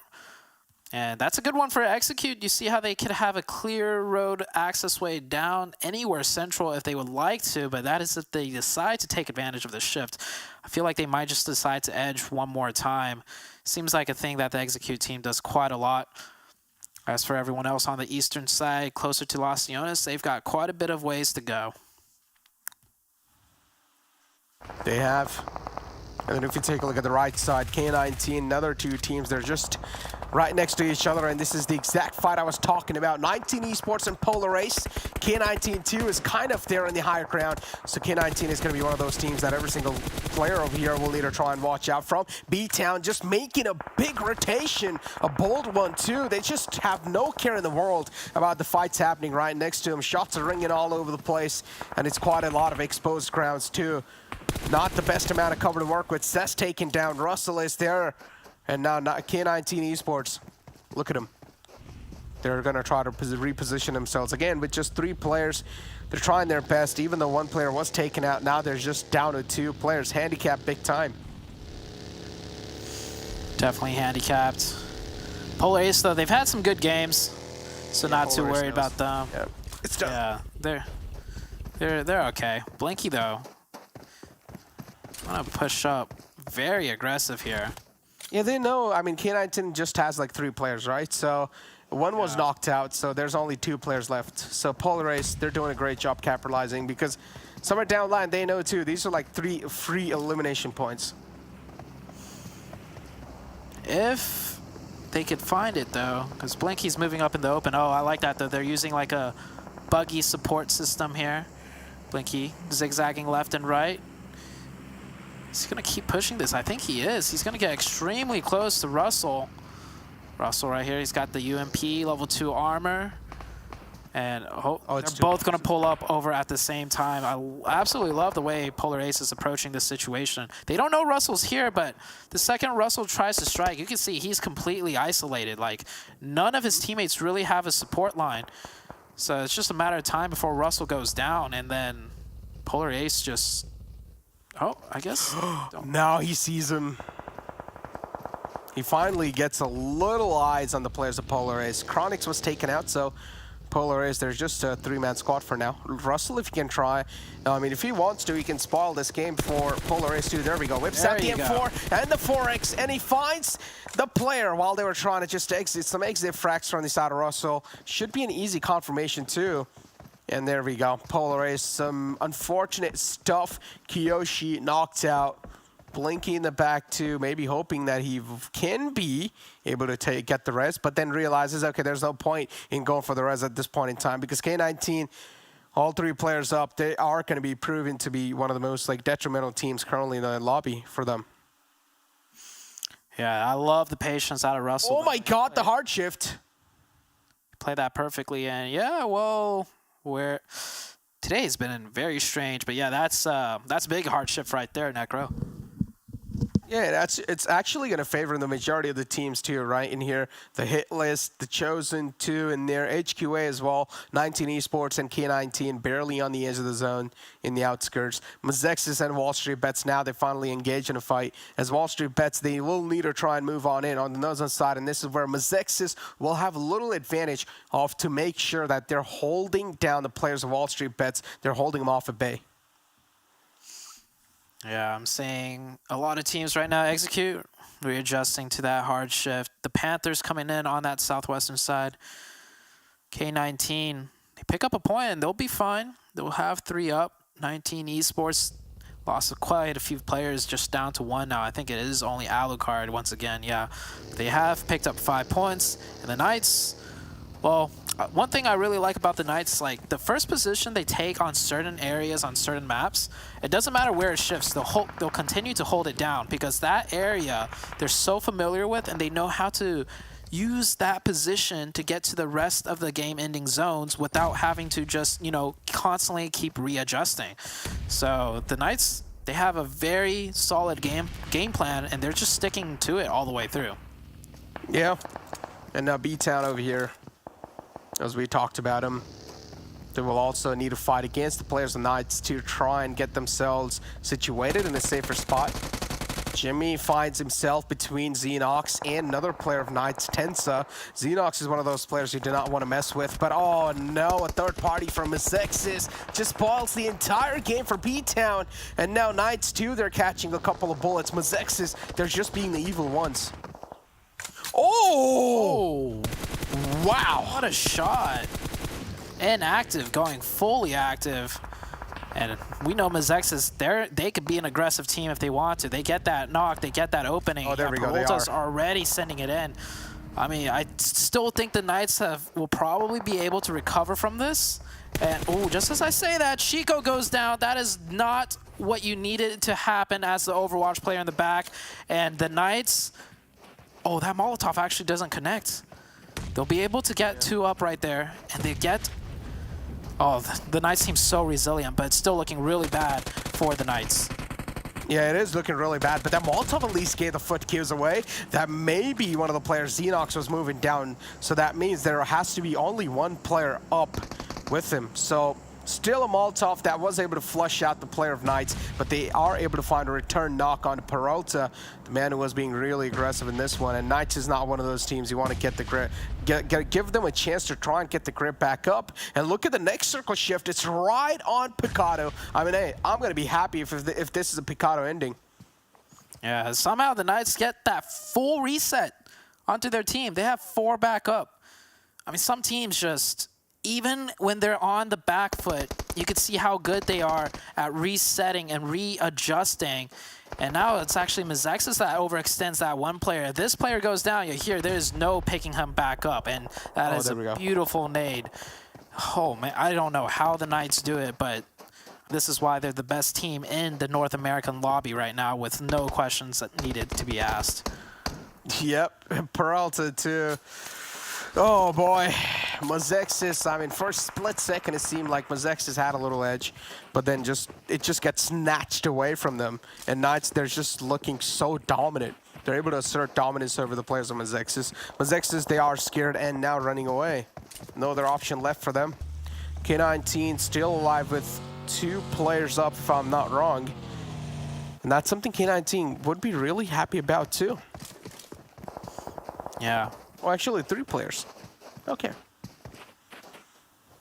The Knights still making sure that their flanks are clear before they move into the next zone. They have the circle right next to them, and they're not in any rush whatsoever. This zone could end up in Picado.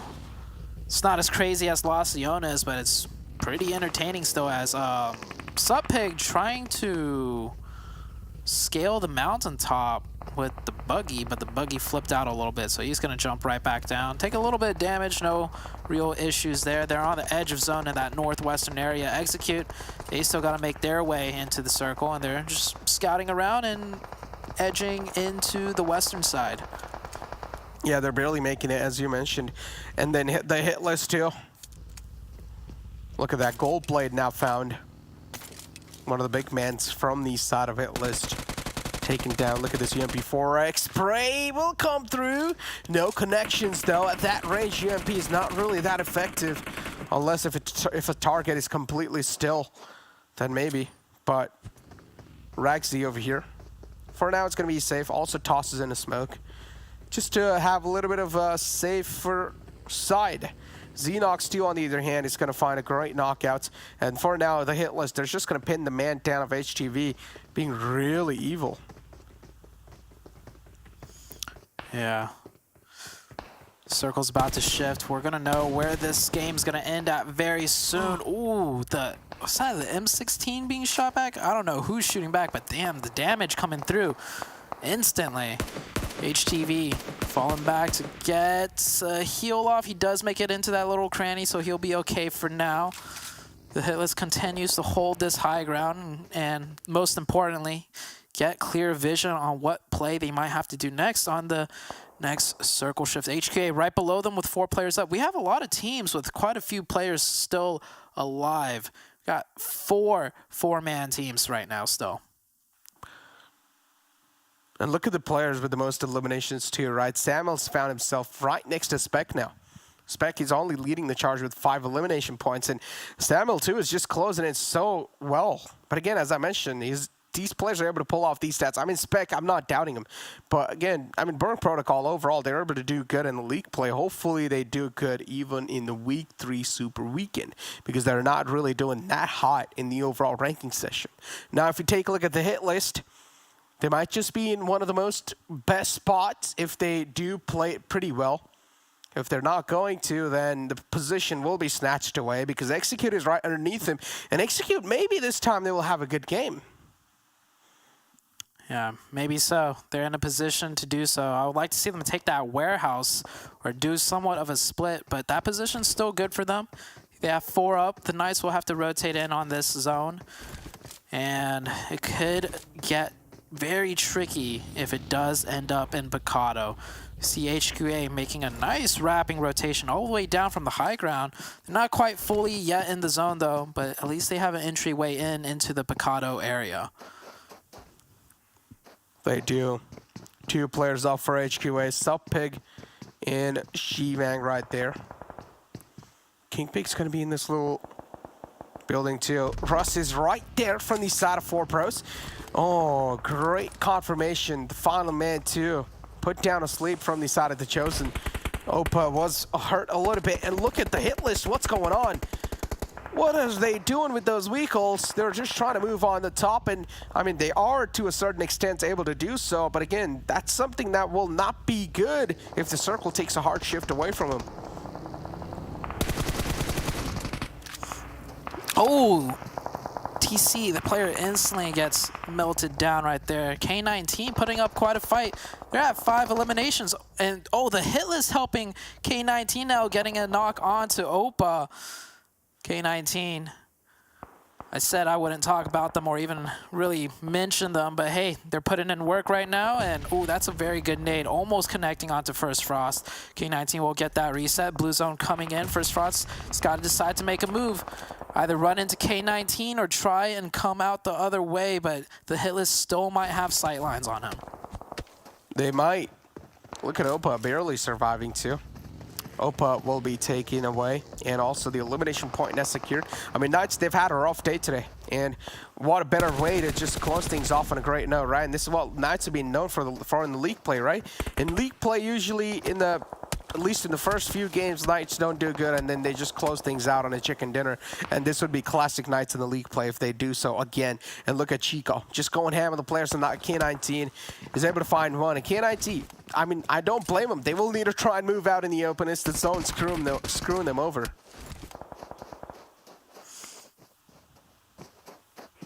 Russ backed up into a corner. Mezexis, they got quite a ways to go still. They got to cross that road, which is going to be dangerous with the Panthers already set up across the road. But even before they do that, they have to deal with 4 bros. This is just mutual destruction right here for both of these teams. We'll see which one comes out on top. And I think Mezexis kind of knows this. You should just commit to this fight and not even worry about making it into the next zone, because neither team has a good chance of making it into that next zone across the roadside. And look at Laurie now catching some bullets. 4 bros, oh, they're just, it's like make it or break it moment from 4 bros now. If they're not going to book it right now, then it will be pretty much a donezo game. But oh, nice off angle from the players of the Panthers. Poppy able to find Russ, and instant confirmation too. And oh no, this is something Mezexis did not really expect as well, because Mezexis too, now they're getting taken down. The Panthers out a really great spot in this one. Also the high ground to play with, also some of the best amount of cover to play around with. Jason, this Molotov is tossed into perfection. Cyanide, it might just be catching a bit of flames now. Just a little bit. Jason. Oh, there we go. Oh, Russell with a grenade, actually. K19. This is one of K19's best game we've seen yet, and this is probably one of the more difficult circles to navigate, so I'm surprised they're doing so well right now. And the Hitlist getting hit down by the side of Execute and K19 over the top. They're pretty much just sandwiched right in the middle. Fanboys went down. HQA out the equation to on 9th place. K19, 4 bros, Mezexis, and Polaris. These 4 teams are barely surviving with that 1 man alive. This nade from the side of Execute might just be pretty good. Most locked in, quite close! And oh, gold plate, the toes are exposed, and the toes will be cut off, as Yang will now claim those toes, as Jachi's going to be in the back lines. Russell should be one of the biggest, man. He should be scared off. And I'm pretty sure at this point they know where Russell is positioned too. But still, his backs are quite exposed. The hit list, they have a lot of, yep, there we go. Jachi knows where Russell is, so at this point, hit list, they just have a lot of pressure. Yeah, the hit list is pretty much done for. Russell's still got to make it into the zone, though, so he's going to have to expose himself, and Russell goes down. Yep, good game for K19. Still, nonetheless, the Panthers scrapping their way in on that southern side. They only have to deal with 2 players. It's in a mix of different angles and compounds. And oh, the circle goes back towards the Execute team. Execute already with 8 points, plus 4 players up. Oh, wow. Is this, we might see Execute get a chicken for the first time ever, I feel like. We might, yeah. I mean, and if they do, I mean, look, we would give them credit too, but it's mainly because the zone also favored them in the end. And they also had quite a lot of free rotations inside the zone. So, nothing taken away, but Execute, it's like the game was, or at least the zone served them the game in the silver platter, as now 4 pros. Master OP is going to be there. Moso was even on a low HP, but he still manages to take out the player 4 bro and put him down and to sleep. Another nade lopped in from the side of Troy. It's going to crawl in quite close. Poppy is barely surviving on 1 HP. And now Nicole is going to try and come in just to provide that cover. Nicole gets taken out. Oh, that's a rookie mistake. Should not have just charged on like that. Should have waited for another one to play with. Polar Ace picks up 2 right there. Moso can't even get the revive because the blue zone is, or is he going to go for it? Blue zone closes really slow in the late games. The Knights still with 2. Coops rocking the K9. See if he can hit some nasty shots here. He's going to need to if he wants to breach into the circle. But Execute looking better and better to take this chicken dinner. As you mentioned, they're looking better and better. And look at Knights. The Panthers in the front, Moso. Oh, a nice opening. Fate taken down. That's also going to buy a lot of time. Sniper shot. And, oh my God, Coops. Yeah, as you said, there you go. A skull-cracking shot to buy Coops enough amount of time to try and close on it. Yang goes down too. Oh. Are they going to push though? That's the question. Execute just down to 1 member. The Panthers realizes the Panthers are pushing in. Execute do get 1 revive back up. They're back up to 2 players. Panthers are pushing extremely aggressive though. They're not going to want any more revives. Fate's getting a 3rd one up. This could still be Execute's game quite easily. Yang will get taken out. Or no, oh, actually it was Fameboy dropping a smoke. He's going for that revive. Pappy getting tossed the first aid kit. Okay, Execute's good. They'll be able to get 4 players completely back up, I imagine. Yeah, it's quite funny to see that first aid kit just like drop on it in front of him. Yeah. That's something we see happen quite rare in the game. But yeah, that's a rare mechanic that we see being utilized. But over here, the Panthers now. 2 players up for them, Poppy and Moso. Nicole got taken out, even Freddy got taken out earlier. And now these 2 players are going to have all the eyes locked on him. This duo will need to try and make some impossible stuff happen. It's a mission impossible for the Panthers to make it out alive from this compound. Are they going to be able to know what's going to be the answer for now? As they execute, they're just trying to move on in. They're trying to eat them alive. The Panthers, this is the run for their lives. Are they going to be able to? No, they don't get away. And they execute. They get an easy squad wipe on the players of the Panthers. And Jet G coming in right there, securing their team a 2nd place finish, but the real victors Execute. We talked a lot about them, how they missed the 2nd super weekend. A lot of pressure was on them, and this was the team that Seven and I, we both picked to keep an eye out for, and it looks like whatever they did in between the break, the pep talk, the team bonding, the figuring things out, well, they figured out their way to get that chicken dinner too. So Execute, this is great and all, right? They're securing their way into the super weekend, but it's how they'll do in the super weekend that will really count as we take a look at the round report. Yeah, usually it's like teams do really good in league plays, and then in the super weekends they tend to choke. So we cannot really just judge things off of just the league play days plays. So as long as we're not really going to be seeing these teams playing the league play, but there are a couple of teams who have already proven themselves, and we don't really need to doubt them again. But take a look at the round report. Coops, of course, went absolute ham with that bolt action sniper. He was able to connect those headshots. But I was seeing him on the kill feed, always on a little bit of the left side of my eye, and I was like, damn, this man is actually able to connect those shots. Yeah, I mean, when you're a pro player of the highest of caliber, you can use any weapon, including the sniper, and be able to use it effectively, not just for those like knocks that don't amount to anything where they just get revived, but I've seen, some snipers hit that knock, and Knights, their team, where they hit that one opening knock, they can definitely push you and wipe the entire team. So it's great to see Coops has that ability under his arsenal too. I mean, of course he does. I mean, Coops is at this point is like one of the best players, as you mentioned. It might just be the best player in the North American region. But it seems like, Zoo, that's going to be it from our side. But don't go anywhere, ladies and gentlemen, because it's going to be the analyst desk back again after this short break.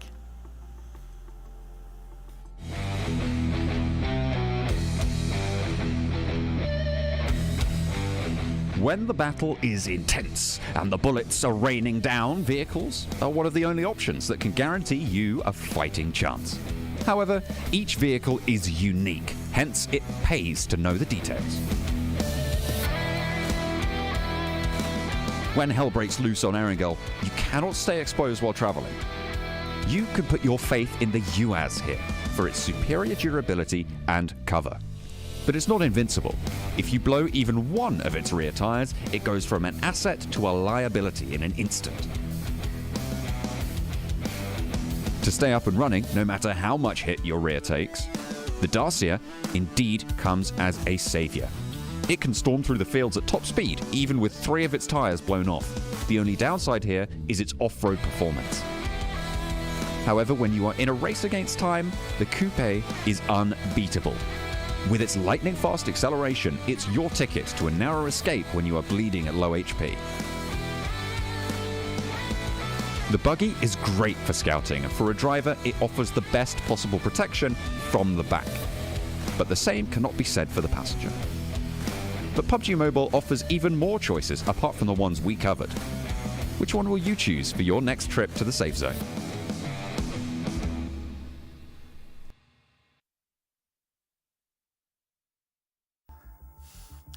And we're back. Execute pulling out the big one right there. Another squad that desperately needed it. 7, what do you think, huh?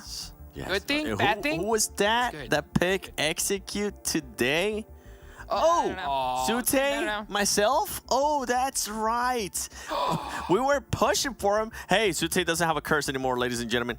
Execute. And not just that. Okay, not just that, because you were talking about teams that needed it. We gotta give some credit to the Hitlist. I mean, this is a completely different team today. Going back to the first segment of this show, I was being so harsh to them for a reason, and they're finally showing us what we've been wanting to see this whole season, them putting up 12 placement points, 7 elimination for a total of 19. But I mean, Execute with that right there, you're gonna give yourself a big cushion, and you're gonna, in a way, deter some of the other teams from trying to hunt you tomorrow or the day after tomorrow, whenever we end up doing day 3 of this league play. The Panthers, though, this was another team, Glitter. We've been saying, what's been going on with the Panthers? They have switched up a little bit of their roster. It seemed like it wasn't working out, but here on this last game, 14 points, you can't be mad at that. Not just the Panthers, but look right below that. Are you kidding me? 8 elims for K19, a squad that has done almost nothing when we knew that they had a roster of players capable of doing so much more. Now we get 8 elims out of them in the final match of the day for a total of 10 points on this game. I mean, that's huge. That's what they need to continue doing into tomorrow. And you can see just how top heavy this final match was, because the second page has next to no points with the exception of the Chosen, who was able to get 5 total points there added to their tally. But I mean, we watched Nova struggle today. We watched WallStreetBets struggle today. We watched a lot of our teams at the top. I mean, you already called out Mezexis earlier, 2-7, with these squads that have had phenomenal performances. Today was none of their day. It was the teams that needed the points. They put in the work today. Not just that, too. Vamp. Like, what happened to Vamp? They didn't show up today. This was a team that did so well on the last day, on yesterday, the last day of that super weekend, and today they're just non-existent. Tomorrow is gonna be insane, like literally ridiculous. I cannot wait for it. Oh, I mean, what are we gonna do? Let's take a look at the winner graphics so you can see exactly which teams won on each map. I really, really love what Execute did, because you know how you were talking about, 7, about them being shielded, right, from getting hunted down? Yep. I think they did this, though, so they can hunt, right? That's what they really need to do, right? Them and the Hitlist, they gotta hunt down those squads that made it into at least one super weekend so they could catch up. So tomorrow is gonna be nuts. Glitter, what do you think about that? You know, I hope we see some hunting down tomorrow. We were looking for it today, and instead, all of the teams at the bottom didn't really give anybody an opportunity to do that, because they were hunting down the top squads. I mean, we were watching Knights go down early. We were watching XSET go out early. We were watching Nova go out early to the squads that we were like, okay, they have to do something. We did that today. But now you know, going into tomorrow, that everyone's going to be mad about it. So there might be a little bit of a war going on.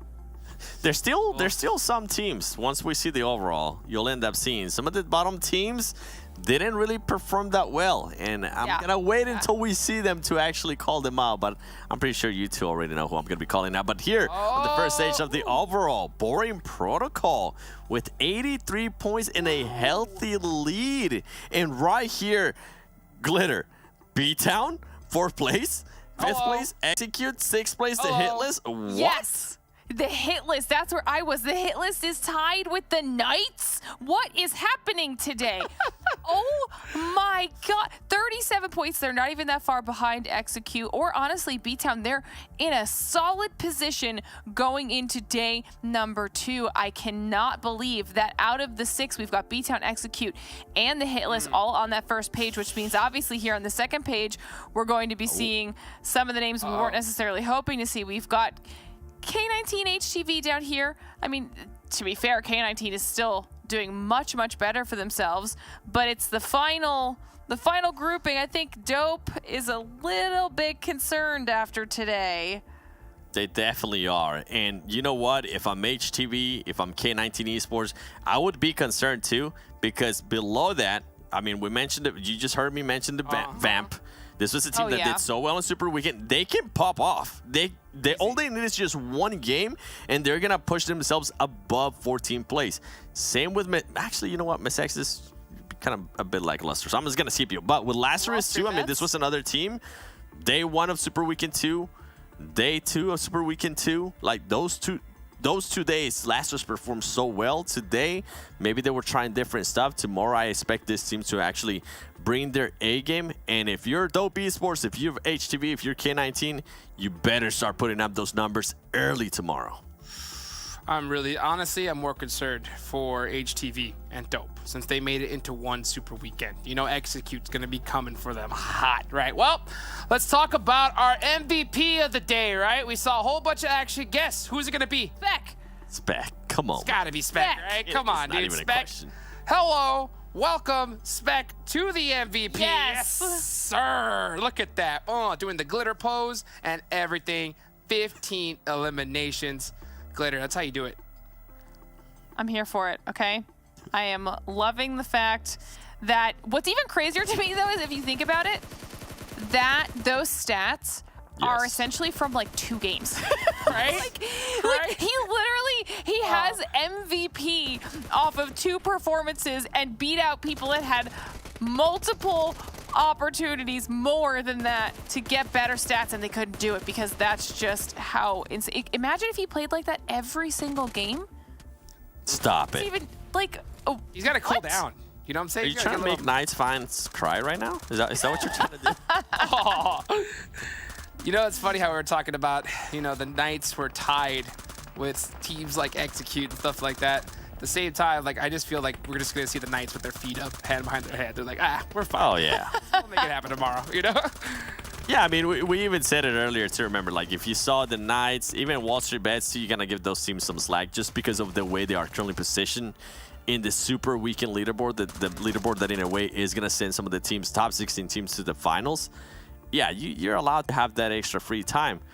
But, man, with Boring Protocol, are we doing that right now? Okay. With the way Boring Protocol is playing right now, Spec too. I mean, you mentioned it. It was the first 2 matches that he got most of those. And then after those 2 matches, he only got 1 more element. And that was because the rest of the squad, especially Samuel, they started stepping it up. So this is a different protocol, Boring Protocol now. It's not just the Spec Boring Protocol. Oh, it's about time. It's about time. I think they're finally starting to find that confidence, finally starting to get their positions locked down. This is what I've been waiting to see from them. Guys, thank you, of course, for watching everything. We have to give a big thank you to Monster Energy, our official energy drink partners here for the PMPL. Couldn't do it without them, and we couldn't do it with you guys. Make sure you follow all the socials, follow us as well, and use that hashtag PMPL. That's all that I have for you guys today. We will see y'all tomorrow. Mark your calendars. It's gonna be big.